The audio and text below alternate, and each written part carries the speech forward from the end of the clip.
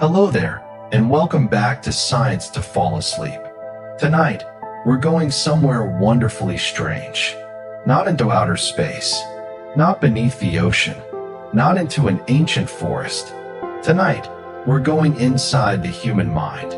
Because the human brain is one of the strangest places in existence.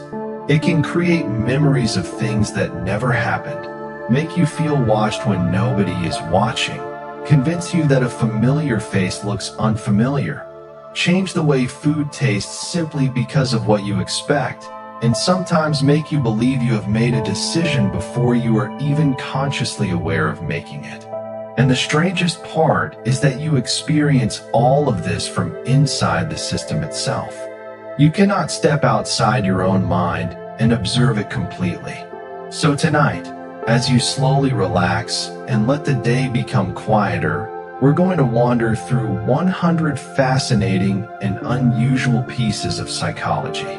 There will be strange illusions, unexpected behaviors, mysterious memories, unconscious habits, peculiar emotions, surprising social effects, and little discoveries about the mind that may make your own thoughts feel slightly more mysterious. You don't need to remember everything. You don't need to concentrate. You can simply listen. Let the words move gently through the background of your thoughts.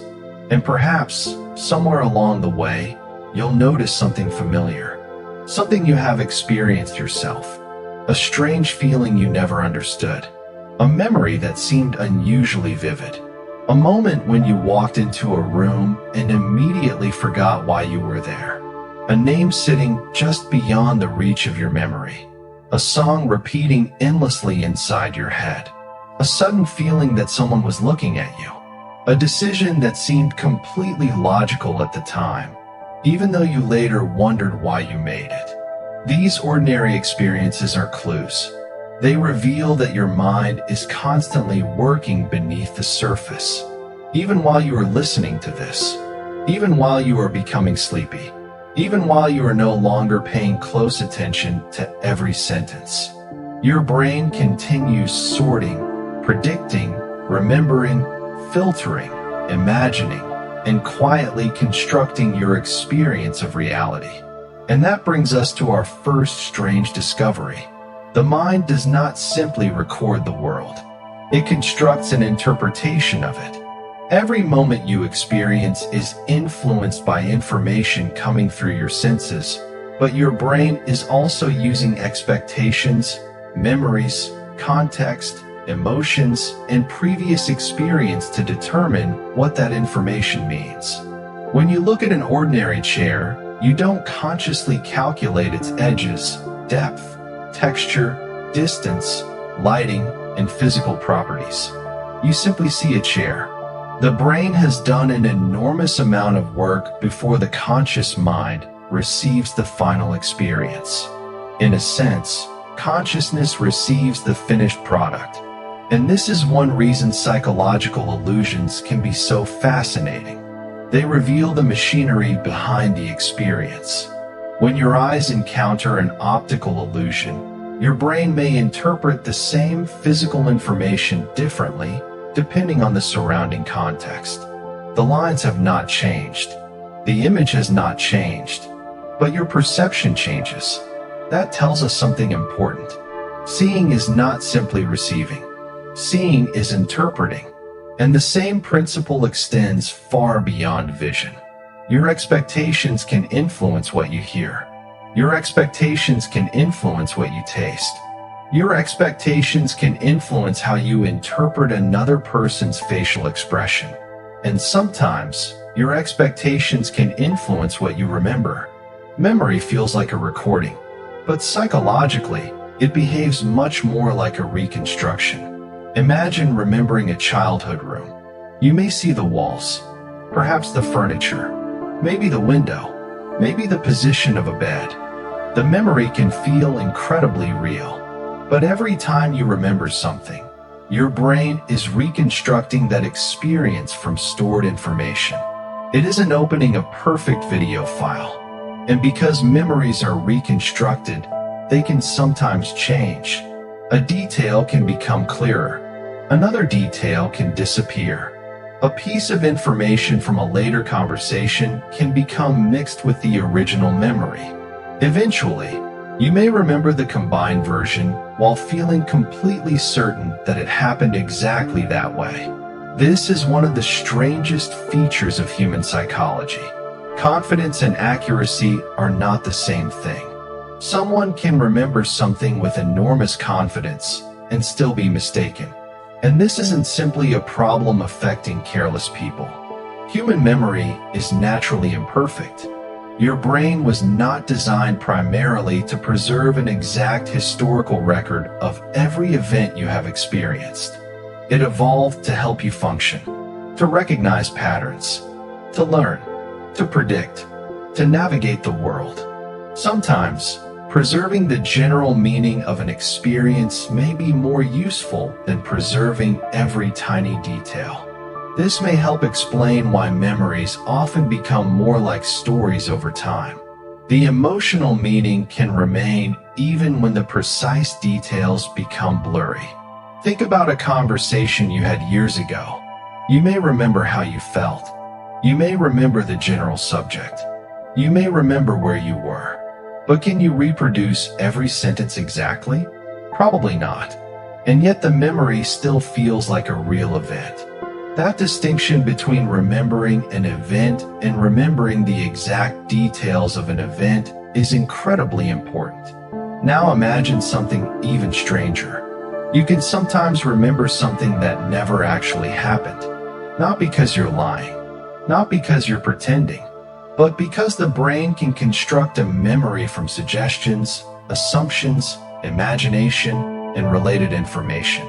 This phenomenon has been studied extensively in psychology and is one of the reasons memory researchers are extremely cautious about treating human recollection as a perfect record. A person can genuinely believe a false memory. The experience of remembering can be authentic even when the remembered event is not. And perhaps that's one of the most humbling things about being human. Your mind can create an experience that feels completely real, even when reality outside your mind does not match it. Now, let your attention drift toward another familiar experience. You walk into a room. You stop, and suddenly you can't remember why you went there. You stand there for a moment. You look around. Nothing. The reason has vanished. Then you return to the previous room, and suddenly you remember. This strange experience is commonly associated with what psychologists call the doorway effect. Changing environments can sometimes disrupt the mental representation of what you were doing. Your brain may treat the transition into a new location as a kind of boundary between events. The intention you were holding can become temporarily less accessible. Then returning to the previous context can help bring it back. It feels bizarre because only seconds have passed. You haven't forgotten your entire life. You haven't forgotten your identity. You've simply lost access to one small piece of information.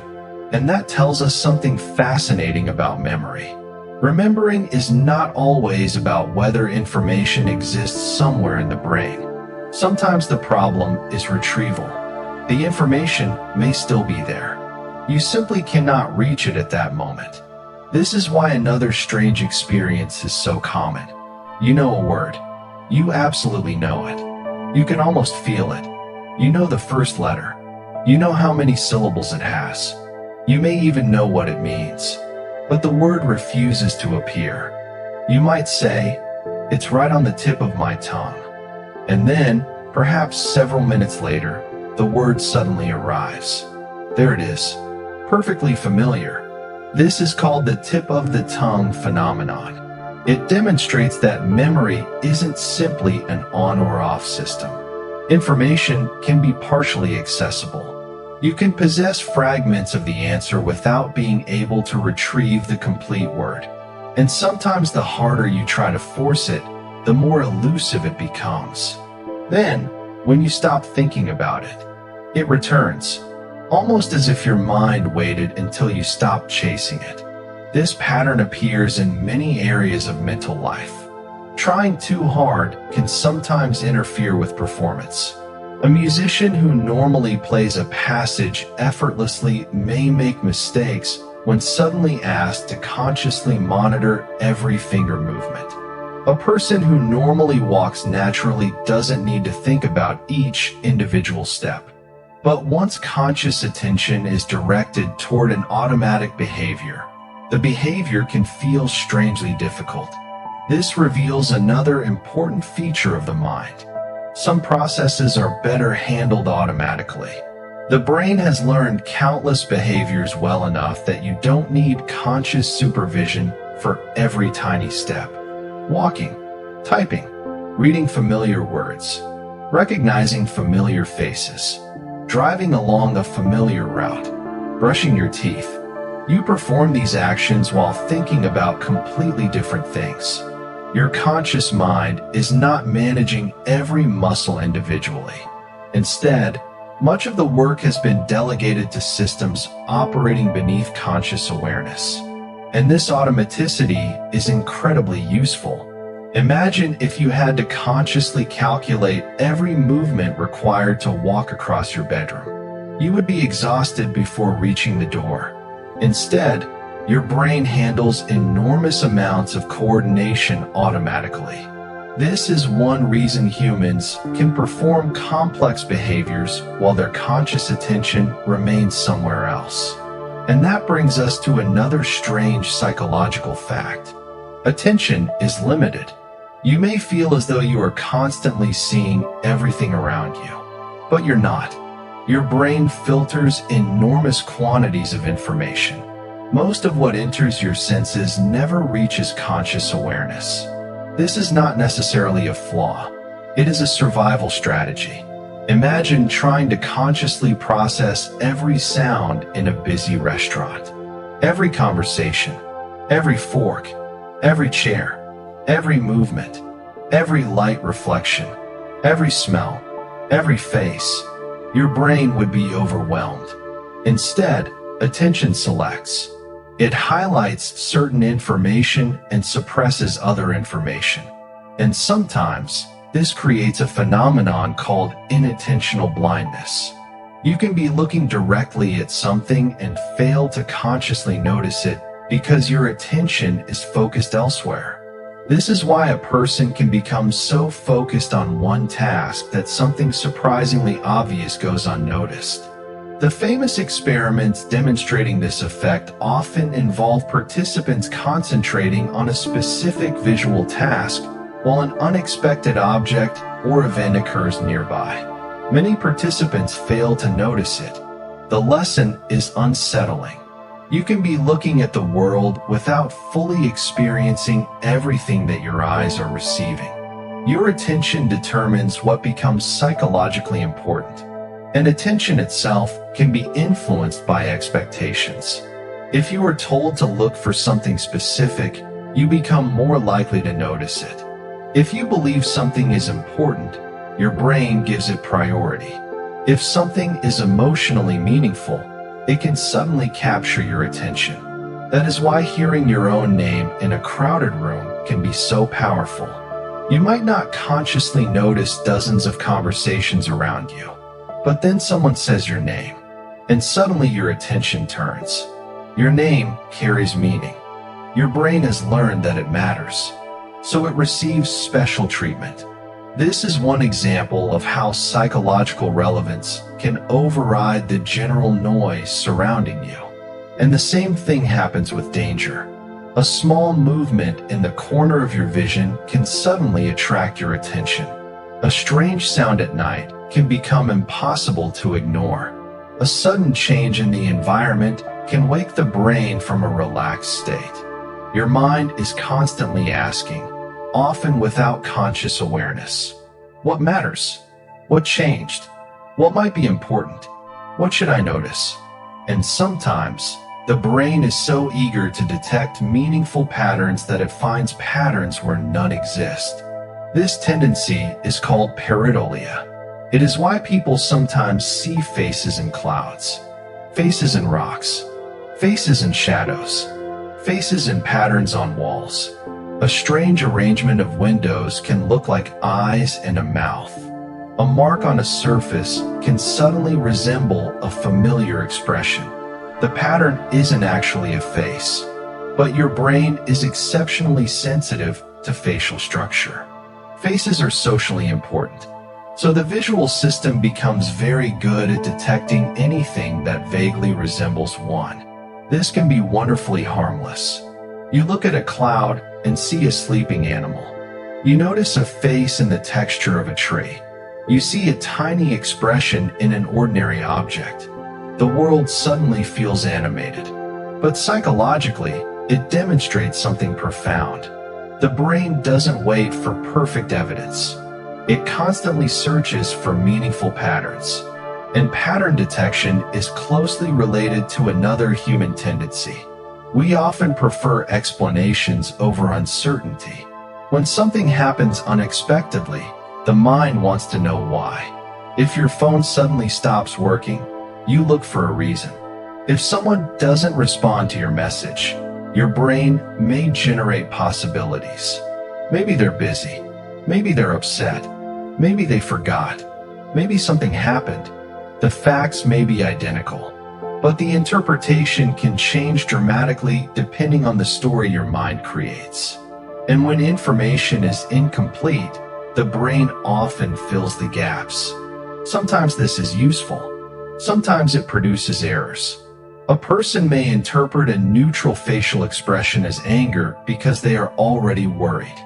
Another person may interpret the exact same expression as tiredness. The face hasn't changed. The interpretation has. This is one reason emotions can influence perception. When you're anxious, ambiguous situations may appear more threatening. When you're relaxed, the same uncertainty may feel harmless. Your emotional state becomes part of the lens through which you interpret the world. And emotions themselves are strange. They can feel intensely physical. Fear can make your heart race. Embarrassment can make your face feel hot. Anxiety can tighten your stomach. Excitement can make your body feel energized. Sadness can feel heavy. The boundary between mind and body is far less separate than everyday language sometimes suggests. Psychological experiences are deeply connected with physical processes. Your brain monitors the body. Your body responds to the brain.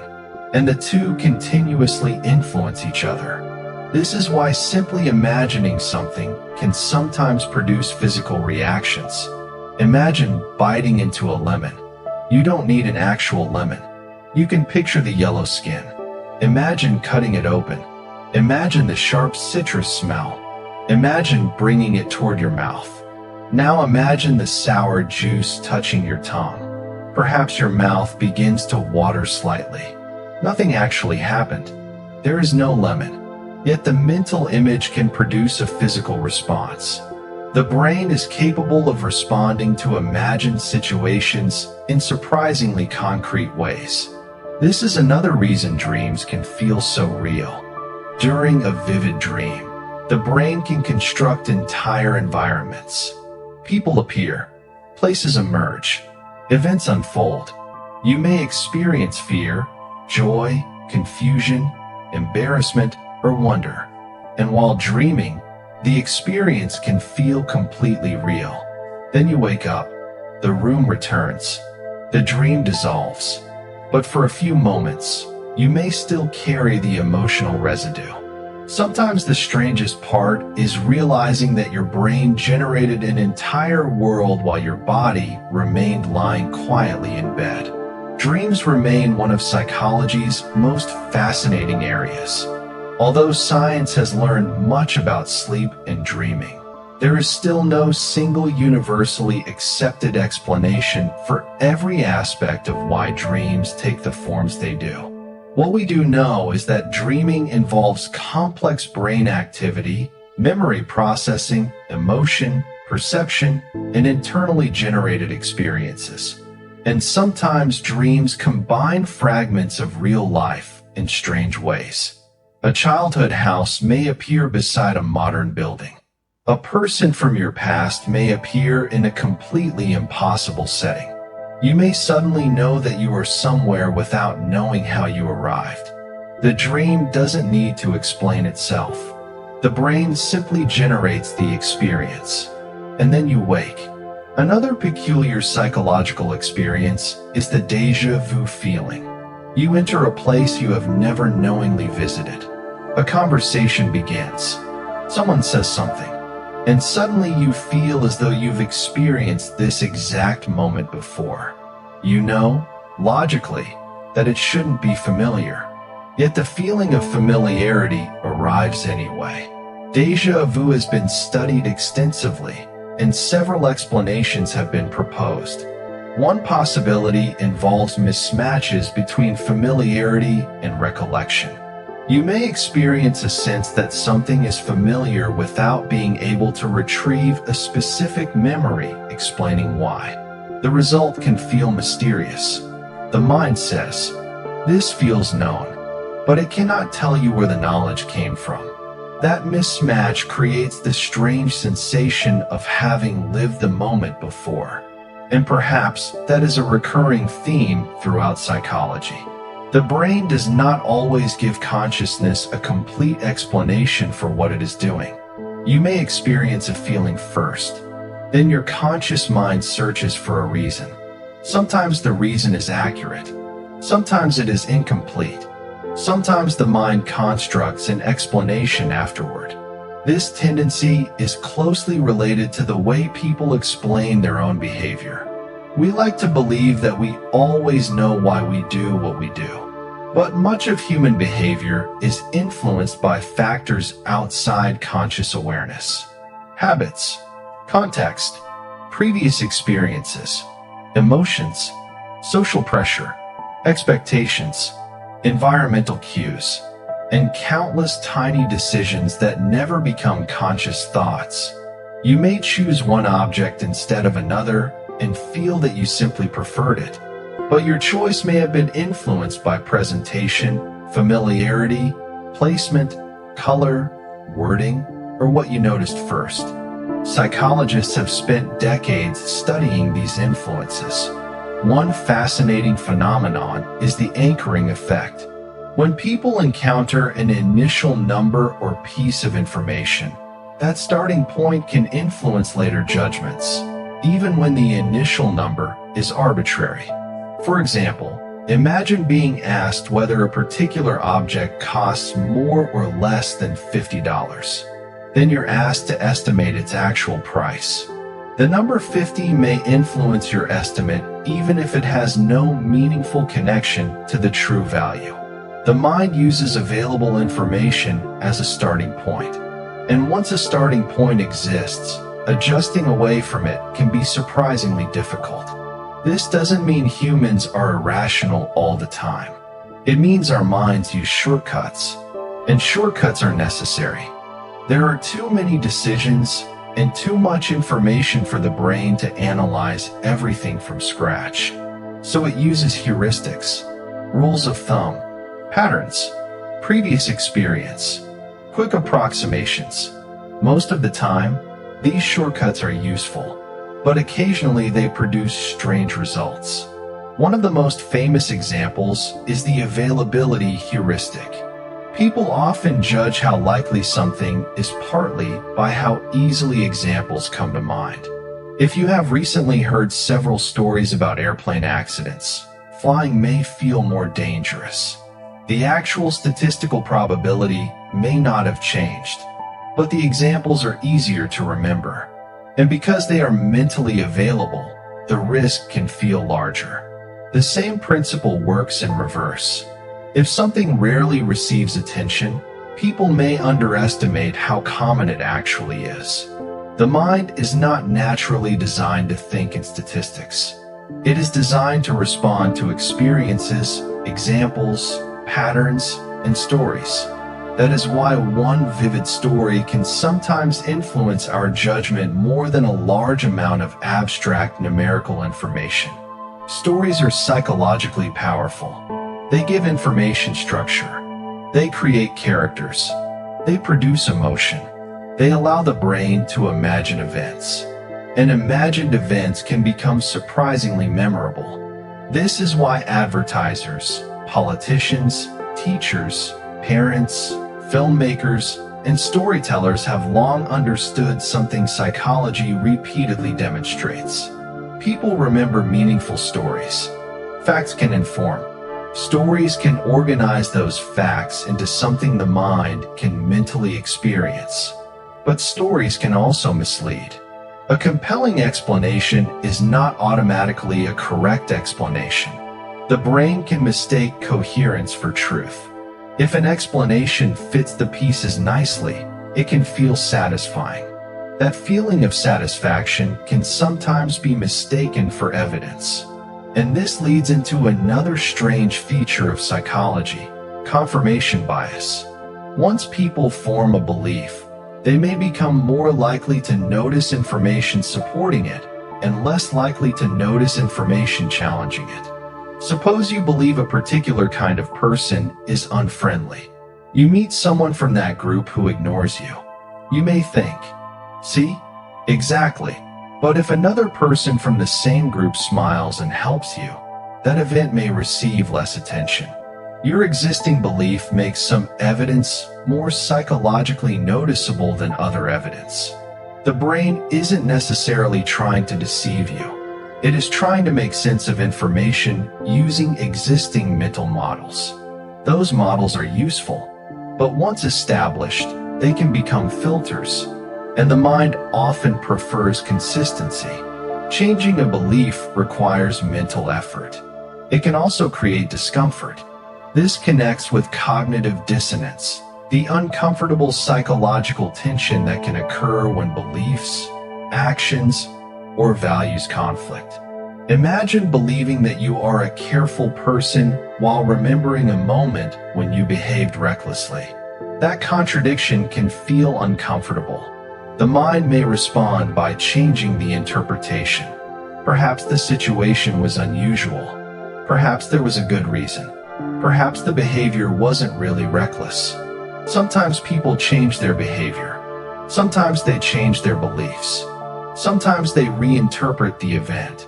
The mind seeks consistency, and when consistency is threatened, psychological discomfort can motivate us to restore it. This is one reason humans can rationalize behavior after the fact. You make a decision. Later, you construct reasons explaining why it was sensible. Those reasons may be genuine, but sometimes they are partly created after the decision. The conscious mind likes a coherent story. It likes to believe, "I did this because," but the actual chain of causes behind behavior can be much more complicated. And now, as you become more relaxed, consider how strange that makes ordinary life. Every day, you make hundreds of choices. What to eat, where to sit, who to talk to, what to ignore, what to remember, what to buy, what to watch, when to sleep, what to worry about, what to believe. And behind many of these decisions is a brain constantly balancing incomplete information, previous experience, emotions, predictions, habits, and social signals. You experience the result as a simple thought. "I chose this." But beneath that simple experience is an enormous amount of computation. Your brain is doing something remarkable every moment. It is predicting what comes next. When you look at a familiar object, you don't need to rediscover what it is from scratch. Your previous experience helps you recognize it immediately. When someone begins a familiar sentence, you may predict how it will end. When you hear a familiar song, your brain can anticipate the next note. When you're walking, you automatically predict how your body will move. The brain is constantly generating expectations and comparing them with incoming information. In this sense, perception is not passive. It is predictive, and prediction explains another fascinating experience. Sometimes, when something unexpected happens, the surprise feels enormous. You expected one thing, reality gave you another. The difference creates a powerful psychological signal. Surprise. The brain essentially says, "That was not what I predicted." Unexpected events attract attention. They update mental models. They can become memorable. This is one reason unusual experiences can stand out in memory. An ordinary Tuesday may blur together with dozens of other ordinary Tuesdays, but a deeply unexpected event may remain vivid for years. Novelty captures attention. Attention strengthens encoding, and emotionally significant events can become especially memorable. But even emotional memories are not perfect. In fact, emotionally intense experiences can sometimes produce memories that feel exceptionally vivid while still containing inaccuracies. This is another reminder that vividness is not the same as precision. A memory can feel like a photograph without actually being one. And perhaps there is something comforting about that. You don't need your mind to be a perfect recording machine. It was never designed to be one. It is something more flexible, something adaptive, something constantly changing. Your brain is not simply storing your life. It is continuously rebuilding your understanding of it. And that means the person you are tonight is carrying a slightly different mental world than the person you were yesterday. Every experience can alter expectations. Every conversation can add information. Every new environment can create associations. Every memory can be revisited. And every night of sleep can become part of the process. So as you lie there now, perhaps with your eyes closed, imagine your mind as a quiet landscape. Thoughts appear. Some disappear. A memory rises. Another one fades. A sound enters the room. Your brain identifies it. A sensation appears. Your attention moves toward it, then away. You don't have to control any of this. The mind is capable of continuing its work while you simply rest. And somewhere beneath your awareness, an extraordinary system is still operating, predicting, filtering, remembering, forgetting, interpreting, imagining, learning, and quietly preparing itself for tomorrow. The deeper we go into psychology, the stranger the human mind becomes. Because eventually, the mystery isn't simply that the brain can do all these things. The mystery is that you experience them as you. You experience thoughts. You experience memories. You experience emotions. You experience dreams. You experience the world. And yet much of the machinery producing those experiences remains hidden from conscious awareness. Perhaps that is why psychology is so endlessly fascinating. It is the study of the strange machine that we use to study everything else.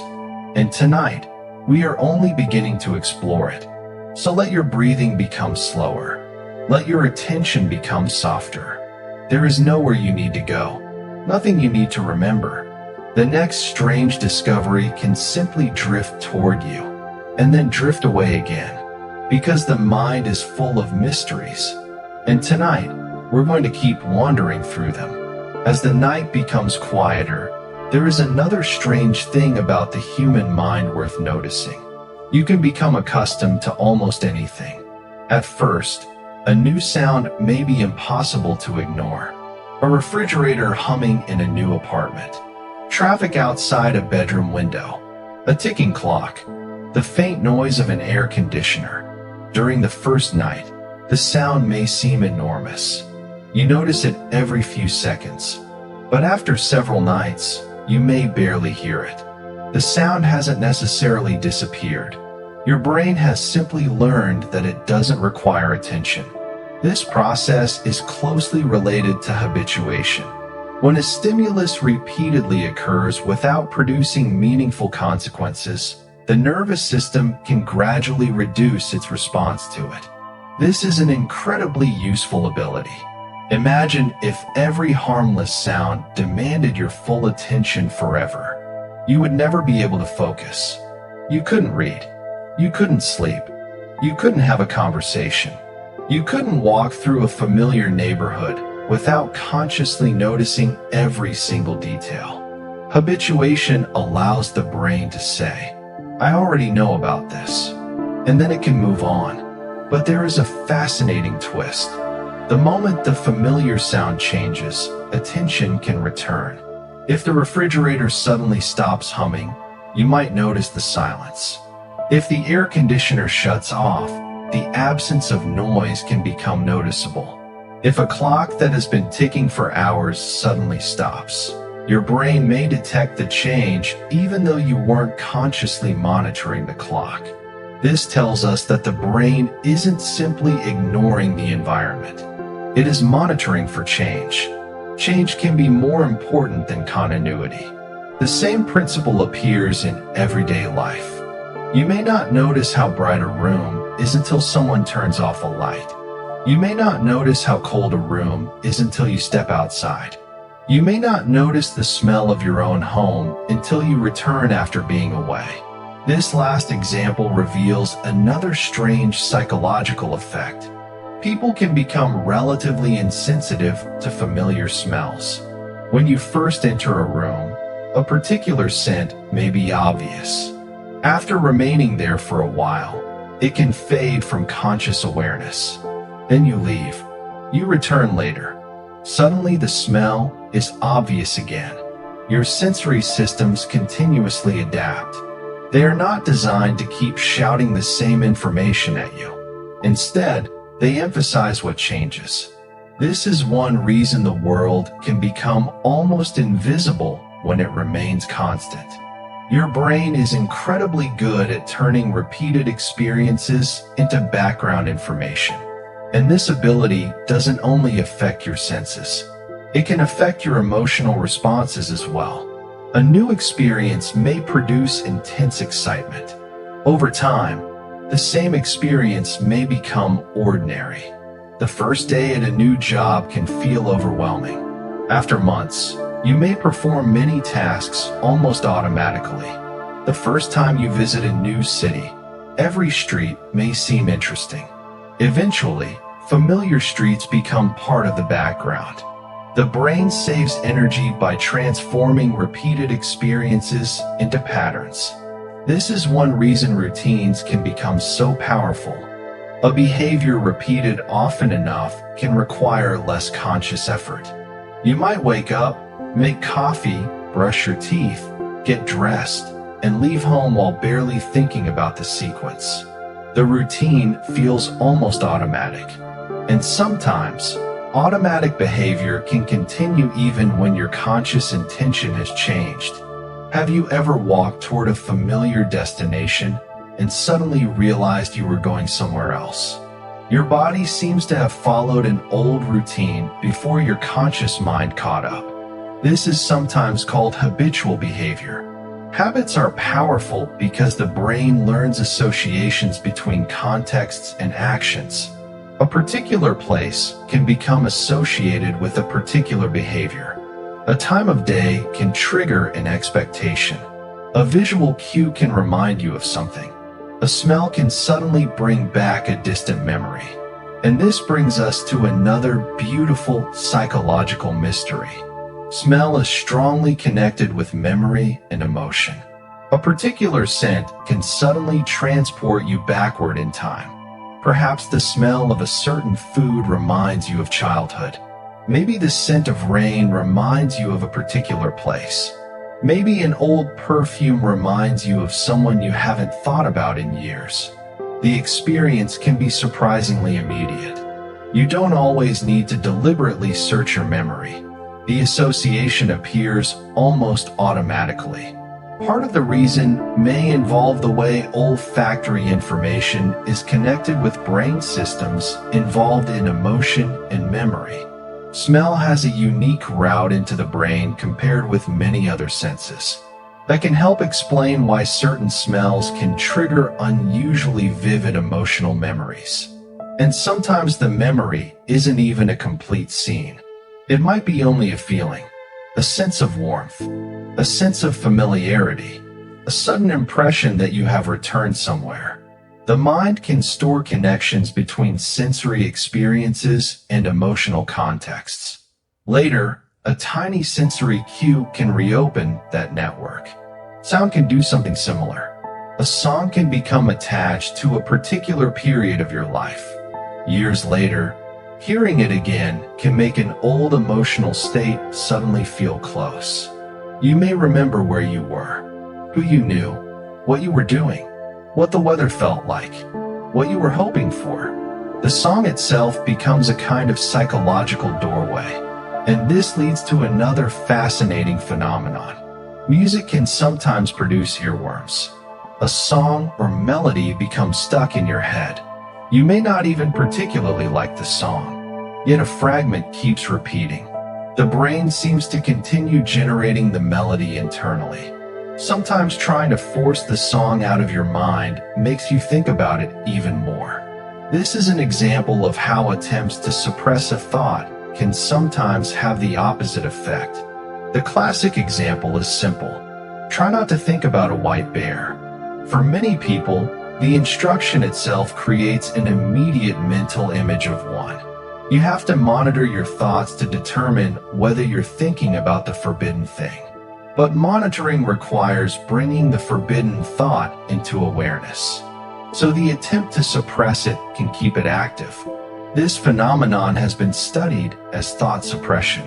It helps explain why telling yourself, "I must not think about this," can sometimes make the thought more persistent. The same thing can happen with worries. You lie in bed and tell yourself, "I need to stop thinking."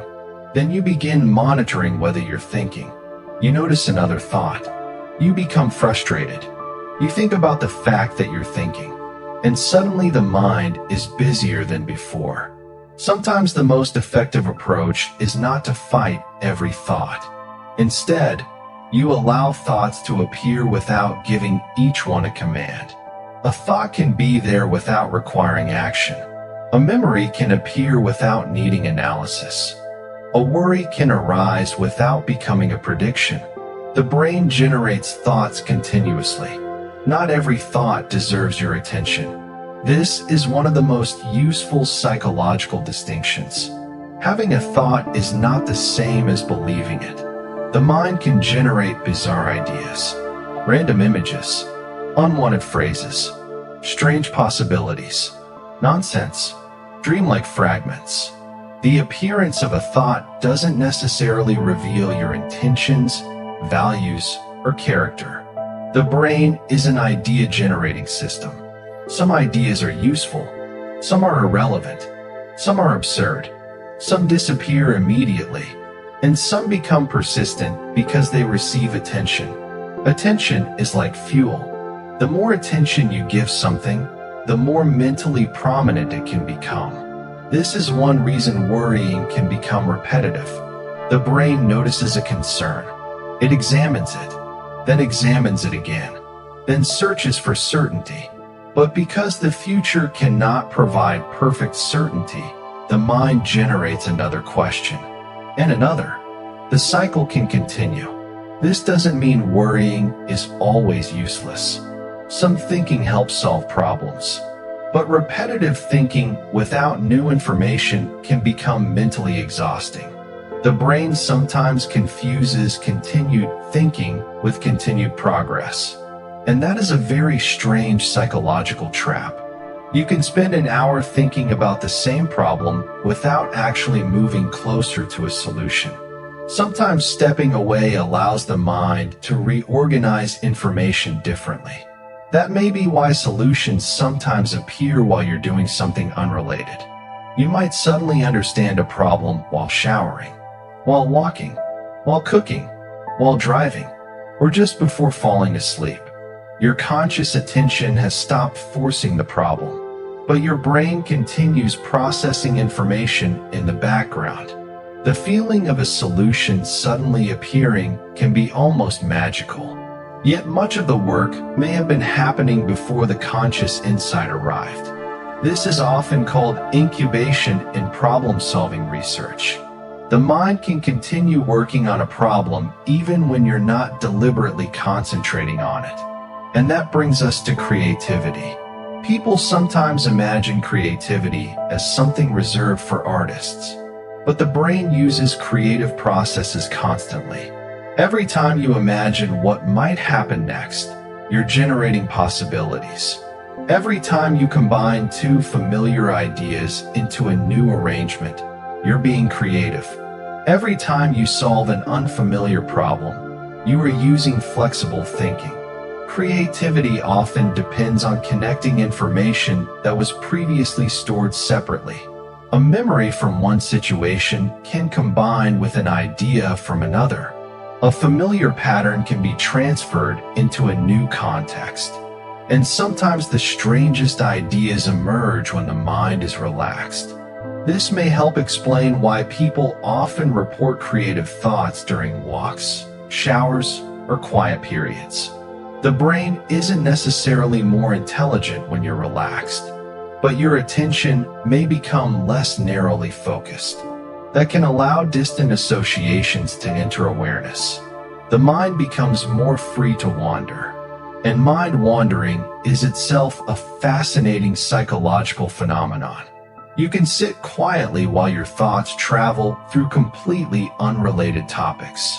You begin thinking about dinner, then a song, then an old friend, then a vacation, then something you need to buy, then suddenly you're remembering a conversation from years ago. The chain can feel random, but mind wandering is a normal part of human cognition.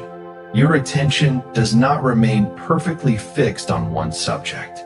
It moves, it drifts, it returns, and sometimes that wandering serves useful purposes. It can help with future planning. It can help process personal experiences. It can help generate ideas. It can allow the brain to connect information across different contexts. But there is another strange aspect of mind wandering. Sometimes you become so absorbed in your thoughts that you temporarily lose awareness of the environment. You may read the same paragraph without understanding it because your mind was somewhere else. You may walk through a familiar route and barely remember the journey. You may stare through a window while your thoughts unfold internally. Your eyes are open, your body is functioning, but your conscious attention has traveled somewhere else. This is another reminder that perception and attention are not identical. You can receive sensory information without consciously focusing on it, and your brain can continue controlling behavior while your conscious mind is occupied elsewhere. Now think about reading. As your eyes move across these words, you're not consciously decoding every letter individually. Your brain recognizes familiar patterns. Words become meaningful units. And interestingly, when text is highly familiar, you can sometimes understand it even when individual letters are slightly distorted. The brain is remarkably good at pattern recognition. It doesn't always need perfect information. It can fill in missing pieces. This ability is useful when information is incomplete, but it also means that context can change perception. If a word is partially obscured, the surrounding sentence can help you infer what it probably says. Your brain uses context to make predictions. This is why the same ambiguous sound can be interpreted differently depending on the sentence surrounding it. The mind doesn't process every piece of information in isolation. It uses context. Context is everywhere. The room you're in, the people around you, the time of day, your expectations, your previous experience, your current emotional state. All of these can influence interpretation. Imagine someone smiling at you. In one context, the smile may seem friendly. In another, it may seem sarcastic. In another, nervous. In another, affectionate. The physical movement of the face may be similar. The meaning changes because the surrounding information changes. This is why social psychology becomes so fascinating. Humans don't simply observe other people. We interpret them, and those interpretations can happen incredibly quickly. When you meet someone, your brain begins forming impressions. voice, facial expression, body language, clothing, posture, speech, context. Even tiny cues can influence how someone feels to you, and first impressions can sometimes form surprisingly quickly. But a quick impression is not necessarily a complete or accurate understanding of a person. The brain is making an initial prediction. It may revise that prediction as more information arrives. Sometimes it does. Sometimes people remain attached to their first impression. This can create another psychological bias. The halo effect occurs when a positive impression in one area influences judgments in other areas. If someone appears confident, for example, observers may unconsciously assume they are more competent. If someone seems friendly, people may also judge them as more trustworthy. One positive trait can spill over into unrelated judgments. The opposite can happen too. A negative first impression can influence how later behavior is interpreted. This demonstrates how perception is not simply a collection of independent observations. The brain integrates information into larger stories. Once a story begins forming, new information may be interpreted through it, and this can influence relationships. If you believe someone is kind, an ambiguous action may be interpreted generously. If you believe someone is selfish, the same action may be interpreted negatively. The behavior is the same. The mental model changes, and mental models can be surprisingly persistent. Now consider another strange phenomenon: social proof. When people are uncertain about what to do, they often look at what others are doing. If everyone in a room suddenly looks toward the door, you may look too. You don't know what they saw, but their behavior becomes information. If a restaurant is crowded, it may seem more appealing. If many people recommend something, it can feel more trustworthy. Humans are social learners. We often use other people's behavior as evidence about the environment. This makes sense from an evolutionary perspective. Other people can reveal information you haven't personally discovered. If everyone suddenly starts running, there may be a reason. If a particular path is crowded, perhaps it leads somewhere important. But social information can also produce strange outcomes. People sometimes follow the group even when the group is clearly wrong. One famous area of research is conformity. Experiments have shown that people may give answers they know or suspect are incorrect when surrounded by a group giving the same answer. The pressure doesn't always feel like explicit coercion. Sometimes simply being different is uncomfortable. Humans have a strong desire to belong, and belonging is psychologically powerful. Being accepted by others can affect mood, confidence, and behavior. Social rejection can feel surprisingly painful. The brain treats social experiences as highly important. A harsh comment can stay with someone long after a compliment has been forgotten. One reason may be that negative information often receives stronger attention. From a survival perspective, detecting threats and social rejection could have been especially important. If you are excluded from a group, something may be wrong. If someone is angry with you, you may need to understand why. If a relationship changes, your brain pays attention. This is why social experiences can occupy so much mental space. Humans are not solitary creatures psychologically. Other people's opinions can become part of our internal world. You can hear a person's voice in your memory. You can imagine what they would say. You can predict how they might react. You can feel embarrassed about something even when nobody is currently watching. In fact, you can experience social emotions while completely alone. Imagine remembering an embarrassing moment from 10 years ago. Nobody is there. The event is over. Yet your body may react as if the social threat is still relevant. Your face may feel warm. Your stomach may tighten. You may physically cringe. The brain can react to remembered social situations. And that is another strange demonstration of how strongly imagination and memory can influence the body. The mind doesn't always require an event to be happening right now. Sometimes a representation of the event is enough. This principle appears throughout psychology. Thinking about exercise can produce some of the mental preparation associated with exercise. Imagining a future conversation can create nervousness before the conversation happens. Imagining a pleasant place can produce feelings of calm. Remembering a frightening experience can reactivate elements of fear. The brain responds to internal representations. And because humans can imagine the future, we can experience emotions about events that haven't happened yet. This is one of our most remarkable abilities. You can feel excited about next month. You can worry about tomorrow. You can feel nostalgic about a future event before it happens. You can plan an imaginary conversation. You can rehearse possible outcomes.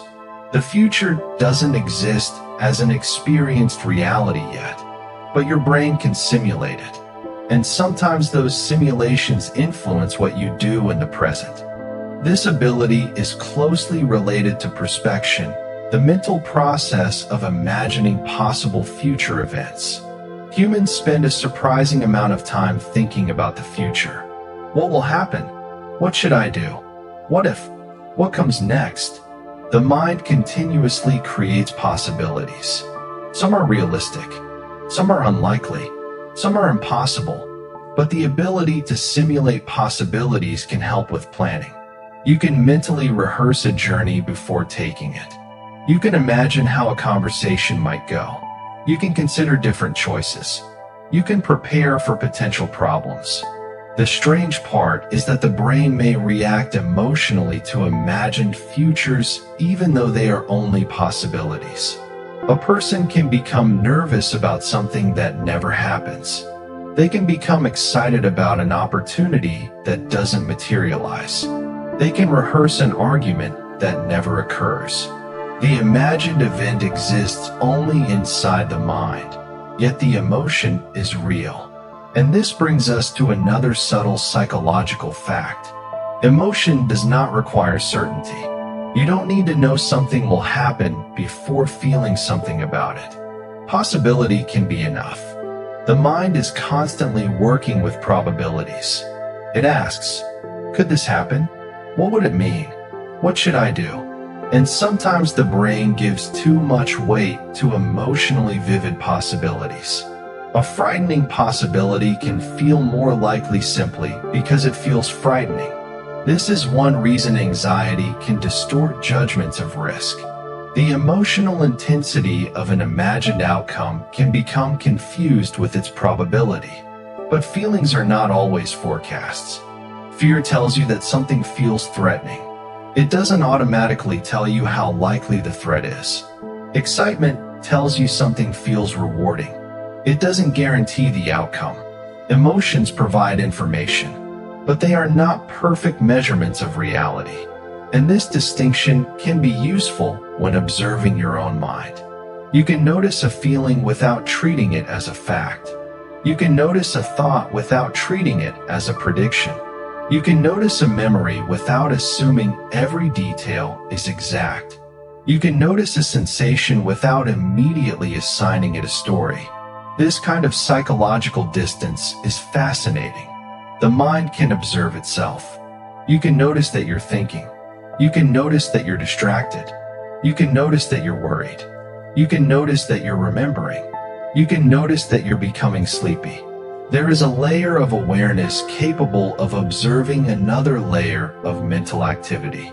And philosophers and psychologists have spent centuries wondering what exactly this conscious awareness is. Even now, consciousness remains one of the deepest questions in science. We understand many mechanisms involved in perception, attention, memory, emotion, and cognition. But the subjective experience of being conscious remains profoundly mysterious. Why does processing information feel like something? Why is there an inner experience? Why does red look the way it does? Why does pain feel like pain? Why does a memory feel like remembering? Science continues to investigate these questions, and the fact that we can even ask them is strange. Your brain is matter. Neurons communicate. Signals travel. Chemicals interact. Networks activate. And somehow, from all of this physical activity, you experience a personal world. A world filled with color, sound, meaning, emotion, memory, expectation, and thought. You are not merely processing information. You are experiencing it. Perhaps that is the strangest psychological fact of all. But there are still many more strange discoveries waiting in the quiet. For now, allow your attention to become softer. You don't need to follow every idea. If a sentence catches your attention, let it. If another sentence passes unnoticed, that's perfectly fine. Your brain will continue doing what it has always done. Selecting, filtering, predicting, remembering, forgetting. And as the night grows deeper, the boundary between focused attention and drifting thought may become softer too. You might notice your mind wandering. That's okay. You might forget the last few sentences. That's okay too. Forgetting is part of how the mind works. Not every moment needs to be preserved. Some experiences are allowed to fade. Some thoughts pass through without leaving a trace. And some strange little ideas remain with you for years. The human mind is selective. It is imperfect. It is adaptive. It is sometimes irrational. It is sometimes brilliant. It can confuse imagination with memory. It can see faces in clouds. It can forget why it entered a room. It can remember a song from decades ago. It can become attached to a number that means nothing. It can follow a crowd. It can invent explanations. It can predict the future. It can dream entire worlds. And somehow, it can lie quietly in the darkness, while imagining everything. So tonight, you can simply rest beside that remarkable mystery. Let the thoughts come and go. Let the memories drift. Let the strange machinery of the mind continue quietly beneath awareness. There is nothing you need to solve, nothing you need to remember, just another moment passing through consciousness, and then another, and another, as the mind slowly becomes quieter, softer, and ready for sleep. As you drift a little deeper into the quiet of the night, the human mind becomes even more fascinating when we look at how it handles time. Time feels obvious. There is a past. There is a present. There is a future. But psychologically, your experience of time is surprisingly flexible. A minute can feel extremely long when you're waiting for something.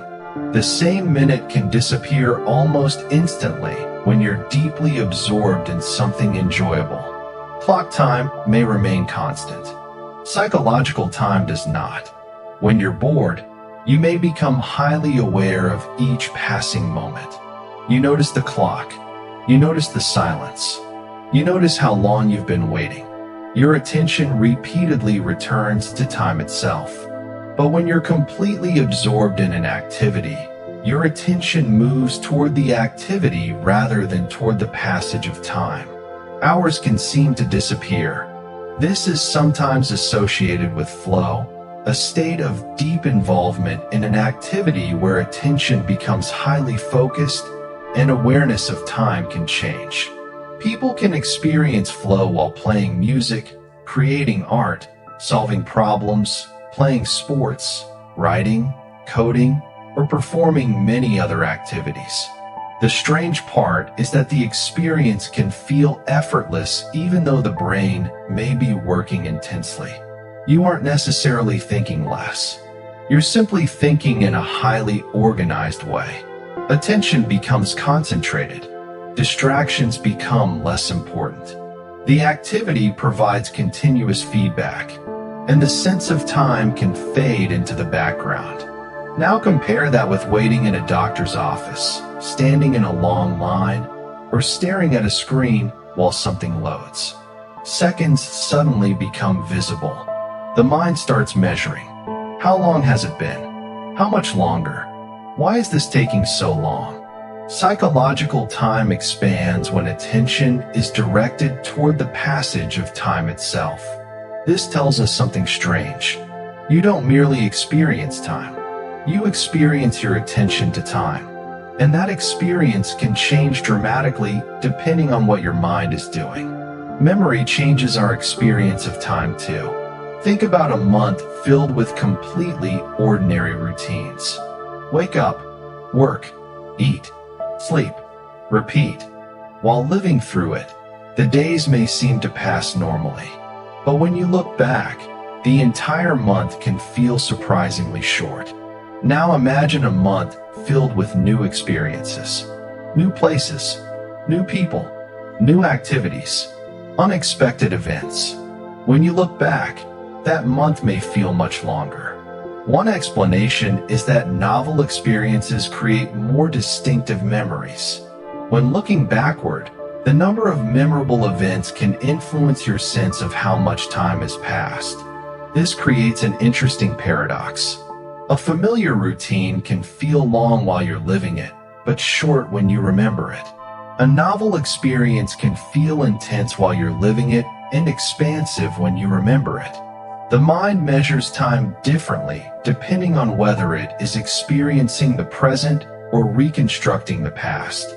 And this is another example of how subjective experience can differ from objective measurement. Now consider anticipation. Waiting for something exciting can make time feel slow, but remembering it later may make the waiting period seem insignificant. The brain constantly compares the present with expectations. If you expect something soon, every delay becomes noticeable. If you don't know when something will happen, time can feel different. Uncertainty itself changes perception, and uncertainty is psychologically powerful. Humans generally dislike incomplete information. We want closure. We want to know how a story ends. We want to know why someone behaved a certain way. We want to know whether a decision was correct. We want to know what will happen next. This desire is connected to something called the need for cognitive closure. When information is ambiguous, some people experience stronger discomfort than others and may prefer a quick, definite explanation. The danger is that a quick explanation isn't necessarily a correct one. The mind may prefer certainty to accuracy. If something unexpected happens, a simple explanation can feel satisfying even if the evidence is weak. This may be one reason rumors spread. A rumor fills a gap. Someone doesn't know what happened. A story appears. The uncertainty decreases. The story feels useful, but the story may be wrong. And once a person accepts an explanation, later information can become organized around it. This is another example of how the mind tries to create coherence. Humans are storytelling creatures. We don't simply remember isolated events. We connect them. We create causes. We create sequences. We create meanings. We create identities. You don't usually think of your life as a random collection of unrelated moments. You experience it as a story. There was a time when you were younger. Then something happened. Then something else changed. Then you met certain people. Then you made certain choices. Then you arrived here.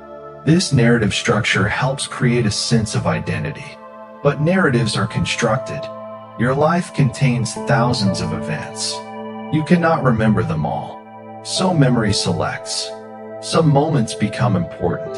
Others disappear.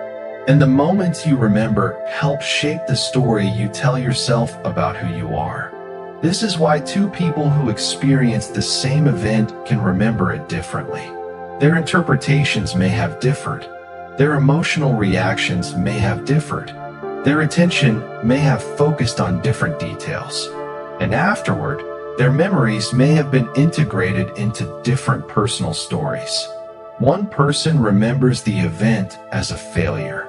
Another remembers it as a turning point. A third barely remembers it at all. The event occurred once, but its psychological meaning can exist in multiple forms, and meaning can change over time. Something that felt terrible at 20 may feel completely different at 30. A painful experience may later become a lesson. A confusing moment may eventually make sense. A seemingly insignificant meeting may later become important because of what happened afterward. The brain updates meaning as new information arrives.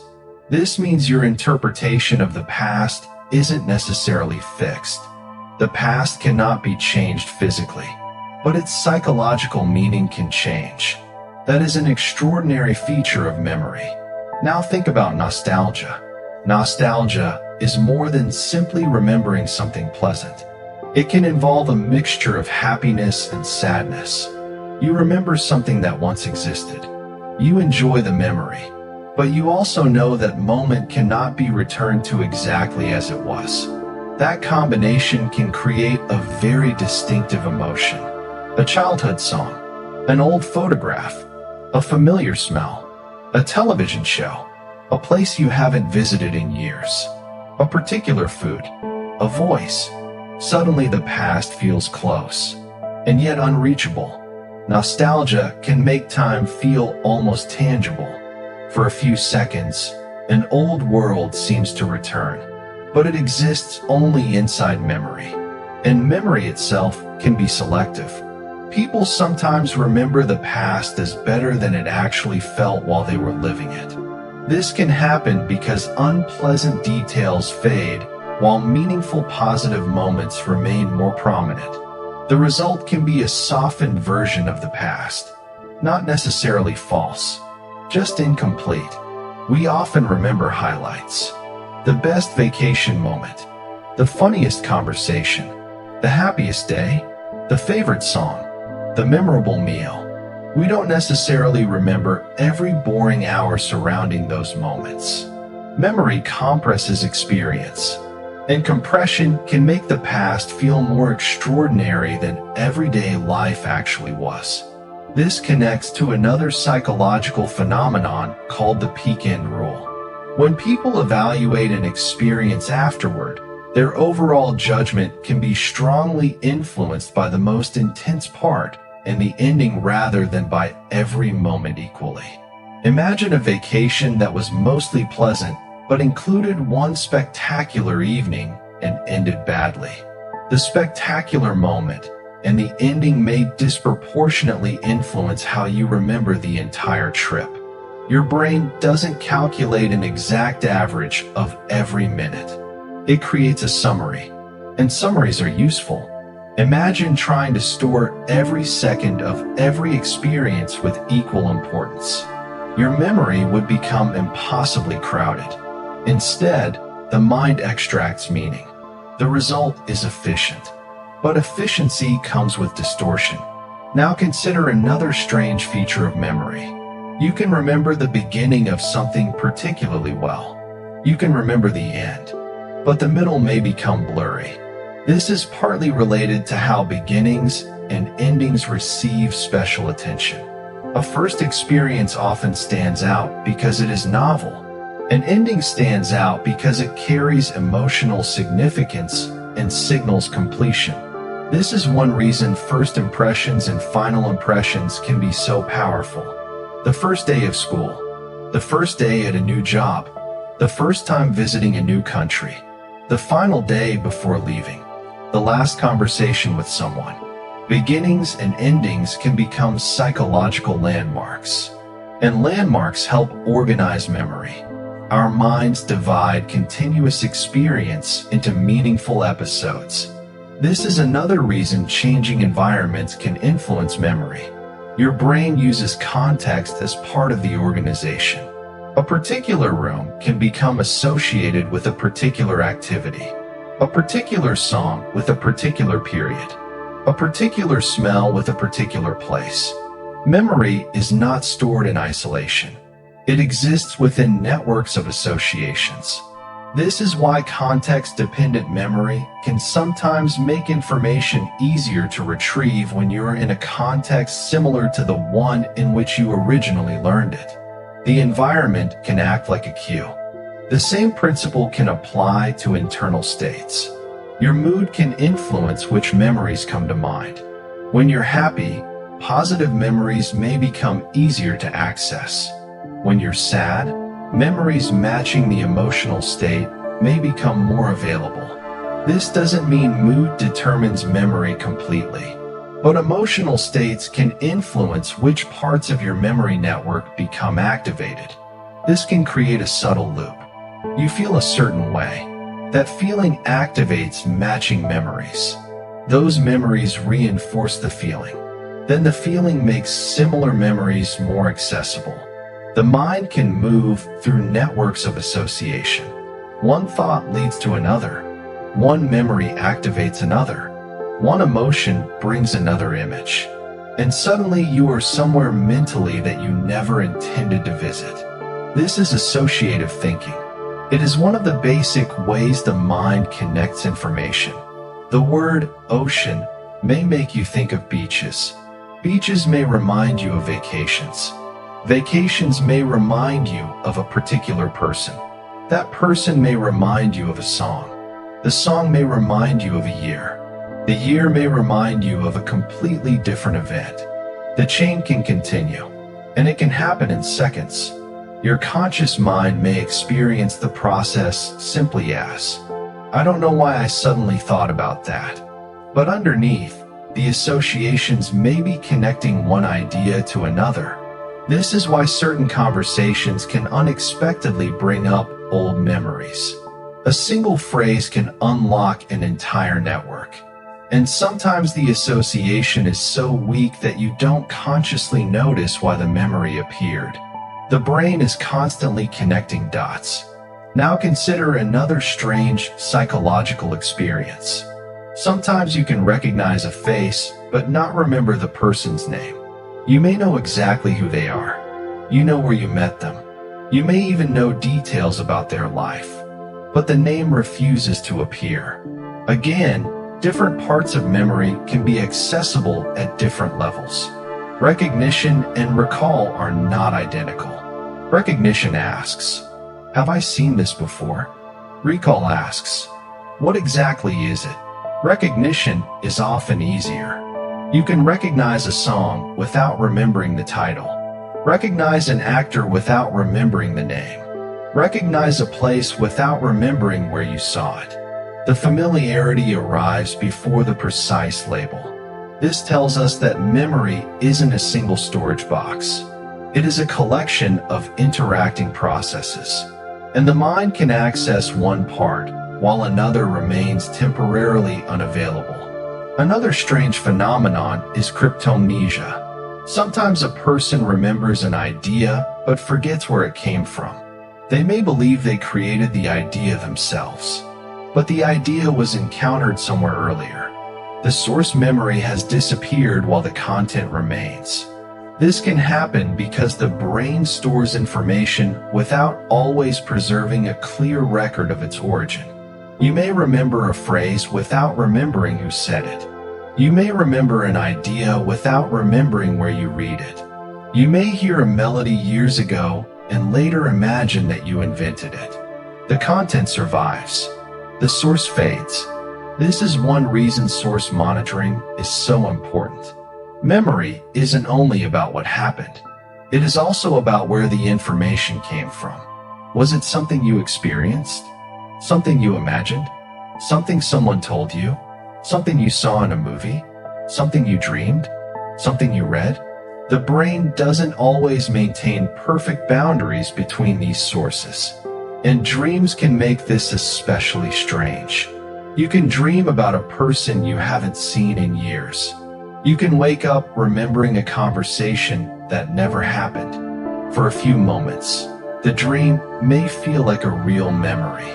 Then reality gradually reasserts itself.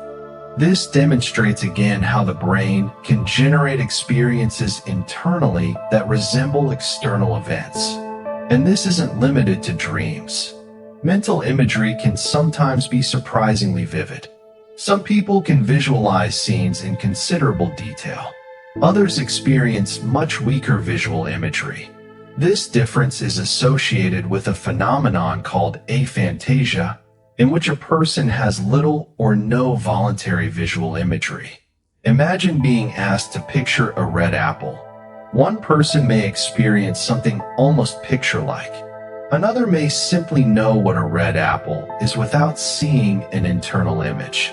Both understand the concept, but the subjective experience differs. This reminds us that people can perform the same mental task while experiencing it very differently internally. The mind is not identical from person to person. Some people have vivid mental imagery. Some have less. Some think strongly in words. Some think more through images, sensations, spatial relationships, or abstract concepts. Human cognition comes in many forms, and there is no single internal experience shared perfectly by everyone. Even something as basic as inner speech can vary. Some people experience frequent internal verbal narration. Others report much less internal speech. Some people think in phrases. Others experience more conceptual or visual thinking. The mind is diverse, and because we normally experience only our own consciousness, it can be easy to assume everyone else's mind works exactly like ours. But they may not. You know what your thoughts feel like. You don't directly experience another person's thoughts. You infer them from behavior, language, and communication. This creates another fundamental psychological problem. We cannot directly access another person's subjective experience. We can ask, we can observe, we can measure brain activity, we can study behavior, but we cannot literally enter another person's consciousness. This is why communication is so important. Words are attempts to translate internal experiences into shared symbols. But translation is imperfect. You say you're tired. Someone else hears the word tired. But your experience of tiredness belongs to you. Your internal sensation cannot simply be transferred into another brain. The same applies to pain, happiness, fear, nostalgia, love, boredom, confusion. We use shared words to communicate private experiences. And sometimes those words hide enormous differences. Two people can both say, I'm nervous, but one may feel a fluttering stomach. Another may feel racing thoughts. Another may feel physical tension. Another may feel excitement mixed with uncertainty. The label is the same. The internal experience can differ. This is one reason emotional vocabulary matters. The more precisely we can describe an experience, the more information we can communicate about it. But even perfect language cannot completely transfer subjective experience. That mystery remains. Now let's consider something even stranger. You can change how you feel about something simply by changing the story you tell yourself about it. The event remains the same, but its interpretation changes. This is part of why cognitive reappraisal can influence emotional responses. Suppose someone interprets a racing heart before a presentation as evidence that something is going terribly wrong. They may become more frightened. Another person may interpret the same physical sensation as excitement or preparation. The physical response may be similar. The meaning assigned to it can differ. This doesn't mean you can simply think your way out of every emotion. Emotions are complex and involve many biological systems. But interpretation can influence how those emotions are experienced. The mind is constantly assigning meaning to bodily signals. A heartbeat, a stomach sensation, a change in breathing, a muscle tension, a feeling of warmth. The brain tries to understand what these sensations mean in context. And context matters enormously. A racing heart during exercise means something different from a racing heart while sitting quietly.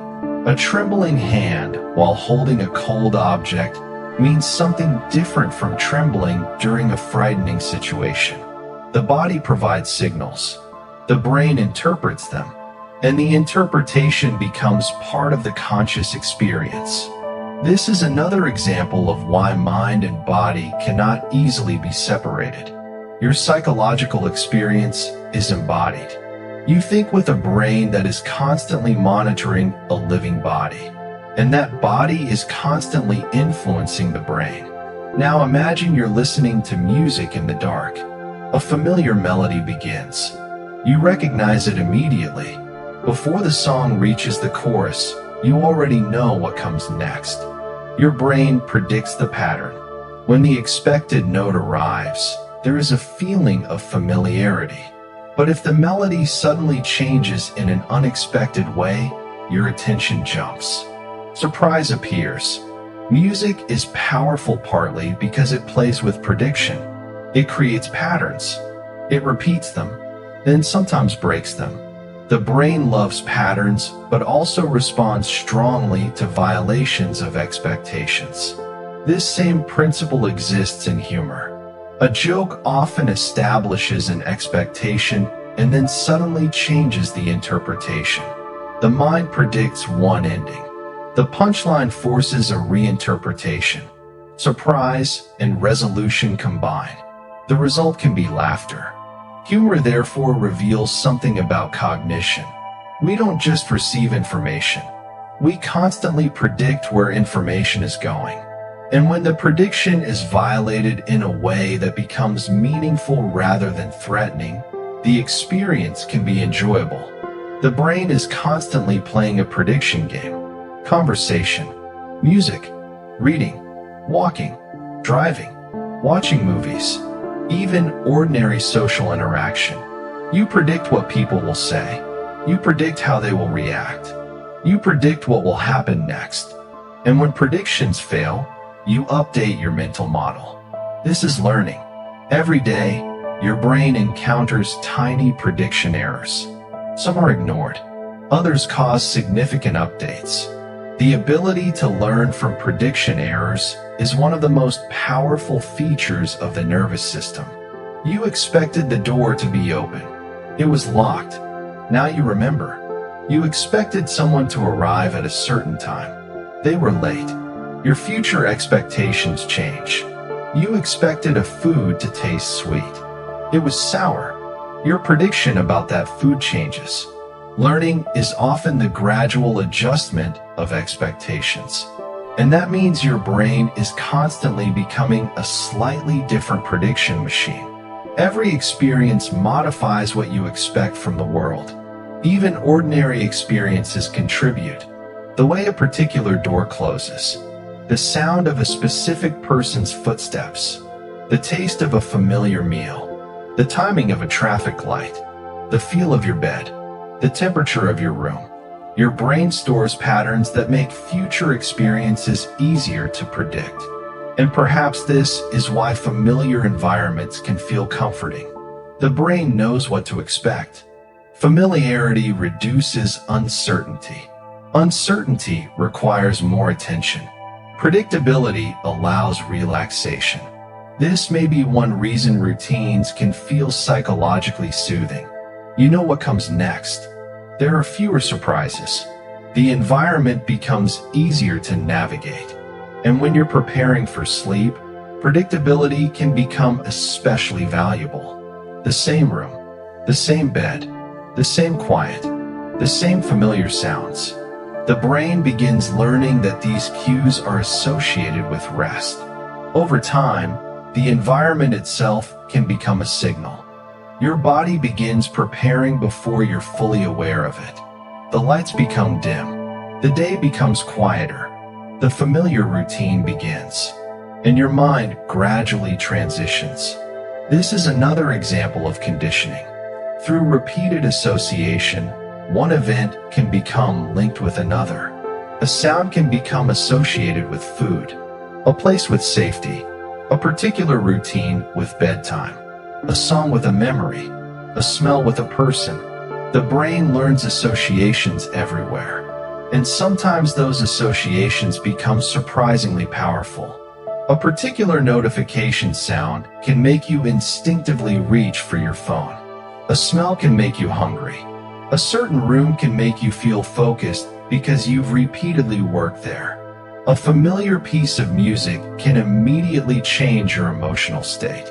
The stimulus itself doesn't contain the entire meaning. Your history with it gives it meaning. That is one of the most beautiful things about psychology. The world you experience is partly built from what has happened to you before. The same sound can be meaningless to one person and deeply emotional to another. The same place can be ordinary to one person and sacred to another. The same song can be background noise to one person and a doorway into an entire decade for another. Meaning is personal, and personal meaning is constructed through experience. So as you continue listening, you might notice your own mind creating associations. Perhaps one sentence reminds you of something. Perhaps a word triggers a memory. Perhaps an image appears. Let it come. You don't need to follow it. Thoughts can pass through the mind like clouds. Some are bright, some are dark, some are barely visible, and none of them need to stay. The brain can continue generating them even when you're not trying. Eventually, even the narration itself may begin to fade into the background. The words become softer. The ideas become less important. Your attention may drift. You may miss a sentence, then another. That is perfectly fine. The mind is not required to remain focused forever. Attention naturally fluctuates, and as the body becomes still, the brain can begin shifting toward the quieter state that comes with sleep. Perhaps you will remember none of these facts tomorrow, and that's okay. The goal tonight isn't to memorize psychology.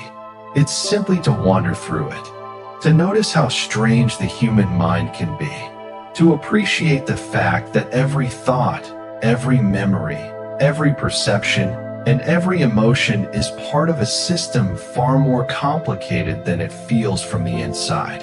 You don't have to understand the entire machine. You only have to rest inside it. And while you do, the mind continues quietly working, predicting, associating, filtering, remembering, forgetting, dreaming, preparing, and somewhere in that quiet space between wakefulness and sleep, the ordinary world may begin to feel distant. The room becomes softer. The sounds become less important. The thoughts become slower. The boundaries between one idea and another become less distinct. And eventually, perhaps even the idea of listening becomes unnecessary. You can simply drift, because the mind is strange. The mind is imperfect. The mind is endlessly creative. And tonight, there are still many more mysteries waiting quietly in the darkness. As you drift further into the quiet, there is another strange feature of the human mind hiding inside something that feels completely ordinary. Your brain does not always distinguish sharply between what is happening now and what you are imagining. It can. It often does. But under the right circumstances, an imagined situation can produce reactions that resemble those caused by a real one. Think about standing on the edge of a very high balcony. You can be perfectly safe. You can know that the railing is secure. You can know that you are standing several meters away from the edge. And still, your stomach may tighten. Your palms may change. Your heart may beat differently. The body reacts to the representation of danger. The brain doesn't need you to actually fall. It needs enough information to construct the possibility of falling. This ability is incredibly useful. It allows humans to rehearse situations before they happen. Athletes can mentally practice movements. Musicians can imagine playing a piece. Public speakers can mentally rehearse a presentation. A person can imagine walking into an unfamiliar building before actually entering it. Mental simulation allows the brain to prepare, but the same ability can also create unnecessary distress. You can mentally rehearse disasters that never occur. You can imagine conversations that never happen. You can create entire arguments inside your head. You can predict rejection before anyone has rejected you. You can imagine failure before attempting something. The brain's ability to simulate possibilities is powerful, but possibility is not the same as probability, and imagination is not evidence. This distinction becomes especially interesting when we think about fear. Fear can be triggered by something present, but it can also be triggered by something remembered, or imagined, or anticipated. The physical response may overlap. The body prepares for action. Heart rate changes. Attention narrows. Muscles may tense. The environment suddenly seems more important. Fear is not simply an emotion floating somewhere inside the mind. It is a whole body state. And one of the strangest aspects of fear is that the same physical response can sometimes be interpreted differently depending on context. A racing heart can mean fear. It can mean excitement. It can mean exertion. It can mean anticipation. The body provides information. The brain tries to interpret it, and the interpretation becomes part of the experience. This helps explain why excitement and anxiety can sometimes feel surprisingly similar. Both can involve heightened arousal. The difference may partly come from how the situation is interpreted. If you are about to ride a thrilling roller coaster, a racing heart may feel exciting. If you are about to receive frightening news, the same physical intensity may feel terrifying. The body is not giving a simple emotional label. The brain is constructing meaning from the body, the environment, memory, and expectation. And that brings us to one of the strangest things about emotion. You can sometimes misattribute the source of your feelings. A person may experience heightened arousal from one situation and then interpret that arousal as being caused by something else. In classic psychological research, this has been demonstrated through situations involving physiological arousal and ambiguous social contexts. The larger lesson is fascinating. We do not always know exactly why we feel what we feel. Sometimes the mind looks at the available evidence and creates an explanation. And if the explanation makes sense, we may accept it. This can happen in everyday life. You're tired after a long day. Someone makes a small mistake. You suddenly feel unusually irritated. You may conclude, they're annoying, but perhaps exhaustion amplified the reaction. The emotion is real. The explanation may be incomplete. This is one reason context matters when interpreting our own behavior. A person who is hungry, tired, overstimulated, or stressed may react differently than the same person under different conditions. Yet afterward, they may explain the reaction as if it came entirely from the situation. Human behavior has many causes. We often notice only the most obvious one. This connects to another psychological tendency called the fundamental attribution error. When judging other people's behavior, people can sometimes overemphasize personal characteristics and underemphasize situational factors. If someone is late, we might think, they're irresponsible. But if we are late, we may think, traffic was terrible. The behavior is similar. The explanation changes depending on whose behavior we're examining. We know our own circumstances. We don't automatically know someone else's. So our own actions can seem situational, while other people's actions can seem dispositional. This isn't a universal rule, but it is a recurring tendency studied in social psychology. And it reveals how incomplete information influences judgment. We see behavior. We don't see every cause. So the brain fills in the missing pieces. Sometimes it gets them right. Sometimes it doesn't. Now imagine watching someone trip. You might laugh, not because you want them hurt, but because the event is unexpected. The sudden mismatch between expectation and reality can trigger laughter. Of course, whether something is funny depends heavily on context. If the person is seriously injured, the emotional response changes. Again, meaning depends on interpretation. Humor is not contained entirely inside an event. It emerges from how the mind interprets the event. And this is true for many emotional experiences. The same words can be comforting in one context and insulting in another. The same silence can feel peaceful or threatening. The same facial expression can appear friendly or hostile. Psychology is deeply contextual. Now consider another strange social phenomenon. Sometimes people feel more comfortable around someone simply because they have encountered that person repeatedly. Even without meaningful interaction, repeated exposure can increase familiarity. This is known as the mere exposure effect. A song you initially dislike may become more pleasant after hearing it several times.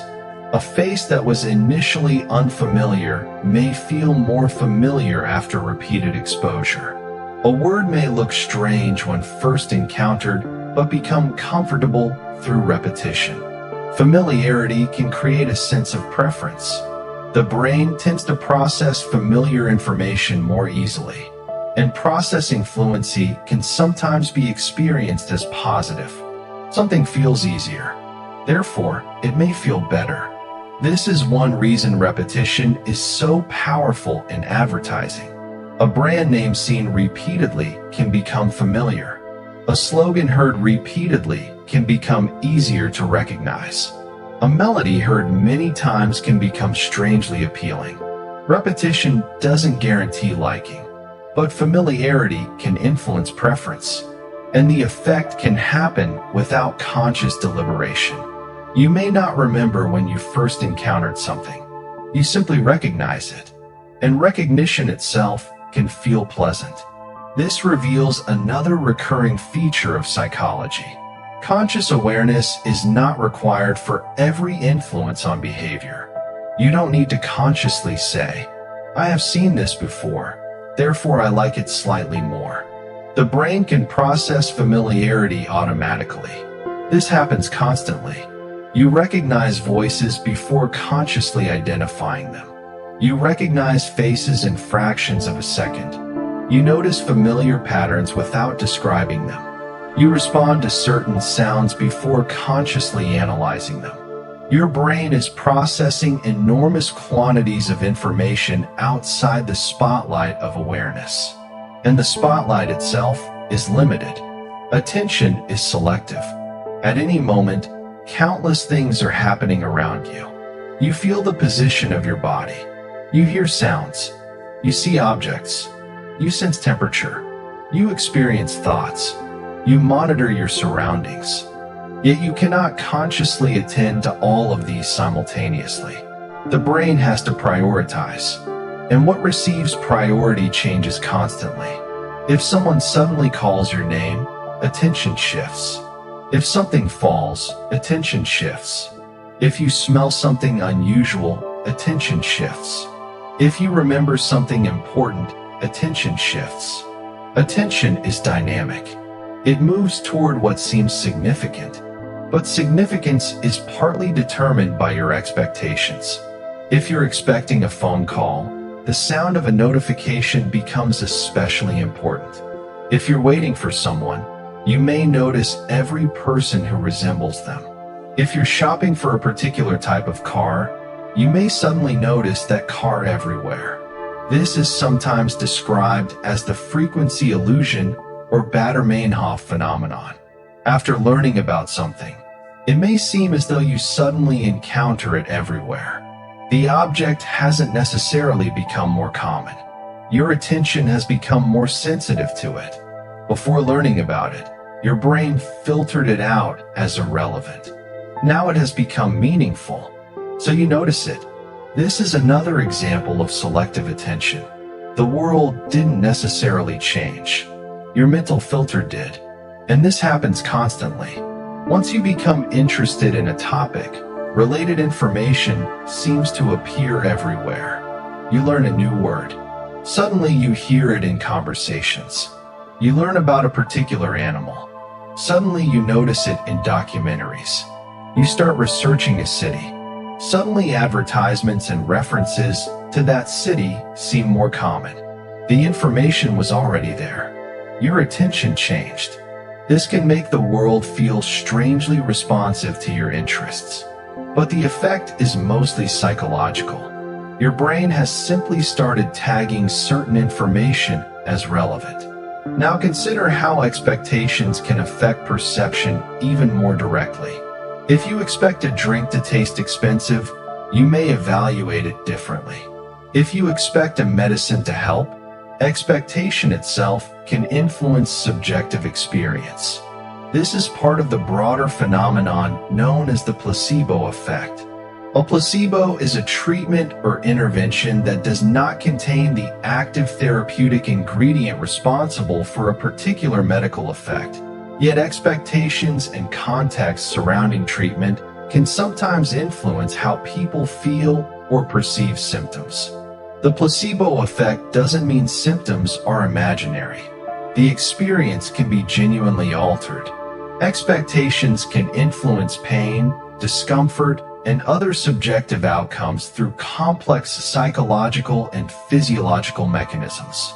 And there is a related phenomenon known as the nocebo effect.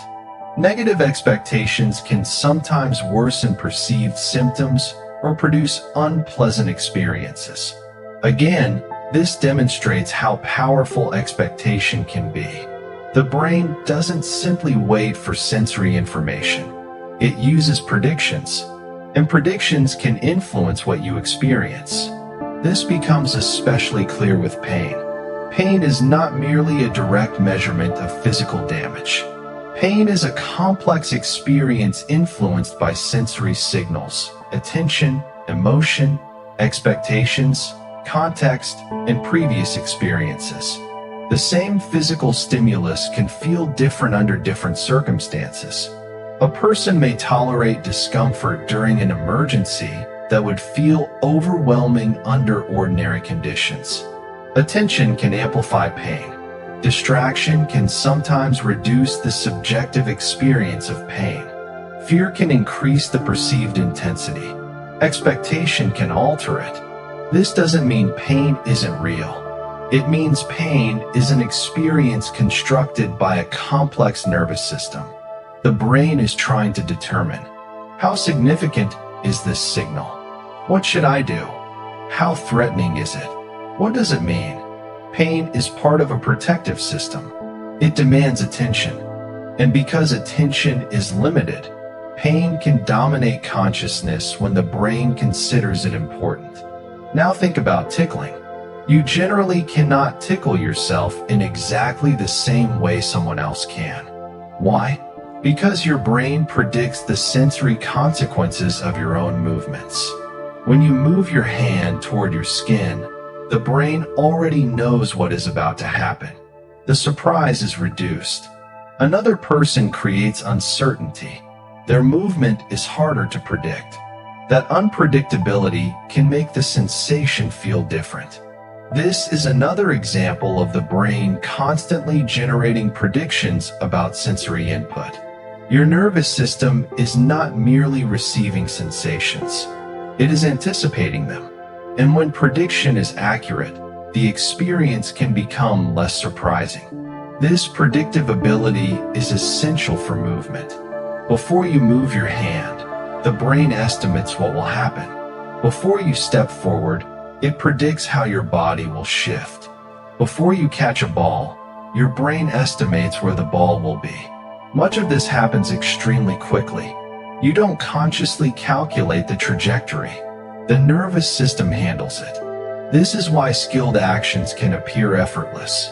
A professional athlete may perform a movement that looks simple, but the underlying coordination is extraordinarily complex. Years of practice allow the brain to build predictive models.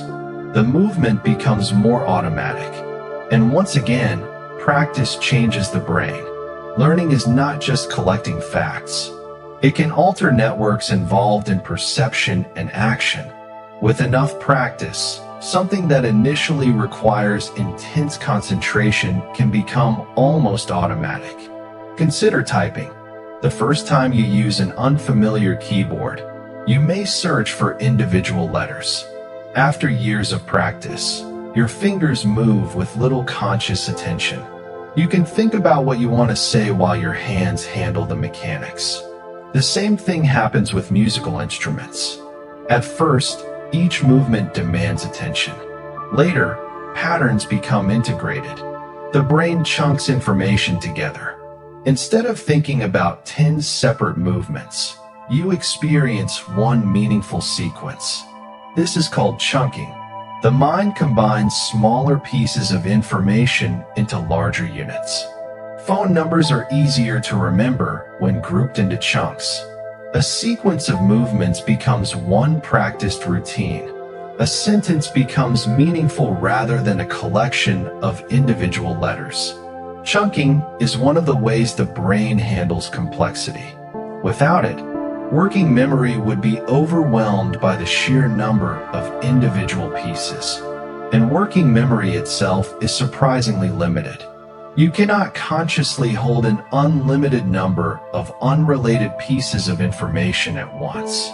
This is why long strings of random numbers are difficult to remember, but grouping them into meaningful patterns can make them easier. For example, a sequence can become a date, a familiar pattern, or several smaller groups. Meaning reduces cognitive load. The brain is constantly searching for structure. And this is why random information can become easier to remember when it forms a story. Suppose you have to remember several unrelated objects. A chair, a moon, a violin, a red apple, a bicycle, a river. Remembering them as isolated objects may be difficult, but imagine a story. A violin rests on a chair beside a red apple, while a bicycle floats down a river beneath the moon. Suddenly, the information becomes connected. The brain has something to organize. This is why mnemonic techniques often use associations and stories. Memory benefits from structure. The stranger the connection, sometimes, the more memorable it can become. The mind likes distinctive information. A completely ordinary event may disappear. A bizarre image may stay. Novelty captures attention. Attention supports memory. This is why strange experiences can become powerful memory anchors. You may forget what you ate on an ordinary Tuesday, but you'll probably remember an unexpectedly funny or unusual event that happened that same day. Novelty tells the brain, this is different, and difference deserves processing. Now think about how children learn. A child encounters countless things for the first time. New words, new objects, new faces, new places, new rules. The world is filled with novelty. That may help explain why childhood can feel enormous in retrospect. So many experiences were new. Each new experience creates distinctive memories. As adults, routines become more common. The brain becomes more efficient. Fewer things feel completely new.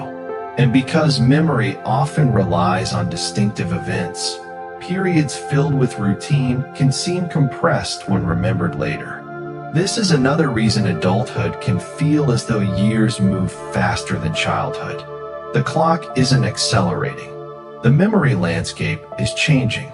More routine, less novelty, fewer distinctive landmarks. The brain compresses familiar information, and suddenly an entire year can feel like it passed quickly. But when something radically new happens, time can feel expanded. A new country, a new environment, a major life transition, a completely unfamiliar experience. Suddenly, there are many new details. The brain has more to encode. The experience becomes densely packed with memory. Later, it may feel longer. This is one of the quiet mysteries of subjective time. Your life is measured by clocks, but your experience of your life is measured partly through memories. And memory does not treat every day equally. Some moments become landmarks. Others disappear. Some faces remain. Others fade. Some conversations return unexpectedly years later. Others vanish almost immediately. And perhaps this selectivity is necessary. If you remembered everything with equal intensity, you would have difficulty distinguishing what mattered.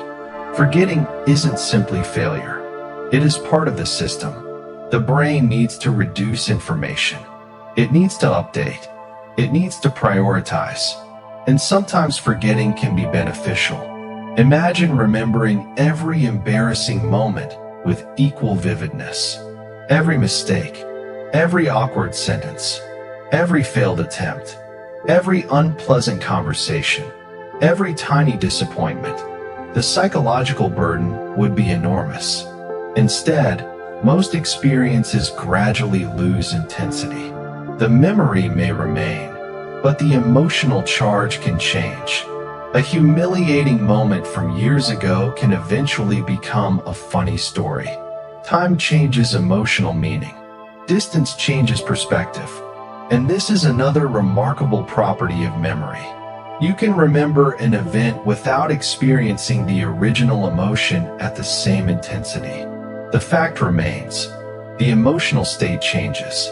This is sometimes called emotional fading.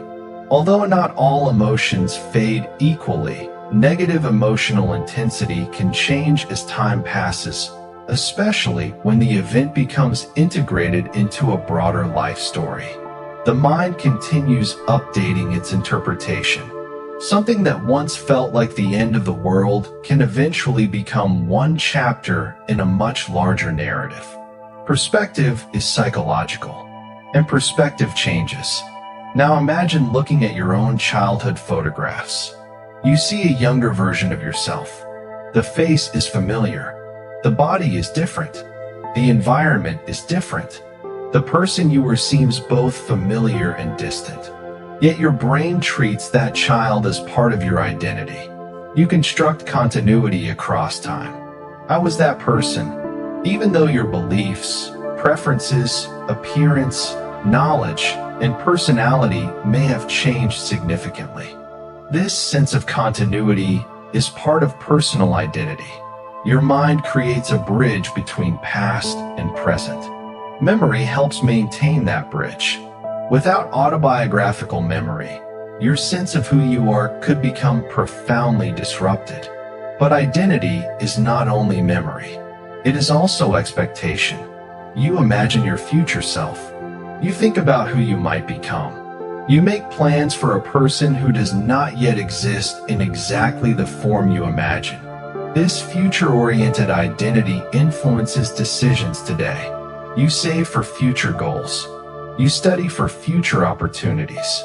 You exercise for future health. You delay rewards because you imagine a future version of yourself benefiting. But there is a strange psychological phenomenon here too. People often have difficulty imagining their future selves as strongly as their present selves. The future self can feel like another person. This can influence decision-making. A reward available now can feel psychologically more real than a larger reward available later. This is related to temporal discounting. Humans often place greater value on immediate rewards than delayed ones. The future reward may be objectively larger, but the present reward is psychologically vivid. It is here, now. You can feel it. The future is abstract. This is why waiting can be difficult even when the eventual reward is clearly better. The brain is responding not only to value but also to time. And yet humans can overcome immediate impulses through planning, habits, social commitments, and long-term goals. Self-control is not a single mental switch. It emerges from many processes interacting. Sometimes you resist an immediate reward because the future outcome feels important. Sometimes you change the environment so the temptation is less accessible. Sometimes you create routines that reduce the need for constant decisions. This is another strange lesson from psychology. You don't always need more willpower. Sometimes changing the environment changes the behavior.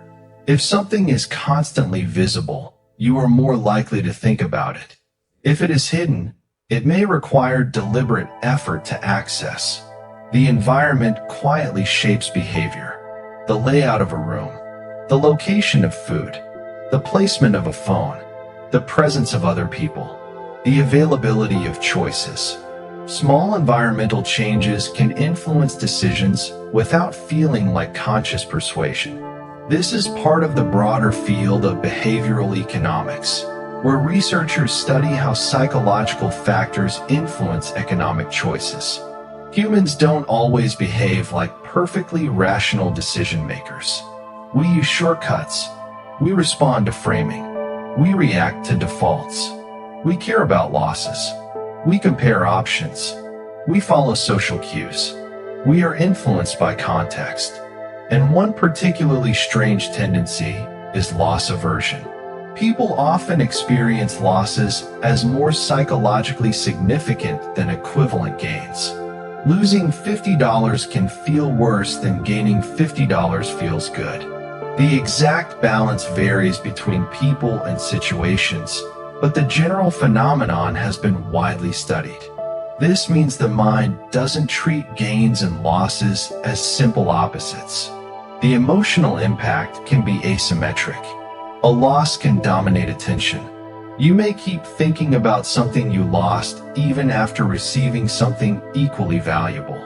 The mind notices the absence. What could have been? What used to be there? What disappeared? This connects to another strange psychological effect, the endowment effect. People can value something more simply because they own it. An object that seemed ordinary before ownership can become psychologically more valuable after it becomes mine. Ownership changes the mental representation. The object becomes part of the self. This is why giving something away can feel harder than choosing not to buy it in the first place. The physical object hasn't changed. Its psychological relationship to you has. And the concept of mine is surprisingly powerful. My house, my phone, my car, my room, my idea, my seat, my memories. Ownership creates boundaries between self and environment. But the boundary isn't always simple. Your belongings can become connected with your identity. A favorite jacket isn't just fabric. A childhood object isn't just an object. A family photograph isn't merely paper. Its psychological value comes from associations. The object carries history, and this is why humans keep sentimental items that have little practical value. The object is a physical container for memory. A ticket, a letter, a photograph, a toy, a gift. The item may be cheap. The meaning may be priceless. The brain assigns value through association. And this is perhaps one of the most beautiful, strange facts about psychology. Human beings don't live in a world made only of physical objects. We live in a world of meaning. A stone can be just a stone, or it can be a reminder of a journey. A song can be sound, or it can be a memory. A room can be four walls, or it can feel like home. A photograph can be paper, or it can contain an entire chapter of a life. The physical world remains the same, but the psychological world is layered over it. Every person carries a private map of meanings, and no two maps are exactly alike. As the night grows quieter, perhaps your own mental map is becoming visible in small ways. Maybe a particular word reminds you of somewhere. Maybe a sound outside reminds you of home. Maybe a certain idea brings back an old memory. You don't have to chase any of them. Let them appear and disappear. Your mind has been doing this all day, connecting, sorting, interpreting, remembering, forgetting. And now, as sleep approaches, conscious attention can gradually loosen its grip. The thoughts may become less organized. Images may appear without explanation. One idea may melt into another. This is natural. The boundary between deliberate thinking and spontaneous mental activity becomes softer as you become sleepy. You don't have to force sleep. You don't have to monitor whether you're falling asleep. You can simply listen, and perhaps, before long, the words themselves become part of the background. Just another familiar sound. Something predictable. Something gentle. Something your brain no longer needs to analyze. Because the human mind is always adapting. Even now, even here, even in the darkness. It is learning what this moment means. Quiet, stillness, rest, and perhaps soon, sleep. But psychology still has many strange places left to explore. There are mysteries in memory, mysteries in perception, mysteries in social behavior, mysteries in emotion, mysteries in consciousness. And as we continue deeper into the mind, some of the most surprising discoveries are still waiting ahead. Quietly, patiently, just beyond the edge of attention. As the night settles even deeper, there is something strange about the mind that becomes easier to appreciate when everything around you is quiet. Your brain is constantly trying to predict what other people are thinking. You see a face, you hear a voice, you notice a pause, you interpret a gesture, and almost automatically, you begin making guesses. Are they interested? Are they tired? Are they upset? Are they joking? Do they agree? Do they understand? Human beings are remarkably sensitive to social information. We don't simply observe behavior. We try to infer the invisible mental states behind it. Psychologists sometimes describe this general ability as theory of mind. It involves understanding that other people have thoughts, beliefs, desires, intentions, and perspectives that may differ from your own. This ability develops during childhood and becomes an essential part of social life. Without it, ordinary conversation would be extraordinarily difficult. If someone says, "It's cold in here," you don't necessarily interpret the sentence as a simple statement about temperature. You may wonder whether they're indirectly asking someone to close the window. Humans communicate through more than literal words. Tone, context, facial expression, timing, gesture, shared knowledge, all contribute to meaning. And sometimes a pause can communicate more than a sentence. A person can say fine, while their voice suggests anything but fine. The brain detects these mismatches. Social communication is filled with subtle signals. And yet humans can still misunderstand each other constantly. Why? Because we don't directly access other people's minds. We infer, and inference can be wrong. This is one reason assumptions can create conflict. You believe you know what someone meant. They believe they know what you meant. Neither person checks. Two completely different interpretations can emerge from the same event. And once an interpretation forms, it can become difficult to see alternatives. The brain prefers coherent explanations. This is another reason asking questions can be so powerful. A question introduces new information. New information can update the mental model. Without it, the mind may continue operating on an assumption, and assumptions can become surprisingly powerful. Now imagine receiving a text message that simply says, "Okay," that word could mean agreement. It could mean annoyance. It could mean uncertainty. It could mean the person is busy. It could mean almost nothing. Without tone of voice, facial expression, or context, the brain has incomplete information. So you supply the missing information. Your current mood can influence what you imagine. If you're relaxed, "Okay" may seem completely neutral. If you're worried, it may seem cold. If you're already expecting conflict, you may interpret it negatively. The message hasn't changed. Your internal state has. This is another demonstration of how perception and emotion interact. And it becomes even more interesting when we consider mood-congruent processing. When you're in a particular emotional state, information matching that state may become more accessible. When you're happy, positive memories may come to mind more easily. When you're sad, negative or melancholic memories may become more accessible. Again, this doesn't mean mood completely controls memory, but emotional state can influence which memories and interpretations become psychologically prominent. This can create the impression that the world itself has changed. On a good day, everything seems easier. On a difficult day, the same environment can feel heavy. The physical world may be almost identical, but the psychological filter is different. Your brain is interpreting the same information through a different emotional state. And this is why one person's experience of a situation can differ dramatically from another person's. Two people can stand in the same room, see the same weather, hear the same conversation, and walk away with completely different experiences, because they brought different histories into the moment.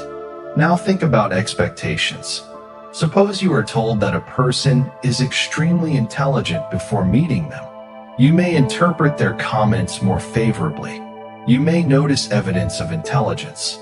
You may overlook moments that don't fit the description. Expectations can influence judgments. This is related to expectancy effects. What you expect can subtly influence how you behave towards someone, which can then influence how they respond. In some situations, expectations can become self-reinforcing. You expect someone to be friendly. You behave warmly. They respond warmly. Your expectation appears confirmed. Or you expect someone to dislike you. You behave defensively. They become uncomfortable. You interpret their discomfort as evidence that they dislike you. The cycle reinforces itself. This is one reason interpersonal expectations can be powerful. Your behavior influences the environment. The environment influences your behavior. The process becomes circular, and sometimes a belief can partly create the evidence that appears to support it. This is one of the most fascinating features of social psychology. Humans are not passive observers of social reality. We participate in creating it. A conversation changes because of how you respond. A relationship changes because of how two people behave toward each other. A classroom changes depending on expectations. A workplace changes depending on norms. A family develops patterns through repeated interactions. Social reality is continuously produced by behavior, and one of the strongest forces shaping that behavior is the desire to belong. Humans generally care deeply about social acceptance. Even people who describe themselves as highly independent can still be influenced by social belonging. We evolved as social creatures. For much of human history, cooperation and group membership were closely tied to survival. Being excluded could be dangerous, so the brain developed strong systems for monitoring social acceptance. This may help explain why rejection can feel so painful. A person may know intellectually that another person's opinion shouldn't matter, yet emotionally, it can still hurt. The mind doesn't always follow abstract logic. Social evaluation is psychologically significant, and even imagined evaluation can matter. You can feel embarrassed while alone simply by imagining how someone might judge you. This is another example of the brain responding to internal simulations. Now consider the spotlight effect. People often overestimate how much other people notice their appearance, mistakes, or behavior. Imagine spilling coffee on your shirt before entering a room. You may feel as though everyone will notice. You may think the stain is obvious. You may become intensely self-conscious, but other people may barely notice. They are busy thinking about themselves. Everyone else is carrying their own thoughts, concerns, memories, and plans. Your small mistake may occupy your mind for hours while remaining almost invisible to everyone else. This is partly because we experience our own perspective continuously. We are always present for our own thoughts and mistakes. We do not experience other people's internal worlds in the same way. So our own behavior feels disproportionately important. This is why a small, embarrassing moment can seem enormous from the inside. But years later, you may realize that nobody else remembers it, or perhaps they never noticed. The mind creates a spotlight around the self. But the spotlight is often much brighter in your own consciousness than it is in other people's. And that can be strangely comforting. Other people are usually not thinking about you nearly as much as you imagine. They are thinking about themselves, their own appearance, their own mistakes, their own conversations, their own worries, their own future. Everyone is living from the center of their own perspective. And this creates a fascinating psychological symmetry. To you, you are the main character of your experience. To another person, they are the main character of theirs. Everyone experiences the world from a different center. Now consider self-serving bias. People can sometimes interpret successes and failures differently, depending on whether the outcome is positive or negative. Success may be attributed to personal ability. Failure may be attributed to circumstances. For example, I succeeded because I'm good at this. I failed because the conditions were unfair. Again, this is not universal, but humans often protect their sense of competence and self-worth. The self is psychologically important. We want to see ourselves as coherent, capable, reasonable, good. When evidence threatens that image, discomfort can appear. This is where psychological defense mechanisms can sometimes enter. A person may minimize an uncomfortable fact. They may reinterpret it. They may avoid thinking about it. They may blame circumstances. These processes are not always deliberate. Often, they happen without conscious planning. The mind has many ways of reducing psychological discomfort, and sometimes those methods are useful. If you made a mistake, being able to recover emotionally allows you to continue. If you experienced rejection, finding a broader perspective can help you move forward.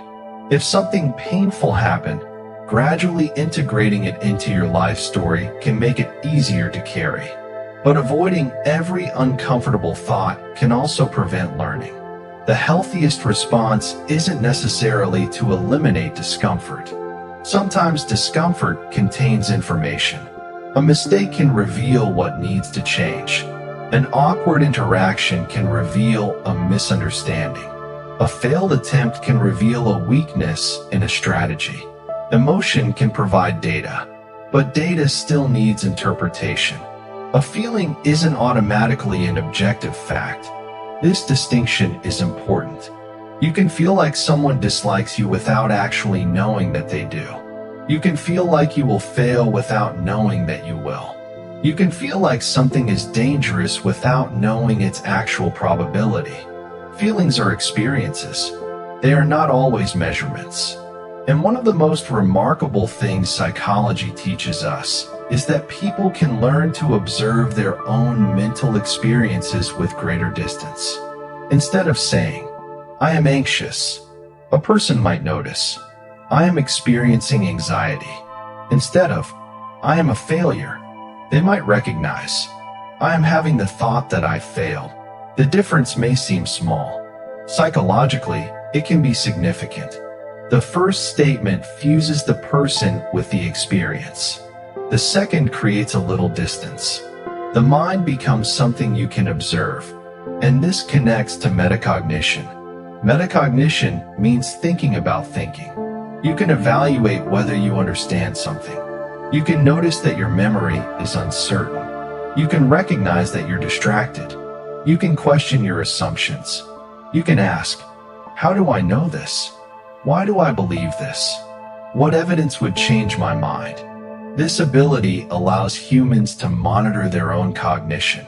It is one reason psychological self-reflection is possible. But metacognition isn't perfect either. People can be confidently wrong about how their own minds work. We often assume we know why we made a decision. Sometimes the explanation is accurate. Sometimes it is a story constructed after the fact. This is called introspection illusion in discussions of the limits of introspective access. You can observe your thoughts, but you don't necessarily have direct access to every process that produced them. Your brain contains processes outside conscious awareness.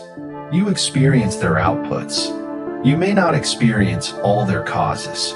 It's somewhat like seeing the final result of a complicated machine without seeing every internal gear. You know something happened. You don't necessarily know exactly how it happened. This is why psychology is valuable. It allows researchers to test claims about mental processes rather than relying only on intuition. And psychological research often reveals that our intuitive understanding of ourselves can be incomplete. For example, people may believe they are making decisions based purely on careful reasoning, yet context can influence those decisions. People may believe they remember events exactly, yet memory can be distorted. People may believe they notice everything important around them, yet attention can miss obvious events. People may believe they know what others are thinking, yet social inference is uncertain. The human mind is powerful, but it is not transparent to itself. That may be one of the strangest facts about psychology. The brain created the conscious mind, and the conscious mind doesn't automatically understand the brain that created it. Now let's move towards something even more unusual. Humans can experience false familiarity. A person may feel that a stranger looks familiar. A place may feel strangely known. A word may feel familiar even though you can't remember encountering it. The feeling of familiarity can arise without a clear source memory. This is different from knowing exactly where you encountered something. You may simply experience, "I know this somehow." The feeling itself can be strong, but the source can remain inaccessible. This is another reminder that familiarity and recollection are separate processes. Your brain can produce a sense of known without producing the information that explains why. And sometimes this produces strange experiences. A place you've never consciously visited can feel strangely familiar. A person you've never met can seem familiar. A conversation can feel as though it has happened before. The mind is constantly comparing incoming information with stored patterns. Sometimes the match is partial. That may be enough to produce familiarity. Now consider faces. Humans are exceptionally good at recognizing familiar faces. A face can be seen briefly and still be recognized later. But the system can also make errors. You might see someone from a distance and briefly think they're a friend. Then they turn around. Wrong person. The brain used limited information to make a rapid prediction. It wasn't being careless. Rapid recognition is useful. Waiting for perfect certainty before identifying every person would be inefficient. So the brain often makes fast guesses. Sometimes they're wrong. And this principle applies everywhere. The mind doesn't always wait for complete information. It estimates, it predicts, it fills gaps, and then it updates when more evidence arrives. This is why you can sometimes understand a sentence even when you didn't hear every word. Your brain uses context. It reconstructs the missing information. This is also why people can misunderstand speech in noisy environments. The brain may hear what it expects to hear. Expectation helps perception. But expectation can also introduce errors. And this brings us to another curious phenomenon: top-down processing. Your brain uses existing knowledge, expectations, and context to interpret incoming sensory information. At the same time, Bottom-up processing begins with sensory information itself. The two processes interact. You receive signals from the environment. You interpret them using prior knowledge. The result becomes perception. This is why the same ambiguous image can be interpreted differently depending on what you were told to look for. The sensory information is unchanged. The mental framework changes. Psychological illusions exploit this. They reveal that perception isn't a simple photograph. It is an active interpretation. And once you understand this, ordinary vision becomes almost magical. You look at a tree. You don't see millions of individual edges and wavelengths. You experience. Tree. You look at a person. You don't consciously calculate every pixel. You experience a face. You hear speech. You don't consciously identify every vibration. You experience meaning. The brain compresses enormous amounts of sensory information into meaningful experiences. This compression allows you to function, but it also means that conscious experience is a simplified representation of reality. You don't experience every detail. You experience what your brain considers useful, and usefulness changes with context. If you're looking for a friend in a crowd, faces become important. If you're crossing a road, moving vehicles become important. If you're cooking, temperature and smell become important. If you're falling asleep, subtle sounds become less important. The same environment can produce different experiences depending on your goal. Attention follows relevance, and relevance is partly determined by what you're trying to accomplish. This means perception is connected to action. You don't simply ask, "What is this?" Your brain also asks, "What does this mean for me? Do I need to respond? Is it safe? Is it useful? Should I pay attention?" The world is filtered through potential action. This is one reason perception can change depending on what you're doing. A hill can look steeper when you're tired. A distance can feel longer when you're carrying something. An object can become more visually prominent when you need it. Your physical state and goals can influence perception. The mind is embodied and action-oriented. And now think about something as simple as hunger. When you're hungry, food-related cues can become more noticeable. Images of food may capture attention. Smells may become more powerful. The thought of eating can become difficult to ignore. Your physiological state changes what your brain considers important. The same restaurant sign may be barely noticeable after a large meal and extremely attention-grabbing when you're hungry.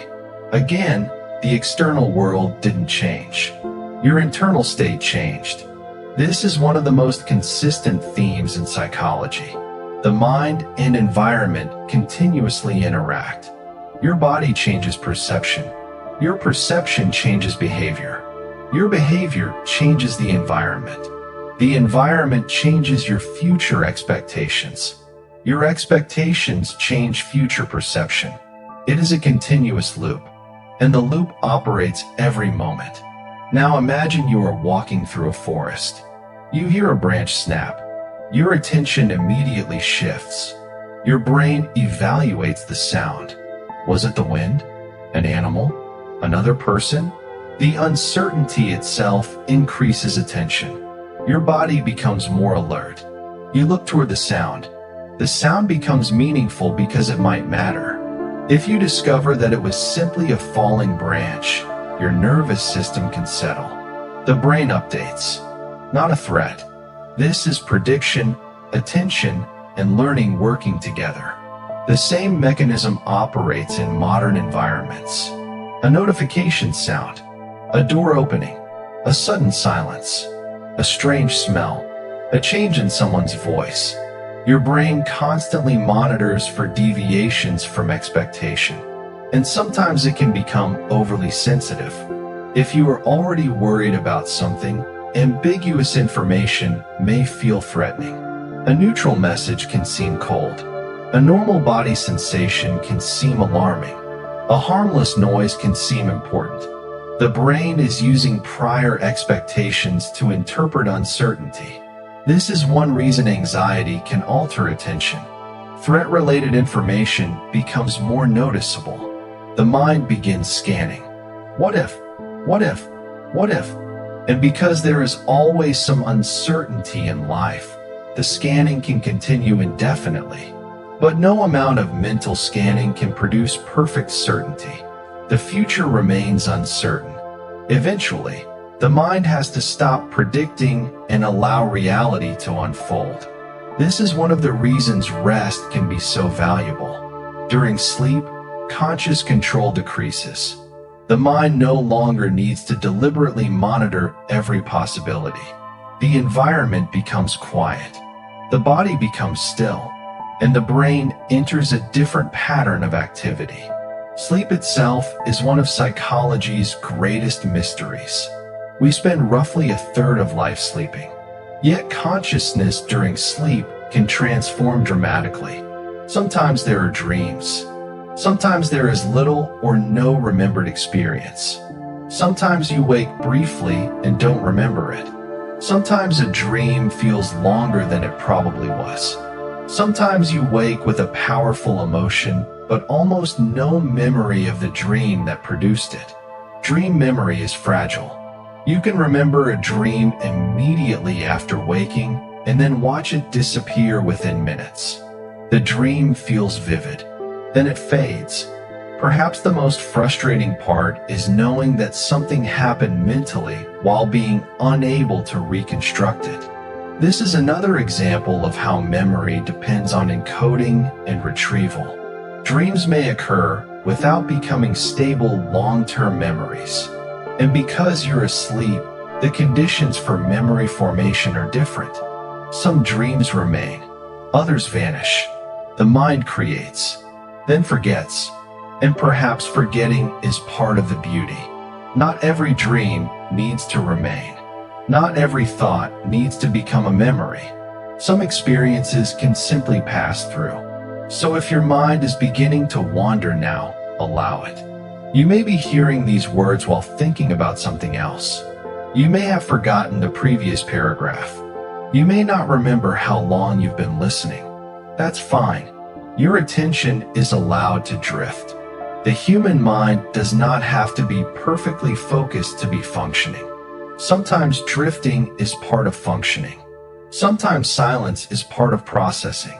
Sometimes forgetting is part of remembering what matters.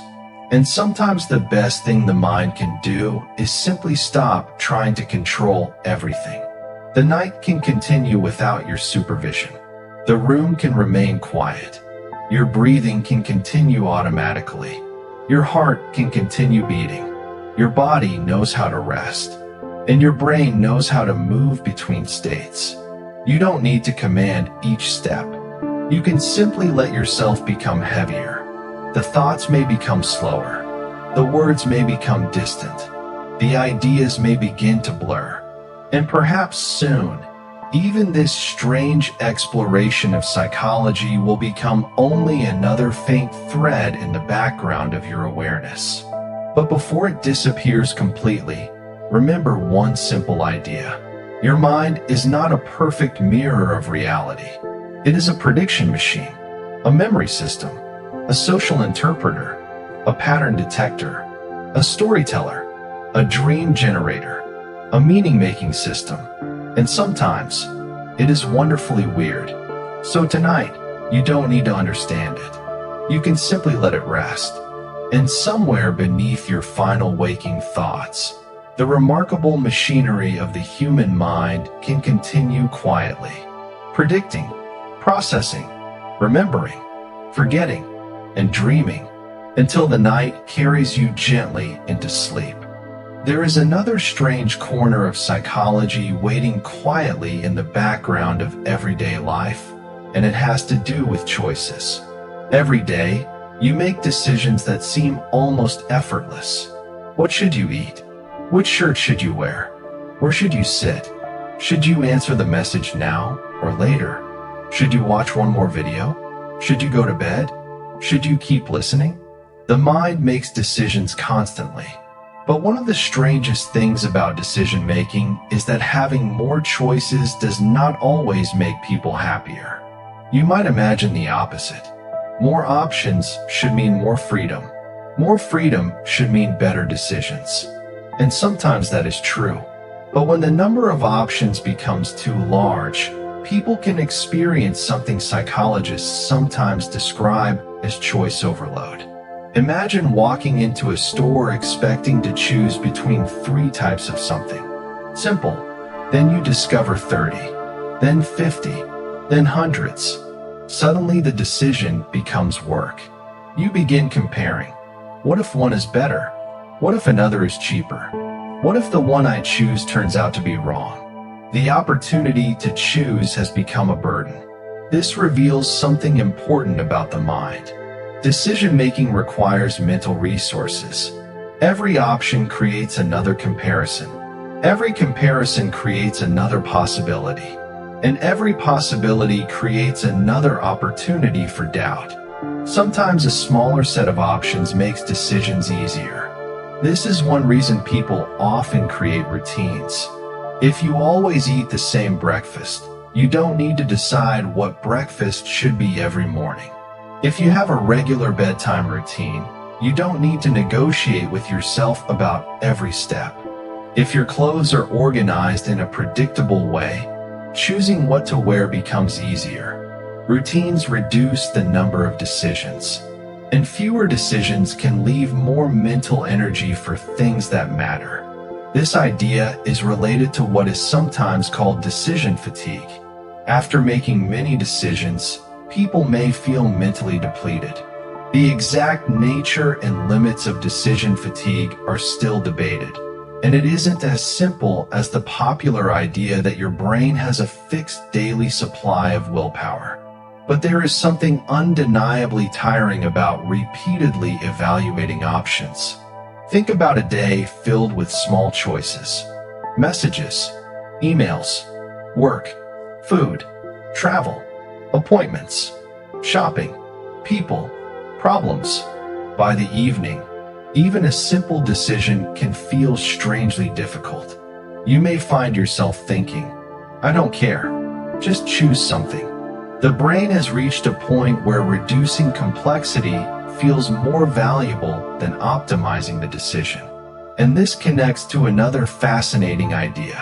Humans don't always seek the absolute best option. Often, we seek an option that is good enough. Psychologist Herbert Simon used the term satisficing to describe decision-making that aims for an acceptable solution rather than an objectively perfect one. This is incredibly practical. Imagine trying to find the absolute best restaurant in an entire city. You could spend weeks comparing every menu, review, location, price, atmosphere, and rating. Eventually, you might discover something excellent, but the cost of finding the perfect option would be enormous. Instead, you choose a restaurant that seems good enough. You eat. You enjoy the meal. You continue your life. Human decision-making often works this way. Perfect optimization is expensive. Good enough is frequently enough. And sometimes the desire for the perfect choice creates more stress than the choice itself. This is particularly interesting because people often imagine that better decisions require more information. But too much information can create another problem: information overload.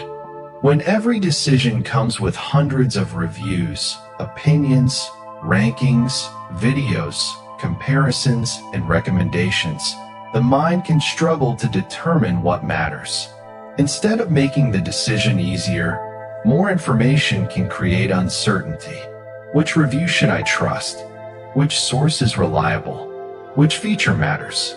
What if I miss something? The brain is trying to reduce uncertainty while simultaneously receiving more information. And this can produce analysis paralysis. You keep researching, you keep comparing, you keep waiting for certainty, but certainty never arrives. Eventually, The cost of thinking becomes larger than the potential benefit of additional information. So you choose, or you don't. This is one of the strange contradictions of intelligence. Being capable of analyzing many possibilities does not always make decisions easier. Sometimes intelligence creates more branches in the decision tree. The mind sees more possibilities, more risks, more alternatives, more hypothetical outcomes. And sometimes the simplest path is psychologically easier. Now consider another unusual feature of decision-making. The way a choice is framed can influence how it feels. Suppose a medical procedure is described as having a 90% survival rate. Now imagine the same procedure described as having a 10% mortality rate. The mathematical information is equivalent, but people can respond differently to the two descriptions. This is called the framing effect. The mind doesn't always process information as abstract mathematics. Words carry emotional associations. Survival feels different from death. Gain feels different from loss. 20% off feels different from save $20, depending on context. The presentation changes the psychological experience. This is why language is powerful. Words don't simply transfer information. They shape attention and interpretation. A person can react differently to the same underlying facts depending on which part is emphasized. And this isn't necessarily a weakness. Communication requires framing. Every sentence selects certain details and leaves others in the background. The challenge is recognizing that the frame exists. Now imagine you hear that a product is limited. Suddenly it may seem more desirable. The possibility of losing access can increase urgency. This connects with the psychology of scarcity. When something appears rare or difficult to obtain, people can sometimes assign it greater value. A limited edition object may feel more special. A sold-out event may seem more attractive.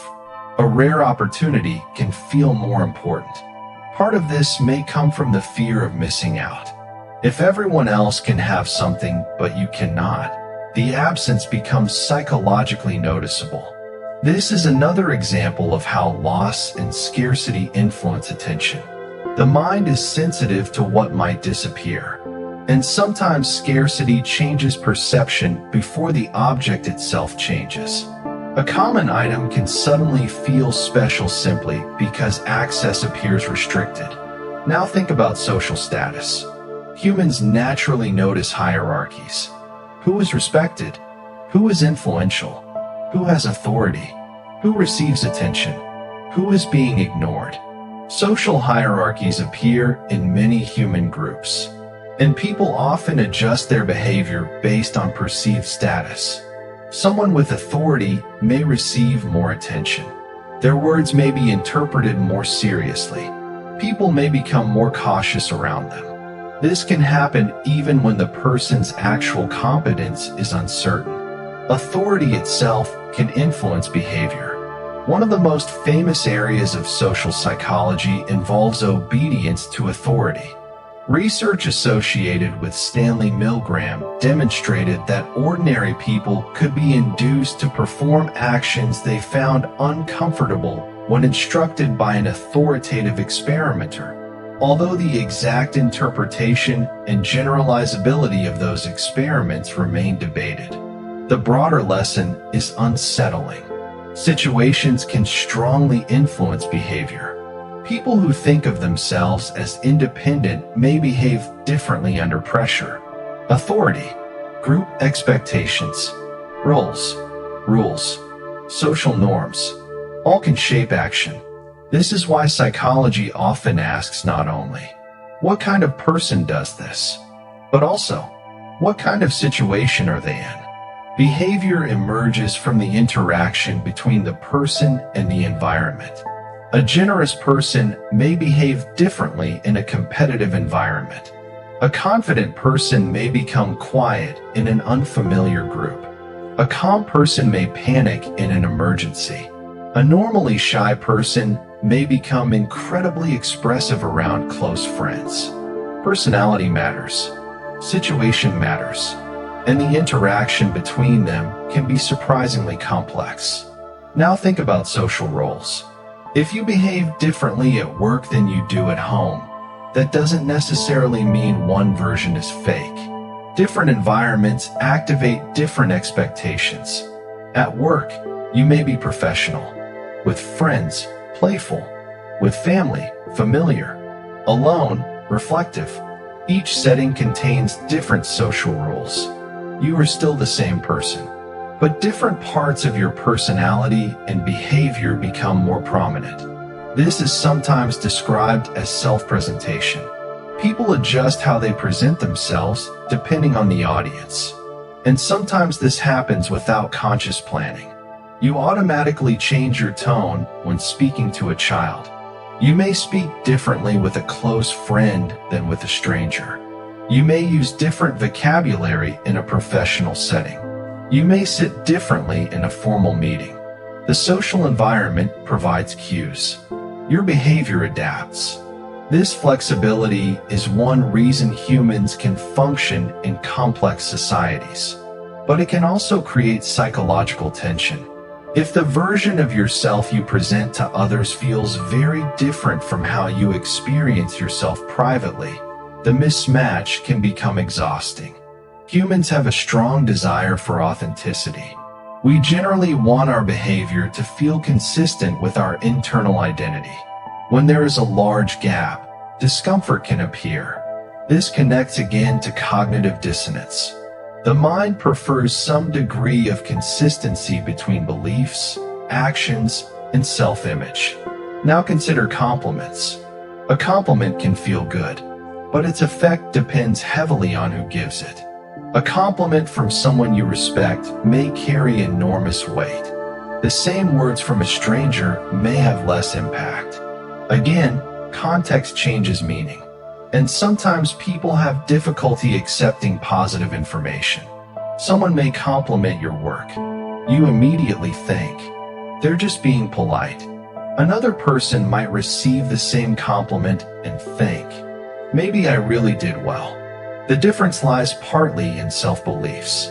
People don't evaluate information in isolation.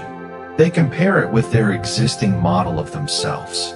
If the compliment fits the self-image, it may be accepted easily. If it conflicts with the self-image, the mind may reject it. This is another reason changing deeply held beliefs can be difficult. New information doesn't simply enter an empty system. It enters a system already filled with expectations. Now consider stereotypes. Humans naturally categorize information. Categories make the world easier to process. Animals, objects, people, foods, places, behaviors. Categorization allows rapid recognition, but categories can become overly broad. When people apply assumptions about a category to an individual, errors can occur. This is part of the psychological problem of stereotyping. The brain likes shortcuts. But individual people are far more complex than any category. Two people who share one characteristic can be completely different in personality, history, values, and behavior. Yet the human mind often searches for patterns. This is another reason psychological awareness matters. We can recognize that the brain categorizes automatically while still questioning whether a category is useful or accurate. And sometimes the mind can categorize people before conscious awareness catches up. A face, a voice, a style of clothing, a context. Within seconds, the brain may generate impressions. These impressions can influence behavior before deliberate reasoning occurs. But impressions are predictions, not guarantees. A person can surprise you, and when they do, your mental model has to update. This ability to revise beliefs is one of the most important forms of psychological flexibility. A mind that can never change its predictions becomes trapped. The world changes. People change. Circumstances change. New information arrives. So the brain must be capable of updating. Learning is partly the process of changing old models. And changing models can be uncomfortable. Imagine believing something for 10 years and suddenly discovering evidence that contradicts it. The mind may resist. Not necessarily because you are stubborn. The existing belief has become connected to memories, identity, social relationships, and expectations. Changing one belief can affect many others. This is why beliefs often exist in networks. A political belief, scientific belief, moral belief, or personal belief can be connected to a person's identity. When challenged, it may feel like more than information is being challenged. The self can feel challenged. And when identity becomes involved, reasoning can become more defensive. This is one reason conversations about deeply held beliefs can become emotionally intense. The topic is no longer merely, is this claim true? It can become, what does accepting this claim mean about me? Identity changes the psychological stakes. Now imagine something much simpler. Someone disagrees with you about a movie. You love it. They hate it. There is no objective danger. No serious consequence, yet you may still feel strangely defensive. Why? Because preferences can become connected with identity. Your taste becomes part of your self-description. I like this. I don't like that. These small statements help construct a sense of self. Humans naturally categorize themselves. I am this kind of person. I enjoy these things. I avoid those things. I belong to this group. I value these qualities. Identity provides continuity, but it is also flexible. You can discover a new interest, change your opinion, leave one group, join another, develop a new skill, become interested in something you previously ignored. The self is not a finished object. It develops. And one of the strangest things about identity is that people often behave according to the person they believe themselves to be. If someone sees themselves as a runner, running becomes easier to maintain as part of identity. If someone sees themselves as a person who never reads, reading can feel inconsistent with the self. Identity can therefore guide behavior.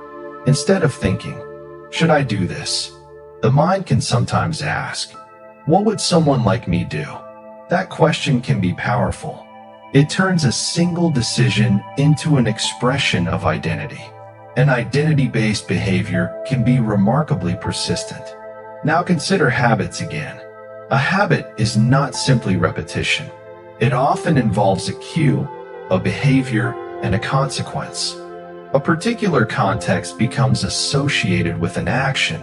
Over time, the cue can trigger the urge to perform the behavior. This is why changing a habit can be difficult even when you genuinely want to change it. The environment may keep activating the old pattern. A specific chair, a particular time, a certain emotional state, a familiar location, a notification, a social situation. The brain has learned the association. Changing behavior can therefore involve changing cues. Remove the trigger. Change the environment. Replace the routine. Create a new association. The brain is capable of learning new patterns. But old patterns can remain surprisingly accessible. A former habit can sometimes return after a long period when the old context reappears. This is one reason environmental changes can be so powerful. You are not only changing behavior, you are changing the cues that trigger behavior. And the environment itself can act like a silent psychological script. A clean desk may invite work. A dark bedroom may invite sleep. A kitchen may trigger hunger. A gym may activate exercise-related expectations. A classroom may automatically shift you into learning mode. Places become associated with mental states. This is another example of conditioning, and perhaps that is why changing locations can sometimes help change mental patterns.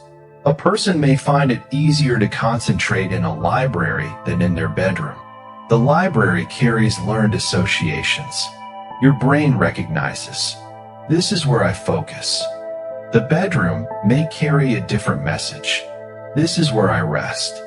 The environment becomes part of the behavior. Now consider the role of social norms. Every group has unwritten rules. How loudly should you speak? How close should you stand? When should you laugh? What clothing is appropriate? How long should you maintain eye contact? When should you interrupt? Most of these rules are never formally taught. You absorb them through observation. You notice what other people do. You notice what receives approval. You notice what creates discomfort. Then you adapt. This is social learning. Humans are constantly learning from other humans. Children imitate adults. Adults imitate peers. Employees learn workplace culture. Newcomers observe how a group behaves. The process can happen without anyone explaining the rules. And sometimes the rules can feel invisible until someone breaks them. Imagine standing silently in an elevator. Nobody usually explains that everyone should face forward, but most people do. Someone suddenly turns around and faces everyone else. The atmosphere changes. People may become uncomfortable. Nothing objectively dangerous has happened. A social norm has been violated. This reveals how powerful unwritten expectations can be. Humans are extremely sensitive to social appropriateness, and sometimes simply believing that other people are watching can change behavior. This is called social facilitation in certain contexts. The presence of others can improve performance on simple or well-practiced tasks while making difficult or unfamiliar tasks harder. Being watched can increase arousal. Whether that helps or hurts depends on the task. A skilled athlete may perform better with an audience. A beginner may become more nervous. Again, context matters.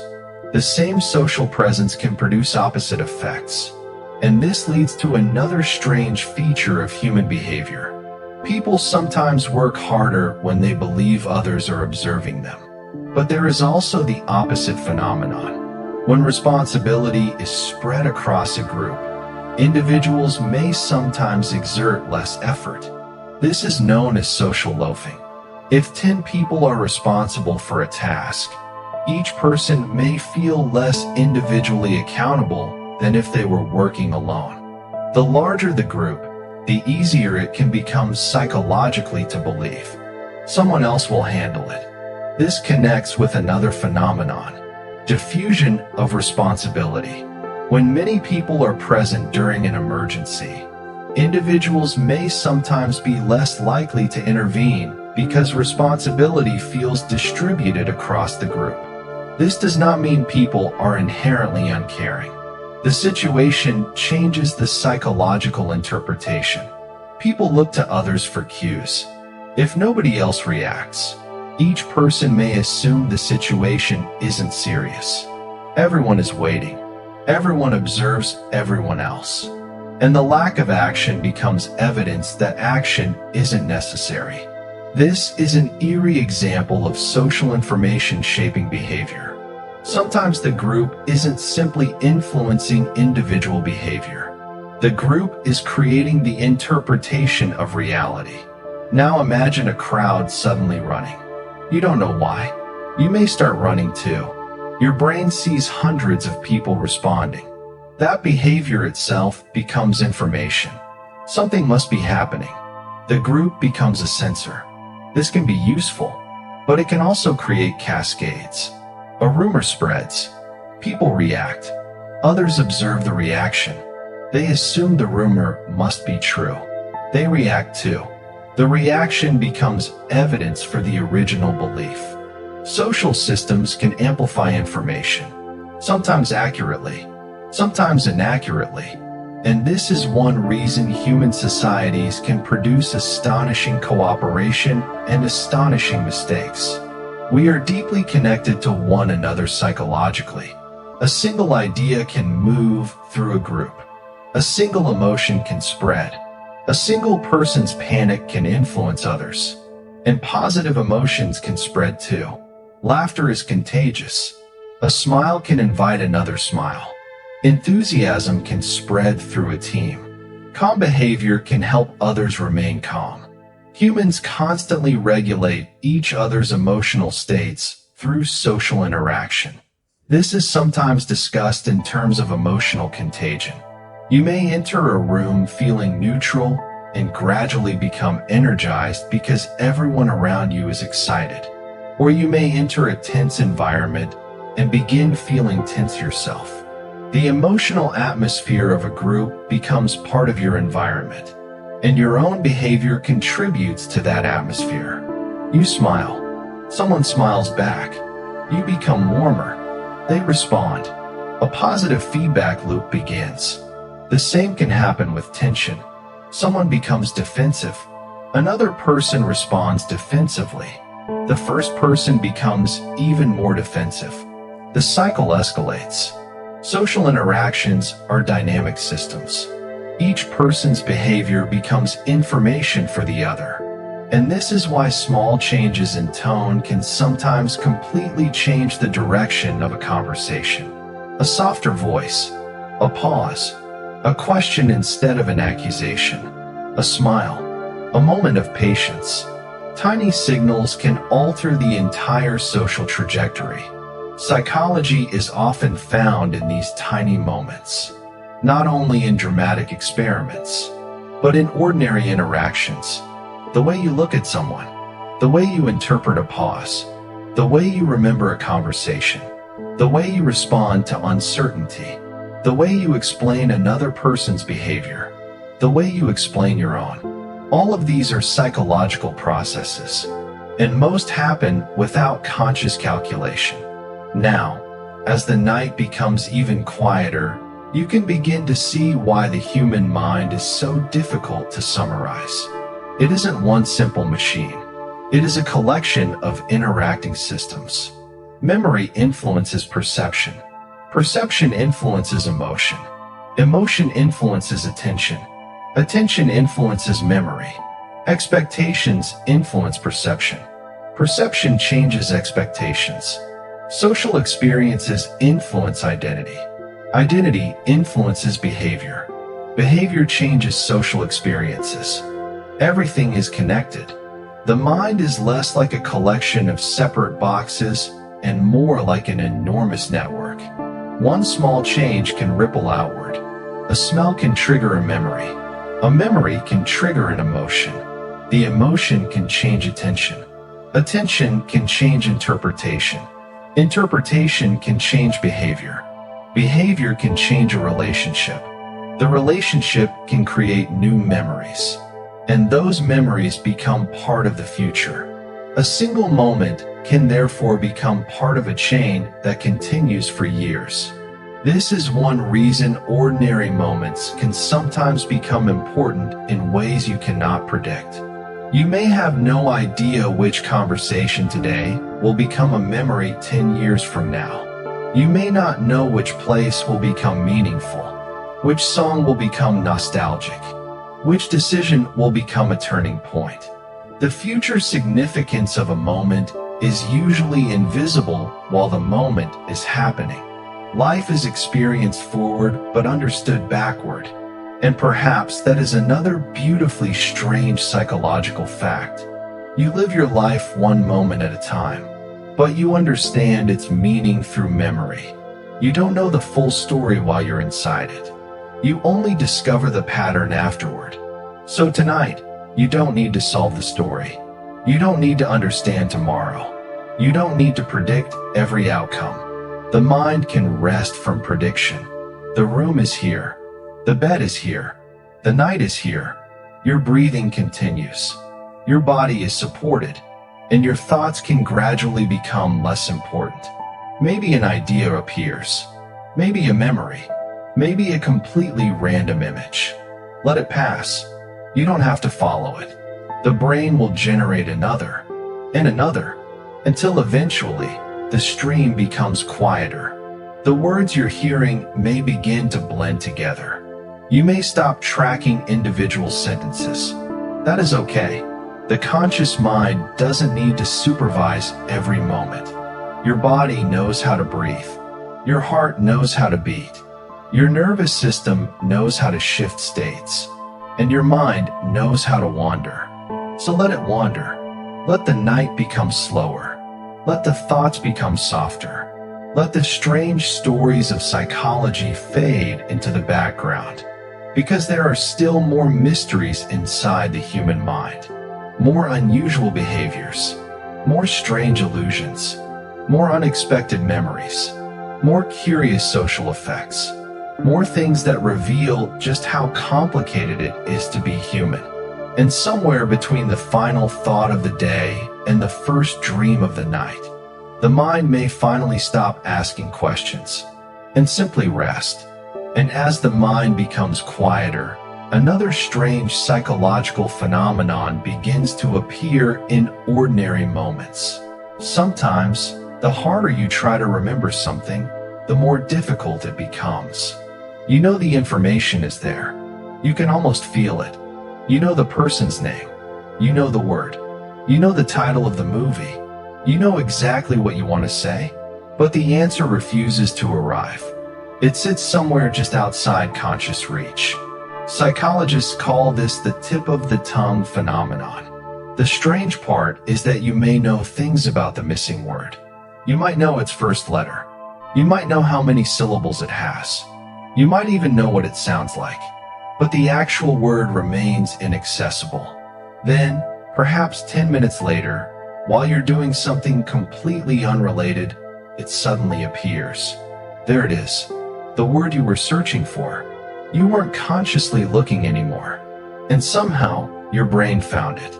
This suggests that memory retrieval isn't always like opening a filing cabinet and pulling out a document. It is more like searching through a huge network of associations. Sometimes the search gets temporarily stuck, and sometimes relaxing your attention allows another route to the information. This is one reason answers can suddenly appear while you're showering, walking, cooking, or falling asleep. When conscious effort decreases, unconscious associative processing may continue. The brain doesn't necessarily stop working simply because you're no longer deliberately thinking about the problem. In fact, stepping away from a problem can sometimes help. This is sometimes called incubation in problem-solving research. You focus intensely. You reach an impasse. You stop. You do something else. And later, the solution arrives. It feels almost magical. But underneath that sudden insight are countless associations being processed. The mind has been quietly rearranging possibilities. And then, suddenly, something clicks. A connection forms. A pattern becomes visible. You experience the result as an insight. The feeling of insight itself can be surprisingly powerful. There is a distinctive sense of, oh, I see it now. The solution seems obvious once it appears, but before the insight, it may have been completely invisible. This is one reason creativity can feel unpredictable. You cannot always command an idea to arrive at exactly 9 p.m. You can create conditions that encourage creativity. You can expose yourself to information. You can experiment. You can rest. You can allow associations to form. But the final connection may appear unexpectedly. And perhaps this is one reason sleep and creativity are so closely connected in popular discussions of the mind. During sleep, the brain enters unusual states of processing. Memory is reorganized. Associations can change. Dreams can combine unrelated elements. And when people wake, they sometimes discover new perspectives on problems. The sleeping brain is not simply switched off. It is active in ways that are very different from waking consciousness. One of the strangest examples is dreaming itself. Dreams can combine people who should never be together, places that don't exist, objects that behave impossibly, events that make no logical sense. And yet, while dreaming, you may accept them as perfectly normal. You might find yourself talking to someone who has been gone for years. You might be standing in a house you've never seen. You might suddenly be able to fly. And inside the dream, the impossible can feel ordinary. This tells us something fascinating about conscious reality. Your sense of what is possible depends partly on the brain systems currently active. When dreaming, the brain can construct a world with different rules. And while you're inside that world, you may not question the rules. Sometimes you wake and think, why didn't I realize that was impossible? Because the critical evaluation systems involved in ordinary waking reasoning operate differently during dreaming. The dream doesn't have to pass the same reality checks. It simply unfolds. And sometimes, while dreaming, you can become aware that you're dreaming. This is called lucid dreaming. In a lucid dream, a person realizes that the experience is a dream while remaining asleep. Some people report being able to influence parts of the dream. They may change the environment, move intentionally, speak with dream characters, or simply observe the dream with awareness. Lucid dreaming is a fascinating demonstration of how flexible consciousness can be. You can be asleep. You can be experiencing a constructed world, and yet part of you can recognize this isn't real in the ordinary sense.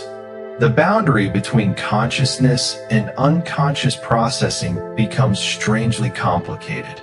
And even stranger, dreams can sometimes incorporate sounds from the real environment. A noise outside may become part of the dream.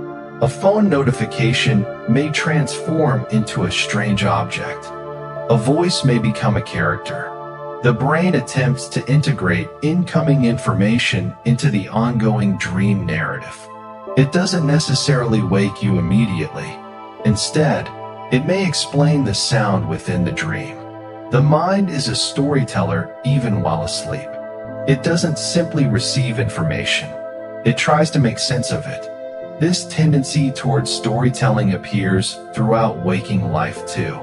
Humans naturally organize events into narratives: beginning, middle, end, cause, effect, character, goal, conflict, resolution. Narratives help us understand complex experiences. But there is a strange consequence. When events don't have an obvious explanation, the mind may create one. People dislike unexplained randomness. A coincidence happens. Two unrelated events occur close together. The brain notices. It begins searching for a connection. Maybe they are related. Maybe something caused them. Maybe it means something. This tendency is part of our remarkable pattern detection ability. And pattern detection is extremely useful. It helped humans recognize predators, weather patterns, seasonal changes, food sources, social cues. But a system designed to detect meaningful patterns can sometimes detect patterns that aren't actually there. This is known as apophenia when discussing the tendency to perceive meaningful connections in unrelated information. Seeing shapes in clouds is a harmless example. You see a face. You see an animal. You see a familiar object. The cloud contains no actual face. Your brain is interpreting ambiguous shapes. This particular form of pattern perception is called pareidolia. Humans are especially sensitive to faces. You can see faces in clouds, on buildings, in shadows, in stains, in random textures, sometimes even in ordinary objects. A car's headlights and grille can look strangely like a face. A house can appear to have eyes. A toaster can look surprised. The objects aren't expressing emotions. Your brain is detecting a face-like arrangement. And this sensitivity to faces makes evolutionary sense. Faces contain enormous amounts of social information. Who is looking at you? Who is angry? Who is familiar? Who is paying attention? Who might be friendly? A system that detects faces quickly can be extremely useful. So the brain may err on the side of seeing a possible face. Better to briefly mistake a shadow for a face than consistently miss a real face. The same principle can produce strange experiences in darkness. When visual information becomes limited, the brain relies more heavily on expectation. A coat hanging on a chair can briefly look like a person. A shadow can look like an animal.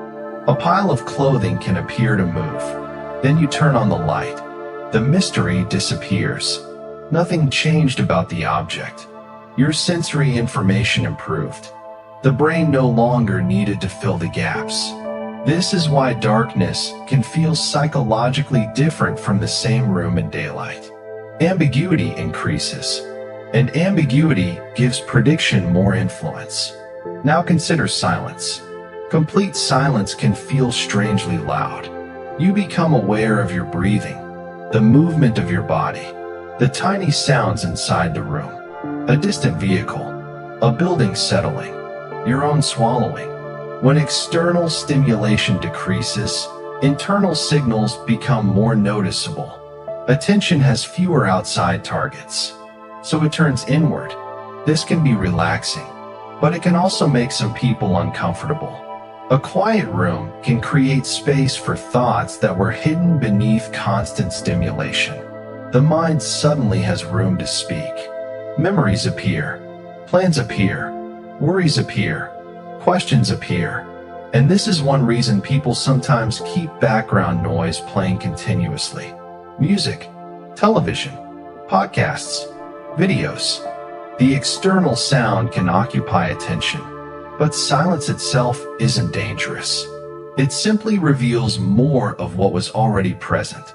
And perhaps tonight, as you listen to these words, the sound gives your mind something gentle to hold.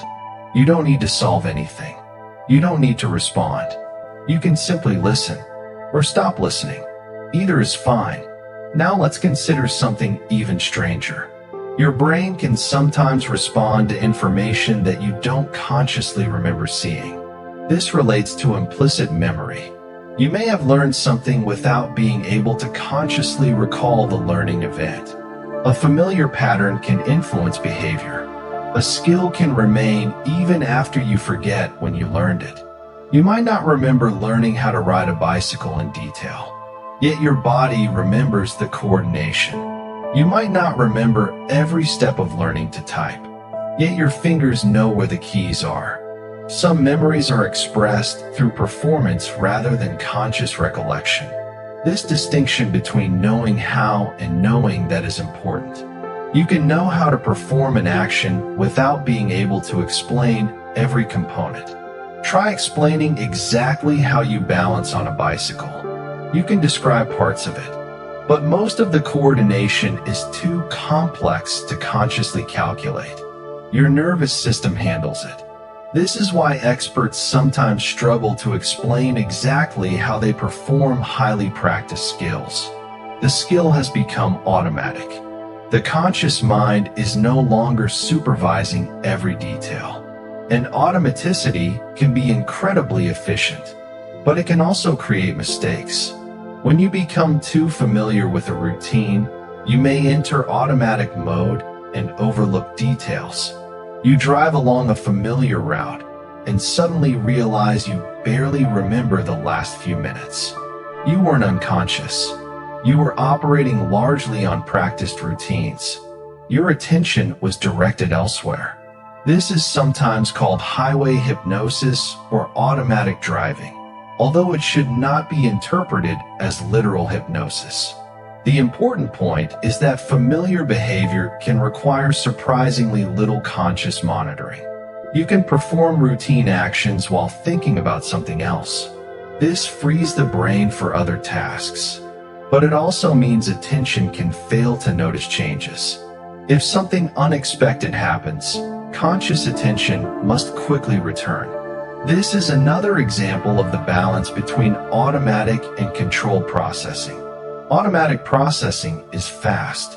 Controlled processing is slower. Automatic processing is efficient. Controlled processing is flexible. You need both. Imagine tying your shoes. You don't consciously calculate every movement. But imagine learning to tie a completely unfamiliar knot. Now you have to concentrate. You slow down. You watch your fingers. You think through each step. Once practiced, the same sequence becomes automatic. Learning often involves moving from conscious control toward automatic execution. The skill becomes part of your mental machinery. And this is why practice can feel frustrating at first. The brain is building new connections. The movements are not yet smooth. Mistakes are common, but repetition provides feedback. Gradually, the system becomes more efficient. This principle applies far beyond physical skills. Language, reading, mathematics, music, social behavior, problem solving, all can become more automatic with practice. And sometimes automatic behavior can be surprisingly resistant to conscious intention. You may know exactly what you want to do, yet an old habit activates before you consciously intervene. The solution is often not simply try harder. Changing the cue or creating a competing routine can be more effective, because habits live partly in context. Now imagine waking up in the middle of the night. For a few seconds, you don't know where you are. The room looks unfamiliar. The darkness makes the surroundings ambiguous. Then recognition returns. Your bedroom, your bed, the familiar ceiling. The mind reconstructs the context. This tiny experience demonstrates how important context is to perception. When context disappears, familiar objects can temporarily become strange. A chair in darkness doesn't look like the same chair. A familiar hallway can feel unfamiliar at night. A face seen outside its usual environment may take longer to recognize. The brain doesn't identify objects purely from isolated visual features. Context contributes. This is why context-dependent memory can occur. Information learned in one environment may sometimes be easier to retrieve in a similar environment. The physical environment can become part of the memory network. A smell can transport you to childhood. A song can bring back a specific summer. Walking into an old classroom can suddenly awaken memories you hadn't thought about in years. The environment acts as a retrieval cue. And smell may be especially powerful. Certain odors can trigger surprisingly vivid autobiographical memories. This is sometimes associated with the Proust phenomenon, named after Marcel Proust's famous literary description of memory triggered by taste and smell. The reason is partly neurological. The olfactory system has strong connections with brain regions involved in emotion and memory. So a smell can sometimes bypass the more deliberate routes of recollection and trigger an emotional memory very quickly. You smell something, and suddenly you're somewhere else. Not physically, but psychologically. For a moment, the present and the past overlap. A kitchen, a school, a house, a person, a season, a particular afternoon. The memory may arrive with surprising emotional detail. And yet, even vivid memories are not perfect recordings. They can change over time. Every time you remember an event, you may reconstruct it. This is called reconstructive memory. Memory is not like a video file that remains untouched until playback. When you remember, you rebuild. And reconstruction can introduce changes. Details can be lost. Other details can become emphasized. Later information can sometimes influence what you remember. This is one reason eyewitness memory can be imperfect. A person can be sincere. They can be confident and still be mistaken. Confidence and accuracy are not identical. This is an important psychological lesson. Feeling certain doesn't guarantee correctness. Your memory can feel vivid and still contain errors. Your perception can feel obvious and still be wrong. Your interpretation can feel natural and still be incomplete. The brain produces experiences. It doesn't provide an automatic guarantee that those experiences are perfectly accurate. And perhaps that's why curiosity is so important. Curiosity leaves room for correction. Instead of saying, "I know exactly what happened," you can sometimes say, "This is what I remember." That small distinction recognizes uncertainty, and uncertainty is unavoidable. Now consider the misinformation effect. Information introduced after an event can sometimes influence later memory of the original event. A person witnesses something. Later, someone describes it incorrectly. Eventually, the person may remember the incorrect detail as though it were part of the original experience. The mind integrates information. It doesn't always preserve a clear label saying, "This came from the original experience. This came from someone else's statement. This came from your imagination." The sources can blur. This is called source monitoring. Your brain doesn't simply remember information. It also has to remember where the information came from. Was it something you experienced? Something you heard? Something you imagined? Something you dreamed? Something someone told you? Usually, the distinction works well, but sometimes it fails. You may remember a fact without remembering where you learned it. You may remember a story without remembering whether you actually experienced it or heard someone else describe it. And this can produce false memories. False memories aren't necessarily deliberate lies. A person can genuinely believe something happened when it did not happen exactly as remembered. Memory is reconstructive, and reconstruction is vulnerable to suggestion. This is one reason the wording of questions can matter. Ask, "Did you see the broken glass?" And you may activate the concept of broken glass. Ask, "What did you see?" And you may receive a different response. The question itself becomes part of the retrieval environment. Language influences memory, and memory influences language. Again, everything connects. Now imagine remembering your first day at school. Perhaps you see yourself walking into the building. You remember the classroom. You remember the teacher. You remember what you were wearing. But how much of that memory comes from the original experience? How much comes from photographs? Stories your family told you? Later conversations? Repeatedly imagining the event? You may never know. Memory can accumulate layers. A story can become part memory, part reconstruction, part interpretation. And eventually, the distinction disappears. You simply remember. This is one reason autobiographical memory is so fascinating. It doesn't merely preserve your past. It helps construct your identity. You tell stories about yourself. "I was always shy. I've always loved science. I've never been good at this. I've always been adventurous." These statements can become identity narratives.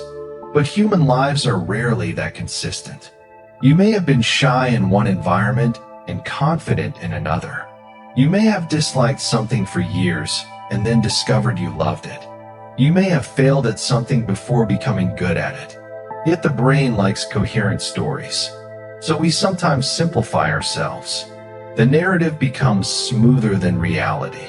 And once you believe a story about yourself, you may notice evidence that supports it. This can create a feedback loop. "I am bad at mathematics." You approach mathematics with anxiety. Anxiety makes concentration harder. You perform poorly. The result confirms your belief. The belief becomes stronger. But change the belief, change the environment, improve the skill, and the story may evolve. Identity isn't always destiny. It can be rewritten, Not instantly, not magically, but gradually. The brain is plastic. Experience changes it. Practice changes it. Learning changes it. Relationships change it. And even the way you interpret your experiences can change the meaning of those experiences. This is one of the most hopeful discoveries in psychology. You are influenced by your past, but you are not simply a frozen recording of it. The brain continues adapting, even now, as you learn, as you sleep, as you experience new things, as you form new memories. The psychological landscape keeps changing, and perhaps that is the perfect thought to carry into sleep. You don't have to finish becoming yourself tonight. There is no requirement to solve your entire life before morning. Your brain can continue processing quietly. Tomorrow will provide new information, new experiences, new memories, new interpretations. For now, you can simply rest. Let the past remain in the past. Let tomorrow remain in tomorrow. And let this moment be only this moment. Your breathing, the quiet room, the gentle sound of words, the gradual heaviness of your body, the slowing of attention, the soft disappearance of thoughts. And somewhere inside the remarkable machine called the human mind, memories are being organized, predictions are being updated, and countless tiny processes are continuing without any need for your conscious supervision. You don't need to watch them. You don't need to understand them. You can simply let them happen. Because the mind is strange. It remembers what you thought you had forgotten. It forgets what you thought you would always remember. It recognizes patterns in clouds. It creates stories from coincidence. It predicts other people's thoughts. It invents worlds while asleep. It can become confused by its own memories. And somehow, through all of this complexity, it gives you the simple feeling of being you. A single person, moving through time, carrying memories, making predictions, learning, changing, and eventually, resting. So let the next thought come, and let it go. There is nothing you need to hold on to, nothing you need to solve, nothing you need to prove. Just quiet, just darkness, just the slow movement towards sleep. And while you drift, the strange story of psychology continues quietly in the background, waiting for another moment of curiosity, another unexpected discovery, another strange little secret hidden inside the human mind. And now, as the night grows quieter, we can wander into another strange region of psychology, where the mind begins doing something it does almost constantly without asking permission. It predicts. Before you open a door, your brain already has an expectation of what will happen. Before you hear a familiar voice, your brain has an idea of who is speaking. Before you taste your favorite food, your brain already has a prediction about its flavor. Before someone finishes a sentence, you may already be guessing the final word. Most of the time, these predictions are so accurate that you never notice them. You simply experience the world as though information is arriving exactly as expected. But every once in a while, the prediction fails. And that tiny failure can be surprisingly noticeable. You expect a door to be heavy. It is light. You expect a cup to contain water. It contains nothing. You expect someone to turn left. They turn right. You expect a familiar song to continue in one direction. Suddenly it changes. The brain notices the mismatch. Surprise is, in a sense, the psychological signature of a prediction error. Something happened differently from what your brain expected. And prediction errors are extremely valuable. They tell the brain, update the model. This is one of the ways learning happens. If everything happened exactly as expected forever, there would be very little reason to change your predictions. But when reality surprises you, your brain has new information. You expected one thing, you received another. The difference becomes informative. This is why surprising events are often remembered better. A normal day can blur together, but something completely unexpected can become a permanent mental landmark. You might remember the exact moment you received unexpected news. You might remember where you were when something extraordinary happened. You might remember the expression on someone's face. The brain treats surprise as important, and sometimes, the stranger the event, the stronger the memory becomes. This connects with novelty. Novelty captures attention. Attention increases processing. Processing can strengthen memory. So an unusual experience may leave a deeper trace than dozens of ordinary experiences. This is one reason routines can make time feel faster.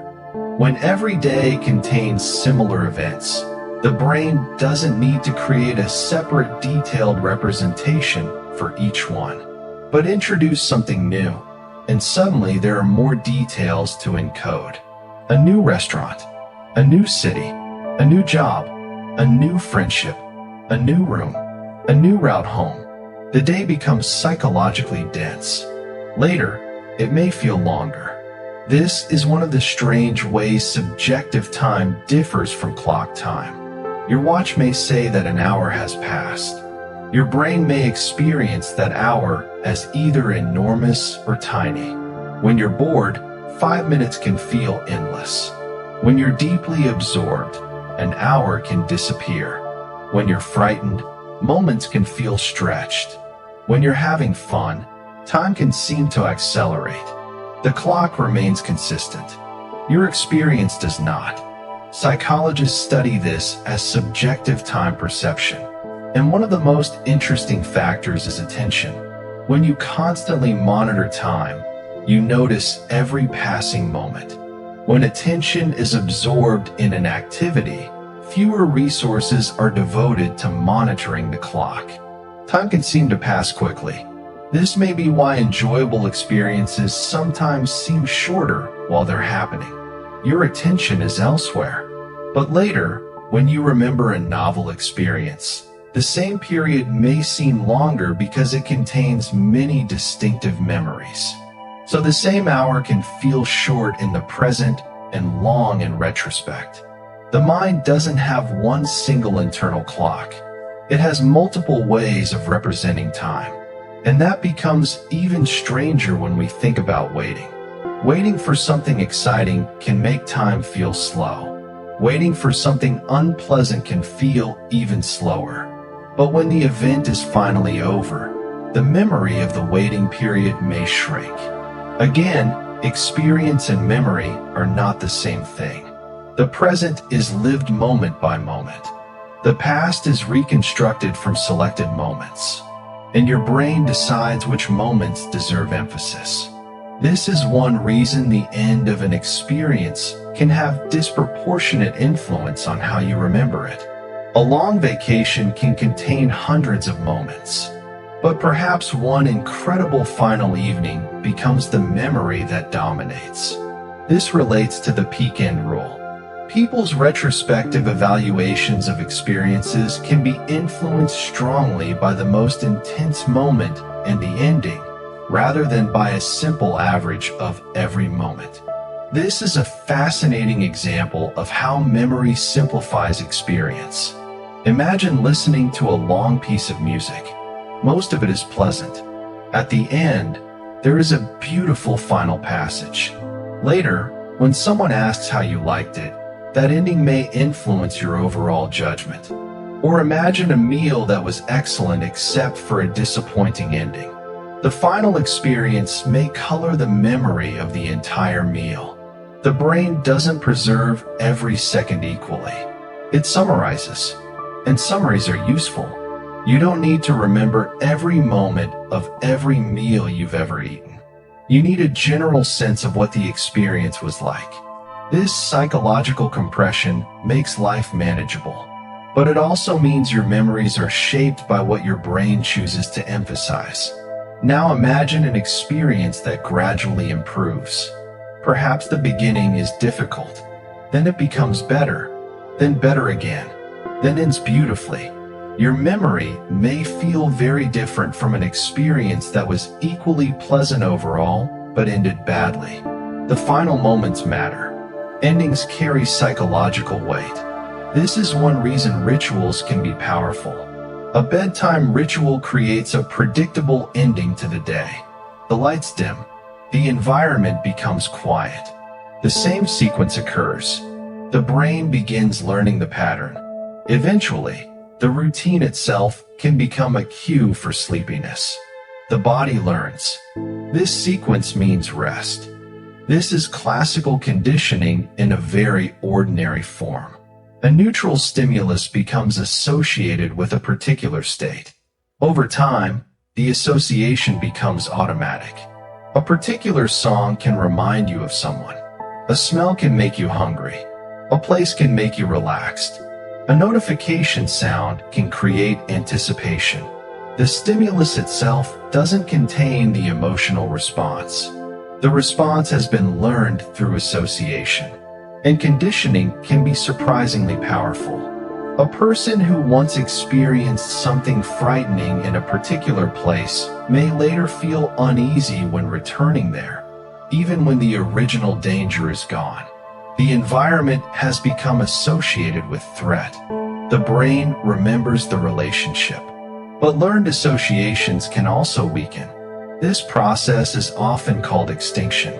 If the expected danger repeatedly fails to occur, the brain can gradually learn a new association. The old memory may not necessarily disappear. Instead, a new learning can compete with it. The place that once felt frightening can eventually become ordinary again.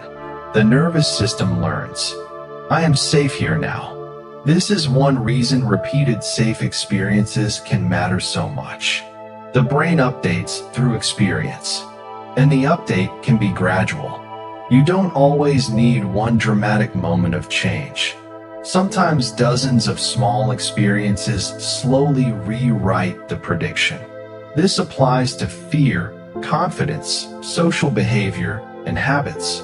The brain is constantly asking, what happened last time? What usually happens here? What should I expect next? And then it adjusts. Now consider the opposite. Sometimes an association becomes stronger because the outcome is unpredictable. If a reward appears randomly, the behavior seeking that reward can become surprisingly persistent. This principle is important in behavioral psychology. Variable reinforcement can create powerful patterns because the next reward is uncertain. You don't know when it will arrive. Maybe now. Maybe after one more attempt. Maybe after 10. The uncertainty itself keeps attention engaged. This principle appears in many areas of modern life. Notifications, messages, social media reactions, unexpected rewards. Sometimes you check because there might be something new. The reward isn't guaranteed, and that unpredictability can make checking behavior persistent. The mind becomes curious. Maybe there is something. You check. Sometimes there is. Sometimes there isn't.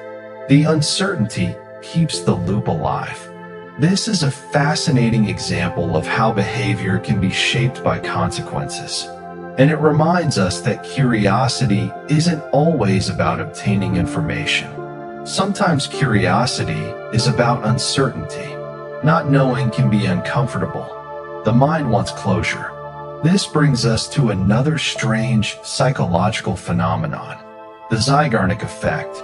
Unfinished tasks can sometimes remain more mentally accessible than completed tasks. You finish something, your mind lets go. But if something remains unresolved, it can continue returning to your thoughts. You haven't closed the loop. The brain keeps the problem active.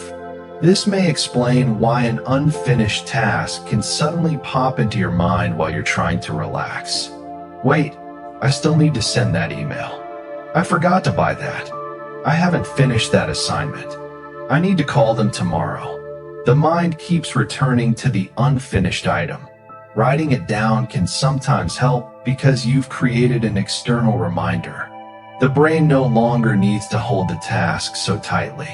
You have effectively told yourself. It's recorded, and that can create psychological relief. Externalizing information is another way humans compensate for limited working memory. We use calendars, notes, lists, alarms, maps, photographs, phones. These tools extend cognition beyond the brain. Instead of remembering everything internally, we store information in the environment. This is sometimes discussed as distributed cognition. The mind doesn't operate in isolation. It interacts with tools and surroundings. Your phone contains contacts. Your calendar contains future intentions. Your photographs contain visual memories. A notebook contains ideas. A GPS contains spatial information. The environment becomes part of the cognitive system. And this can create another strange phenomenon. Sometimes people remember where information is stored better than the information itself. You may not remember someone's phone number, but you remember that it is saved in your phone. You may not remember the exact details of an article, but you remember where you read it. You may not remember a fact, but you know which website could tell you. This is called transactive memory in the study of group and external memory systems. People divide knowledge. One person remembers the dates. Another remembers the names. Someone else knows how to fix the machine. A group can collectively know far more than any individual. Families do this. Teams do this. Friends do this. Societies do this. Human intelligence is partly social. We don't need every person to know everything. We need people to know where knowledge can be found. This is incredibly efficient, and it may be one reason civilization can become so complex. Each generation doesn't have to rediscover every piece of information. Knowledge can be stored in books, languages, institutions, tools, traditions, and now, enormous digital systems. Human cognition extends beyond individual brains. But despite all these external tools, memory remains deeply personal. A photograph can preserve what something looked like. It cannot perfectly preserve what it felt like. A recording can preserve someone's voice. It cannot fully preserve what that voice meant to you. A diary can preserve words. It cannot perfectly recreate the state of mind in which they were written. The past can be documented, but it cannot be completely recovered. And this may be why nostalgia is so powerful. Nostalgia is more than simply remembering. It can involve an emotional longing for the past. A song from childhood can produce a strange mixture of warmth and sadness. You remember something beautiful, and simultaneously recognize that it is gone. The emotional power comes partly from this combination: pleasure and loss, connection and distance. The memory feels alive. The moment itself is unreachable. Psychologists have found that nostalgia can sometimes serve useful psychological functions. It can strengthen a sense of identity, increase feelings of social connectedness, and provide meaning during difficult periods. The past becomes a psychological resource. You revisit it, not because you can return, but because remembering can change how the present feels. And this is another strange fact. Memory doesn't only preserve the past. It can influence the present. A happy memory can improve your mood. A painful memory can change your behavior. A memory of success can increase confidence. A memory of failure can create caution. The past continues influencing the present because the brain uses previous experiences to predict future outcomes. Every memory carries information about what might happen next. This is why learning from experience is so important. If something worked before, you may try it again. If something failed, you may avoid repeating it. The brain is continuously learning probabilities, not consciously, but through experience. And sometimes it learns the wrong lesson. One bad experience can make something seem more dangerous than it really is. A single unpleasant encounter can generalize. This is called generalization. If a person is frightened by one dog, they may begin feeling uneasy around other dogs. The brain doesn't necessarily store, "This specific dog was dangerous." It may learn, "Dogs might be dangerous." Generalization helps protect us, but if it becomes too broad, it can restrict behavior. The challenge is learning the appropriate level of specificity. Not every dog is the same. Not every social situation is the same. Not every mistake predicts the future. The brain must learn when to generalize and when to distinguish. This ability to distinguish between similar situations is called discrimination in conditioning research. A person may learn, "That particular situation was dangerous, but this similar one is safe." The brain becomes more precise. And precision is another form of learning. You begin with a broad prediction. Experience gives you more information. The prediction becomes narrower. The world becomes more detailed. This is how expertise develops. A beginner may see a complicated machine and think, "That is an engine." An expert sees dozens of components. They notice tiny differences. They recognize subtle patterns. The object hasn't changed. The observer's internal model has become richer. Expertise changes perception. A musician hears details in music that a beginner may not notice. A photographer sees lighting patterns that others ignore. A geologist notices structures in rocks that look ordinary to someone else. A psychologist may notice patterns in behavior that another person overlooks. Knowledge changes what becomes visible. The more you know, the more structure you can detect. And this can create an interesting paradox. Learning more can make the world seem more complicated. A beginner sees a simple system. An expert sees all the hidden variables. The expert knows how much they don't know. Complexity becomes visible. This is one reason genuine expertise often comes with humility. The deeper you go, the larger the unknown becomes. The mind becomes aware of its own limits. And perhaps that is one of the most beautiful psychological states. Curiosity without the demand for certainty. You don't need to know everything. You can simply notice, wonder, question, explore, and then rest. Tonight, you have already wandered through memory, perception, attention, habits, identity, social behavior, dreams, and decision-making. Yet the mind remains stranger than any list could capture.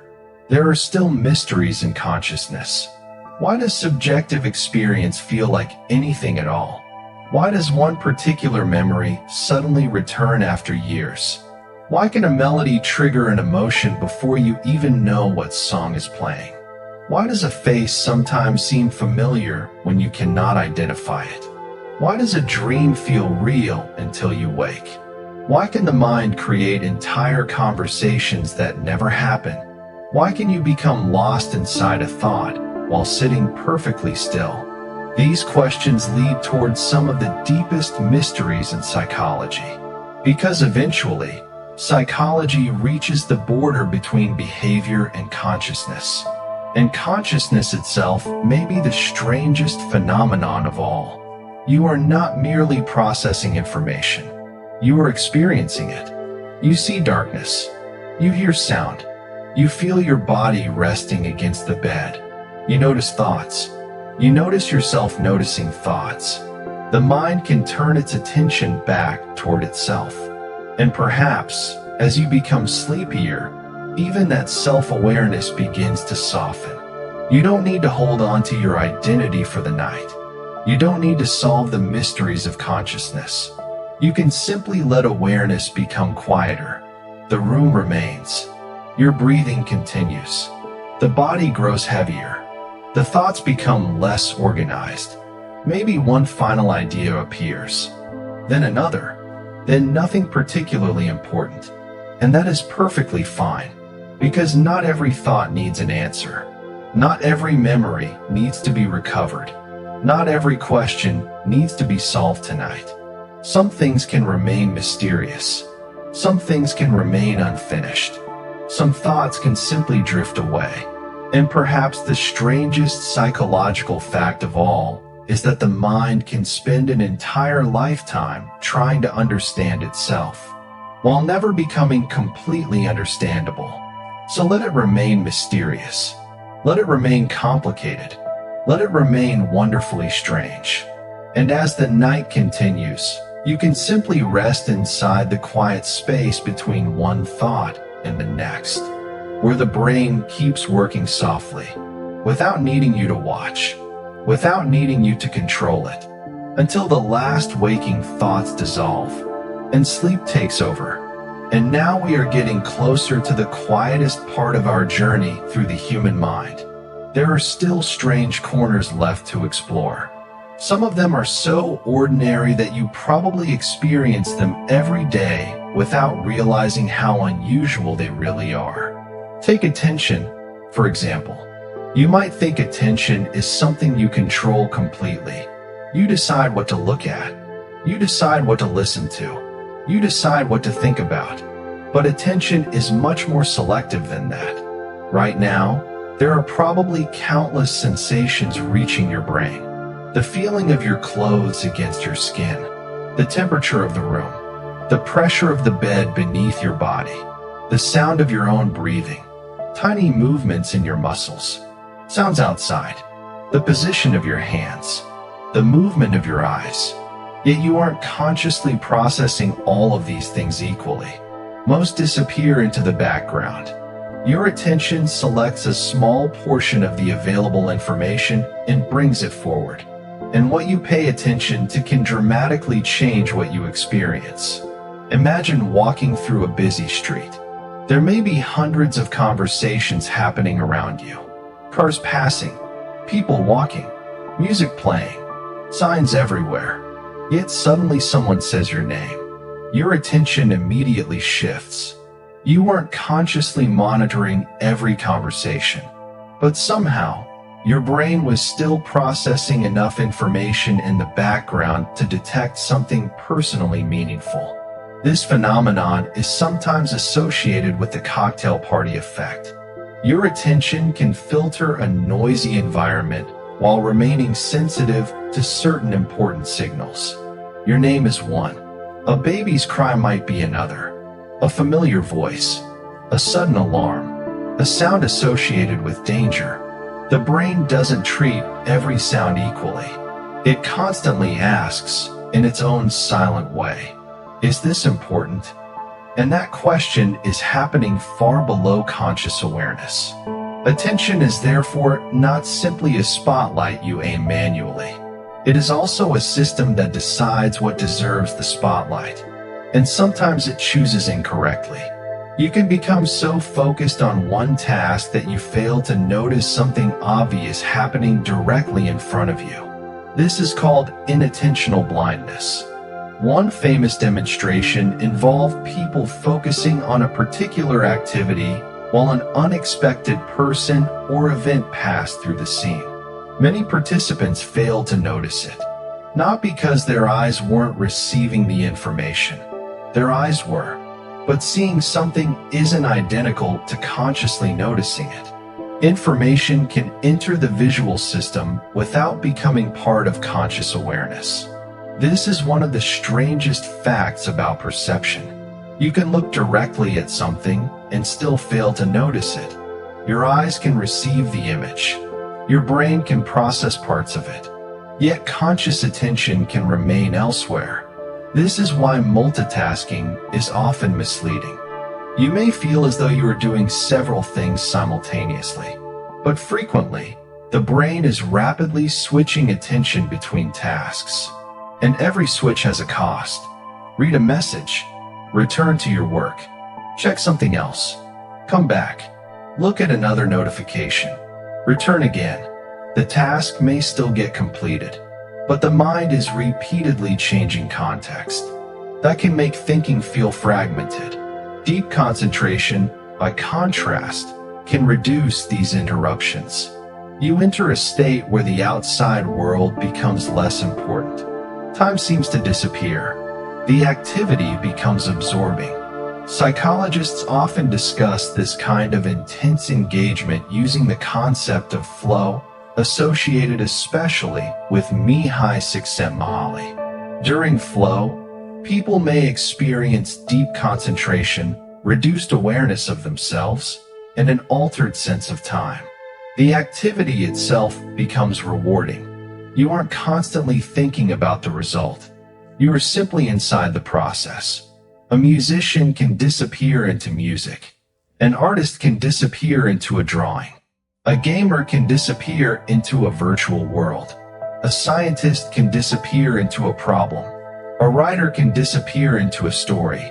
And for a while, the usual awareness of time and surroundings becomes quieter. Flow can feel almost like a temporary disappearance of the self. But the self always returns. And when it does, you may suddenly realize that hours have passed. This is another strange feature of consciousness. You can be deeply aware and simultaneously less aware of yourself. You are paying attention intensely, but not to yourself. You are paying attention to something outside the self. This may be one reason absorbing activities can feel so satisfying. They temporarily reduce the constant mental commentary about yourself. What am I doing? How am I performing? What do people think? What happens next? The commentary becomes quieter. The activity takes over. And this can be psychologically restorative. But self-awareness itself is also fascinating. Humans can think about their own thoughts. You can notice that you're worried. Then notice that you're noticing the worry. You can question why you are thinking about something. You can wonder why you feel a certain way. You can even imagine how you appear from someone else's perspective. This ability to reflect on your own mental state is often discussed as metacognition. It means thinking about thinking, and metacognition can help you learn. You can ask, do I actually understand this? Am I remembering this correctly? Why did I make that decision? Is my assumption reliable? Am I paying attention? These questions allow the mind to monitor itself. But metacognition isn't perfect. You can also become trapped in excessive self-monitoring. You can think about thinking, and suddenly a simple experience becomes complicated. You're trying to fall asleep. You notice you're not asleep. You think, why am I not asleep? Then, I need to fall asleep. Then, I am still awake. Then, how long have I been awake? Now sleep has become a problem to solve. The more attention you give it, the more awake you may feel. Sometimes allowing sleep to happen naturally is easier than trying to force it. This illustrates a broader psychological principle. Some processes work better when they are not consciously controlled. Walking, breathing, balancing, speaking, falling asleep. When you interfere with an automatic process too much, performance can become awkward. Athletes sometimes call this choking under pressure. A skill that normally runs automatically becomes the object of intense conscious monitoring. Suddenly, every movement is analyzed.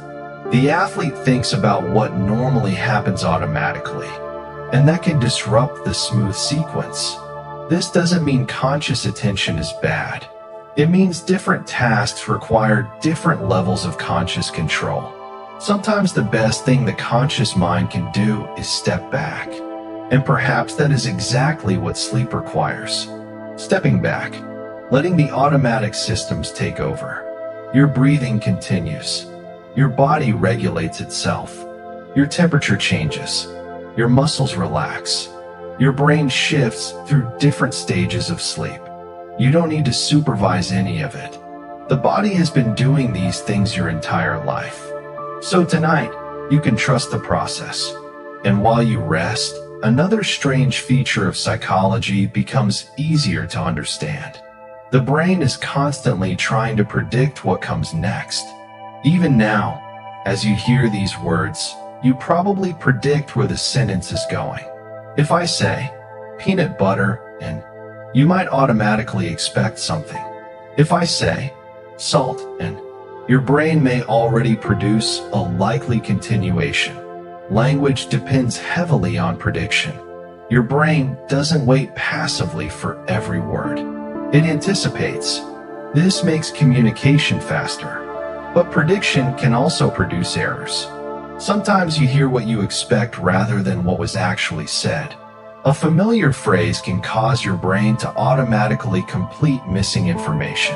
This is why people occasionally mishear lyrics. The brain hears sounds that are ambiguous and interprets them according to expectation. Once you know the actual lyrics, suddenly the song sounds obvious. The sound didn't necessarily change. Your prediction changed. This happens everywhere. Perception is not merely receiving information. It is interpreting information. And interpretation depends on expectation. A dark shape in a forest at night can become a person. In daylight, it becomes a tree. The sensory information changed. But so did the context. Your brain's predictions changed. Expectation can even influence physical sensation. Pain is a powerful example. Pain isn't simply a direct measurement of tissue damage. The experience of pain involves sensory information, attention, expectation, emotion, memory, and context. This is why the same physical stimulus can feel different depending on the situation.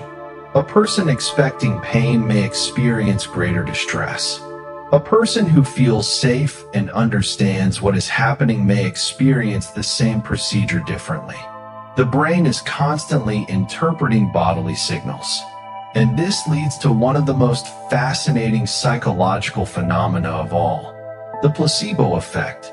Sometimes expectations can influence symptoms and subjective experience even when a treatment itself lacks the active ingredient associated with a medical effect. The placebo effect does not mean that symptoms are imaginary. The experience can be very real. Expectation can influence perception, emotion, and certain physiological processes. Your beliefs can affect how you experience your body. And the reverse is also true. Your physical state can influence your thoughts and emotions. If you're exhausted, ordinary problems may feel more difficult. If you're hungry, you may become more irritable. If you're physically comfortable, your mood may improve. Mind and body are not separate worlds. They constantly communicate. Your brain monitors your body. Your body sends information back. Heart rate, breathing, temperature, hormonal signals, muscle tension, internal sensations. The brain interprets all of this, and the resulting interpretation becomes part of your emotional experience. Sometimes you feel anxious and notice your heart beating faster. But the relationship can also run in the other direction. You notice your heart beating faster and interpret it as anxiety. The body and mind form a loop. This is one reason slow breathing can sometimes feel calming. Changing the body's state can provide different information to the brain. The brain then interprets that information. Again, the system is circular. And as you lie here quietly, your own body may be sending signals of safety. The room is still. The muscles are relaxing. The breathing is becoming slower. The external demands of the day are disappearing. Your brain can gradually receive the message. There is nothing I need to respond to right now.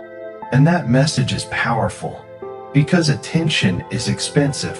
Thinking is expensive. Decision-making is expensive. Constant vigilance is expensive. Rest is the opposite. Rest allows the system to reduce its demands. So let the demands become smaller. You don't have to remember every word. You don't have to follow every idea. You don't have to stay awake until the end. If your attention drifts away, let it. If a thought appears, let it pass. If you begin dreaming before the story is finished, that's perfectly fine. The mind doesn't need a conclusion. It simply needs permission to become quiet. There is another strange thing humans do. We often underestimate how much our environment influences us. We like to believe that our personality is stable, that we are simply ourselves wherever we go. But change the environment, and behavior can change with it. A quiet room can make you contemplative. A crowded room can make you alert. A gym can make exercise feel natural. A library can make studying easier. A bedroom can make you sleepy. A workplace can make you more formal. A family home can make you behave like an older version of yourself. Places contain psychological associations, and those associations can influence behavior without conscious awareness. This is why returning to an old place can feel so strange. You walk into a childhood home. The room looks different. The furniture has changed. You are an adult now. But for a moment, an older version of yourself seems to return. You remember how you felt there, how you behaved, what you worried about, what you believed. The environment becomes a retrieval cue for an older identity. And this demonstrates something profound. You don't have one completely fixed self. Different memories, roles, relationships, and environments can activate different aspects of you. You may be one person at work and another with your closest friends. One version of yourself with family, another when traveling, another when completely alone. This doesn't necessarily mean you are pretending. It means personality is partly contextual. Humans are adaptive. We change our behavior according to social expectations. And sometimes those expectations are so strong that people follow them even when they personally disagree. This is one of the central discoveries of social psychology. The presence of other people can dramatically influence behavior. Consider conformity. If everyone around you gives the same answer to an obvious question, you may begin doubting your own perception, even when you are correct. This phenomenon was famously explored by Solomon Asch. Participants sometimes gave an obviously incorrect answer because other members of the group had already given that answer. The uncomfortable lesson is that social pressure doesn't always require threats. Sometimes the simple knowledge that everyone else disagrees is enough. Humans are social animals. We don't only want to know what is true. We also want to know what the group believes.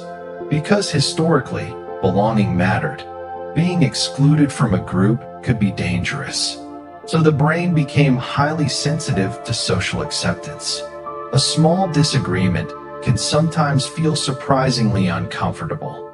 A stranger's criticism may bother you for hours. A negative comment from someone you respect may stay in your mind for days. Meanwhile, 10 compliments may disappear quickly. Why? Because negative social information often captures attention strongly. The brain has evolved to notice potential threats, and social rejection can function as a psychological threat. This is why exclusion hurts. The experience of being ignored or left out can produce genuine emotional distress. Humans need connection, and the mind monitors relationships constantly. Did they reply?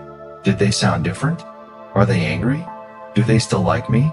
Did I say something wrong? Why did they leave early? A huge amount of everyday thought can involve interpreting other people's behavior, and much of that interpretation is uncertain. You cannot directly observe another person's mind. You infer it. You see their expression. You hear their tone. You observe their behavior. Then you construct a hypothesis. Maybe they're tired. Maybe they're angry. Maybe they're busy. Maybe they didn't notice. Maybe something completely unrelated is happening.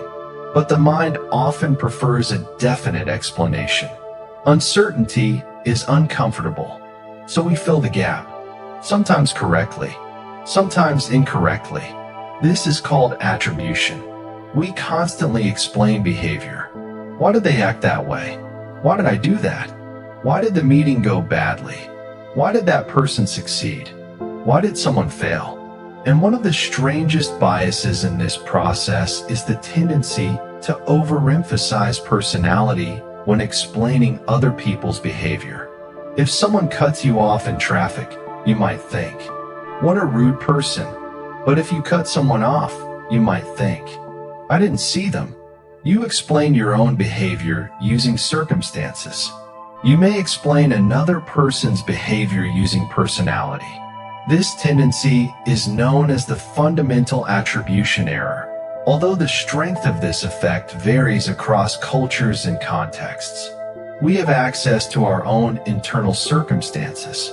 We know why we did what we did, but we can't directly see another person's reasons. So we fill in the explanation. And the easiest explanation often becomes, "That's just the kind of person they are." This can create misunderstandings. Someone seems cold. Maybe they're shy. Someone seems distracted. Maybe they're exhausted. Someone seems impatient. Maybe they're dealing with something you know nothing about. The mind sees behavior. It doesn't automatically see the hidden context. This is why compassion often requires imagination. Not assuming that you know someone's story, but recognizing that you probably don't. And the same principle applies to ourselves. You can be incredibly harsh toward your own mistakes. You might interpret one failure as evidence that something is wrong with you. But if a friend made the same mistake, you might offer them a completely different explanation. They were tired. They were under pressure. Everyone makes mistakes. The difference between self-judgment and compassion can be enormous. Psychology reveals that humans often maintain different standards for themselves and others. And sometimes the mind becomes its own harshest observer. This can create a cycle. You make a mistake. You criticize yourself. The criticism increases stress. Stress makes concentration harder. You make another mistake. The new mistake confirms the original belief. The cycle continues. Breaking such loops often requires changing the interpretation rather than pretending the mistake didn't happen. A mistake can become information. It can say, "Something needs to change," without saying, "I am a failure." Those are very different statements. The first is about behavior. The second is about identity. Psychologically, that distinction matters. A behavior can change. A fixed identity statement can feel permanent. And the human brain is extraordinarily sensitive to language. If you repeatedly describe yourself in a particular way, the description can become part of your self-concept. "I am terrible at this." "I am always late." "I am not creative." "I am bad with people." These statements sound like observations, but they can become predictions. If you expect yourself to fail, you may avoid situations where you could learn. Avoidance prevents practice. Lack of practice maintains the skill gap. The original belief appears confirmed. This can become a self-fulfilling cycle. But the opposite can happen too. If you see yourself as someone capable of learning, a mistake becomes less threatening. The goal isn't necessarily to believe, "I am amazing at everything." That isn't realistic. A more flexible identity is, "I can improve." That statement leaves room for change. And the ability to imagine a different future self is one of the most powerful features of human psychology. You can imagine yourself tomorrow, next year, 10 years from now.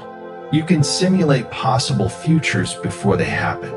This ability helps humans plan, but it can also create anxiety, because the same imagination that allows you to picture wonderful possibilities can also construct terrible ones. You imagine what could go wrong, then you imagine another thing, then another. Soon, you are reacting emotionally to events that have not happened. The body can respond to imagined scenarios. Your heart can race. Your muscles can tense. You can feel fear, even though the threat exists only inside a simulation. This is one reason worry can be exhausting. The brain repeatedly rehearses possible futures. It tries to protect you by preparing for danger. But because imagination has no natural stopping point, the simulation can continue indefinitely. What if? What if? What if? Eventually, the question becomes more exhausting than the original uncertainty. And sometimes the best response to uncertainty is not another prediction. It is acceptance that uncertainty exists. You cannot know every future event. No human can. The brain wants certainty. Reality rarely provides it.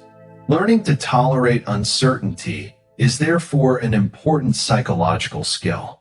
You don't have to know exactly what will happen. You only need to know what you can do when it happens. That distinction can reduce the need for endless prediction. And perhaps this is especially useful at night, because nighttime can make thoughts feel larger. There are fewer distractions, fewer people, fewer tasks. The world becomes quiet, and the mind may finally have enough space to replay the day. A conversation, a mistake, a decision, a future plan, something you forgot, something you wish you'd said. But nighttime thoughts don't always deserve nighttime decisions. The brain is tired. Attention is reduced. Emotions can feel stronger. A problem that looks enormous at midnight may look surprisingly manageable in the morning. The situation didn't necessarily change. Your mental state did.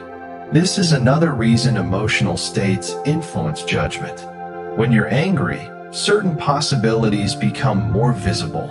When you're afraid, threats stand out. When you're happy, opportunities may become more noticeable. Emotion doesn't simply color experience. It changes what information receives attention. Your current mood can influence what you remember. This is related to mood-congruent memory. When you're sad, sad memories may become easier to access. When you're happy, positive memories may become more available. The emotional state acts like a retrieval cue. This can create loops. A sad mood brings back sad memories.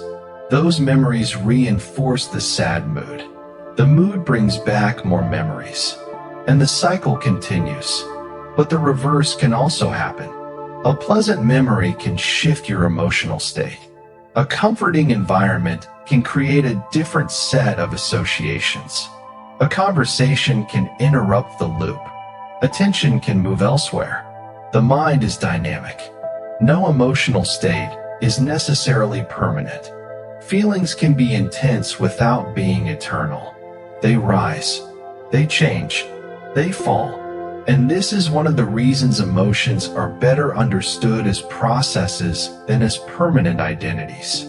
You are not simply an anxious person or an angry person because you experienced anxiety or anger. You experienced a state.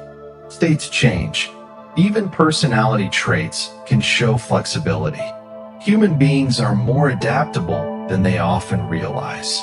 You can become calmer, more patient, more confident, more socially comfortable, more disciplined, more curious.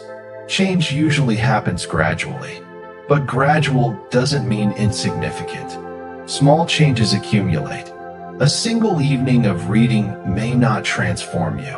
A single workout may not transform your body. A single conversation may not transform a relationship. But repeated experiences can reshape patterns. The brain learns through repetition, and repetition can change what feels natural. Something uncomfortable today can become ordinary later. Something difficult today can become automatic later.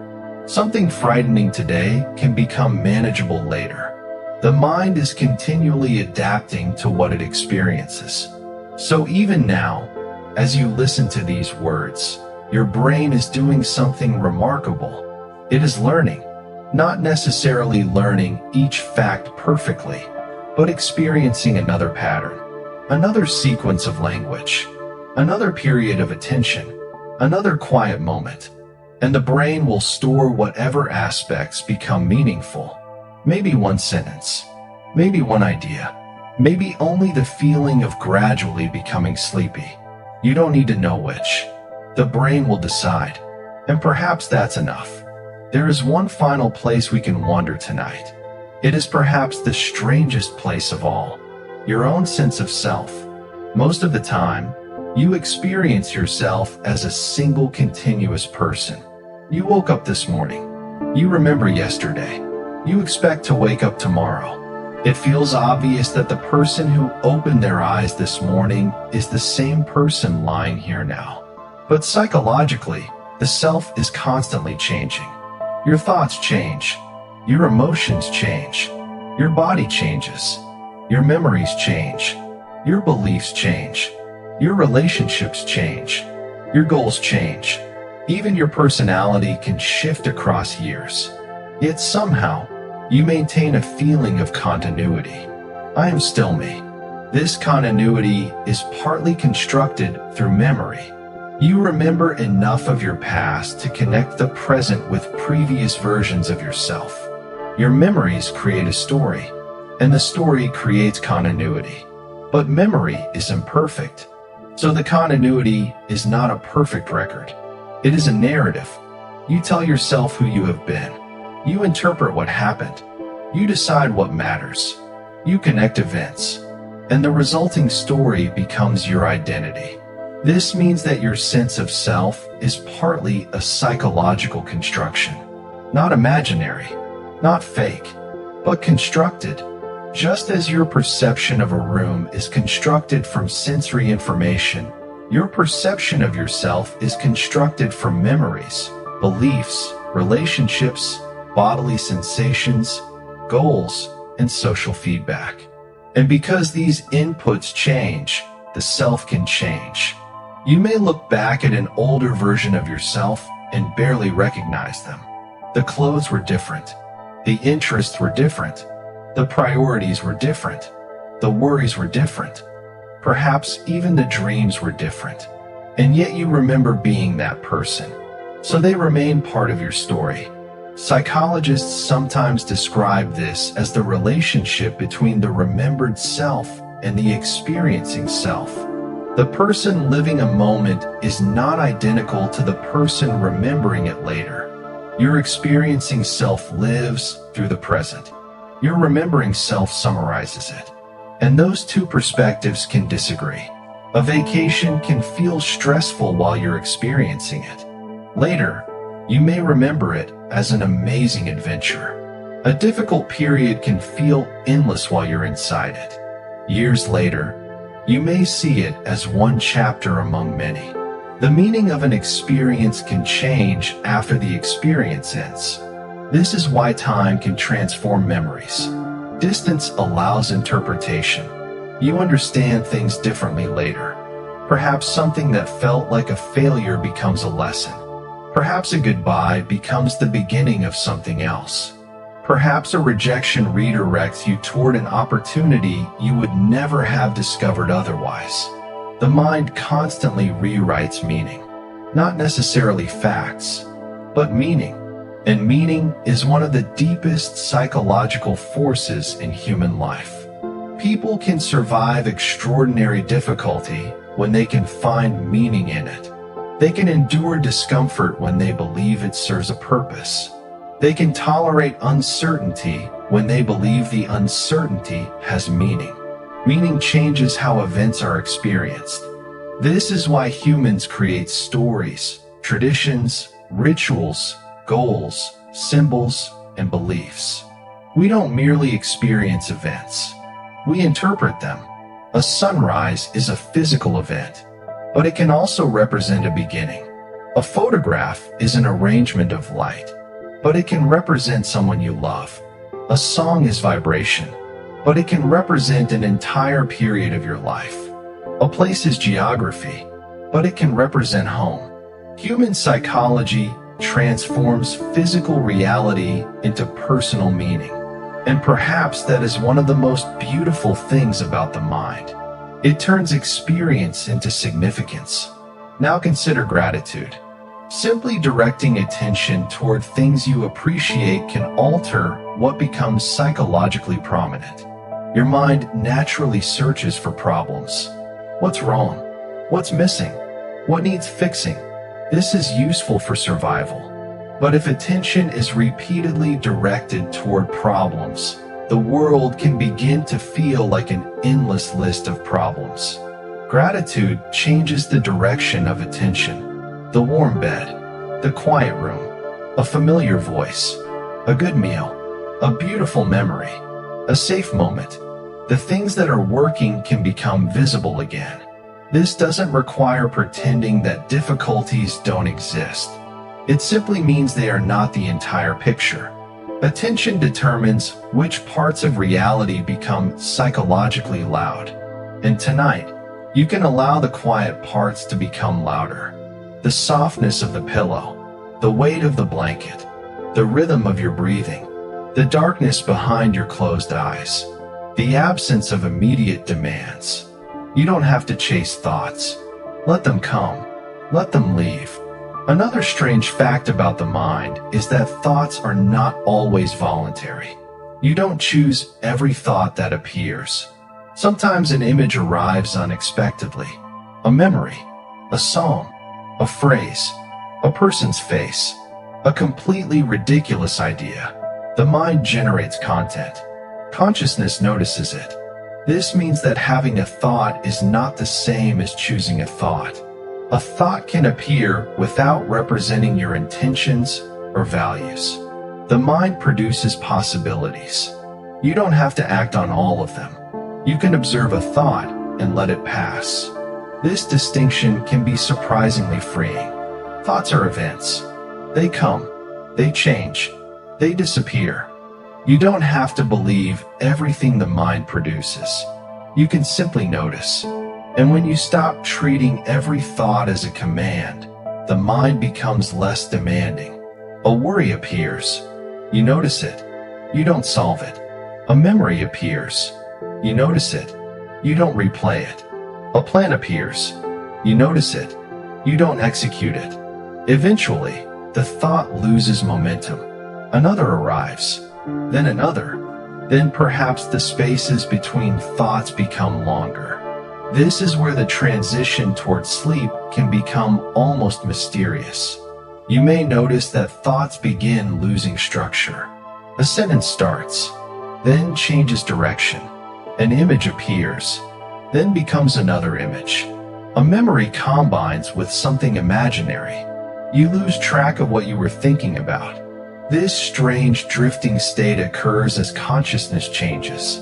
You are not fully asleep, but you are no longer thinking in the organized way you were a few minutes earlier. Images become more vivid. Logic becomes less strict. Connections become unusual.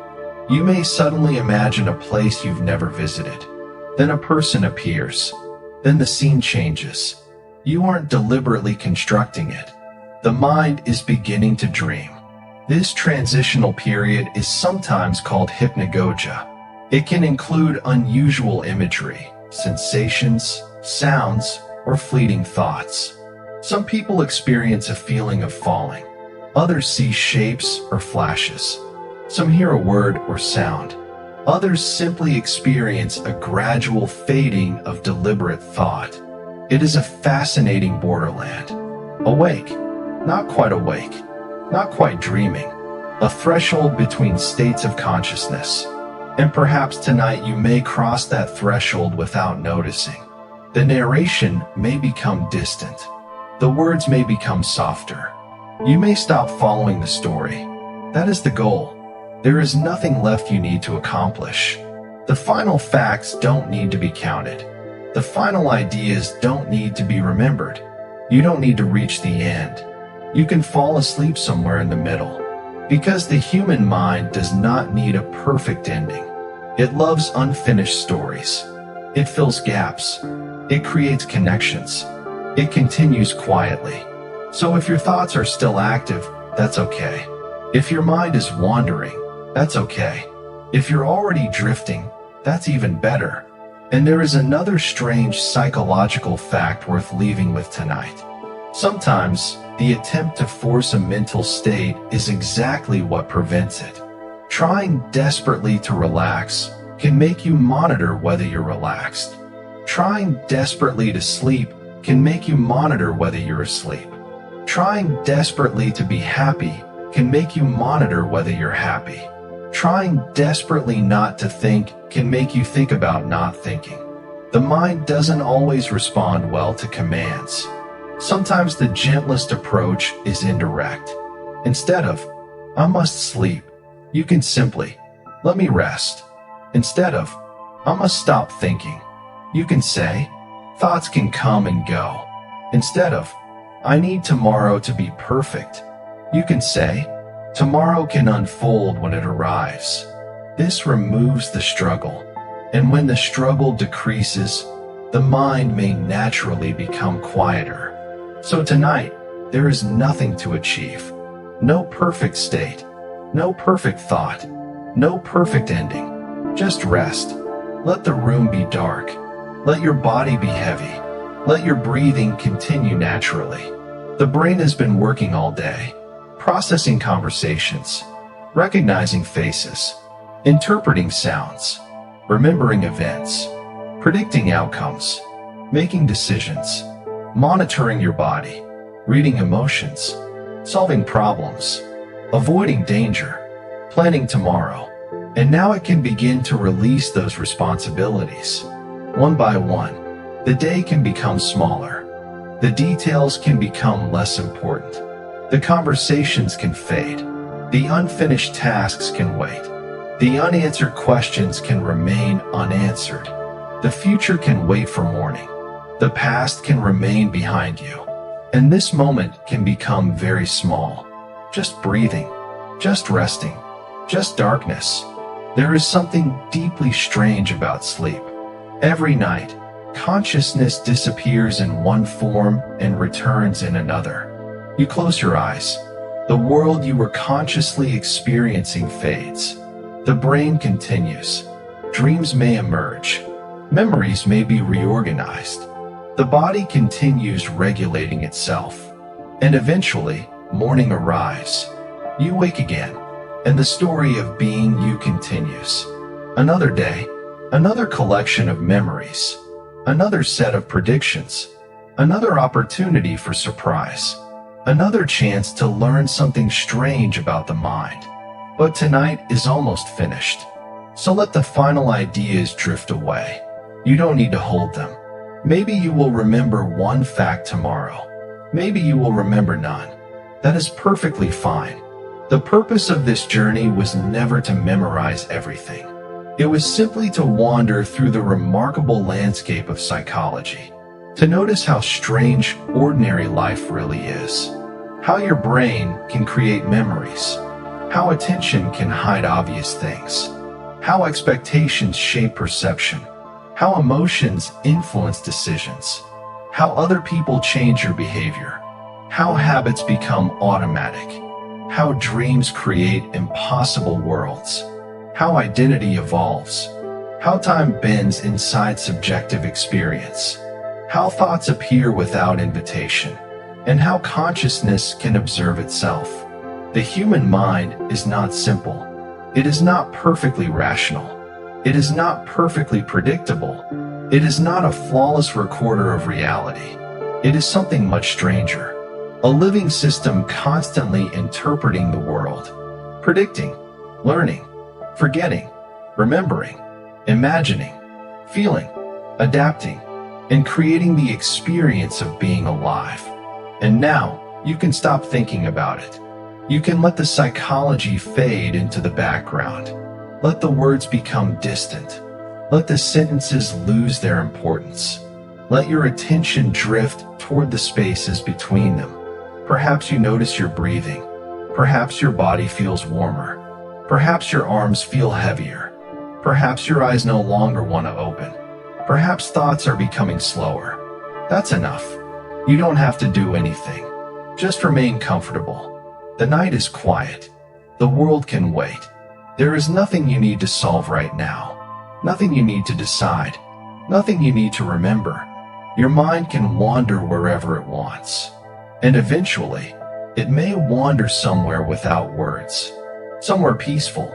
somewhere dreamlike, somewhere beyond the need to understand. So breathe slowly, relax your shoulders, let your jaw soften, let your hands become still, let your body settle deeper into the surface beneath you. The day is over. The thoughts can wait. The questions can wait. Tomorrow can come later. For now, there is only this quiet moment, and the strange, beautiful mind that has carried you all the way here. Let it rest. Let it drift. Let it dream. And when the final waking thought disappears, you don't need to notice it. You can simply fall asleep. Good night, and welcome to the quietest part of the human mind, where there are no more facts to remember, no more questions to answer, only darkness, silence, breathing, and sleep.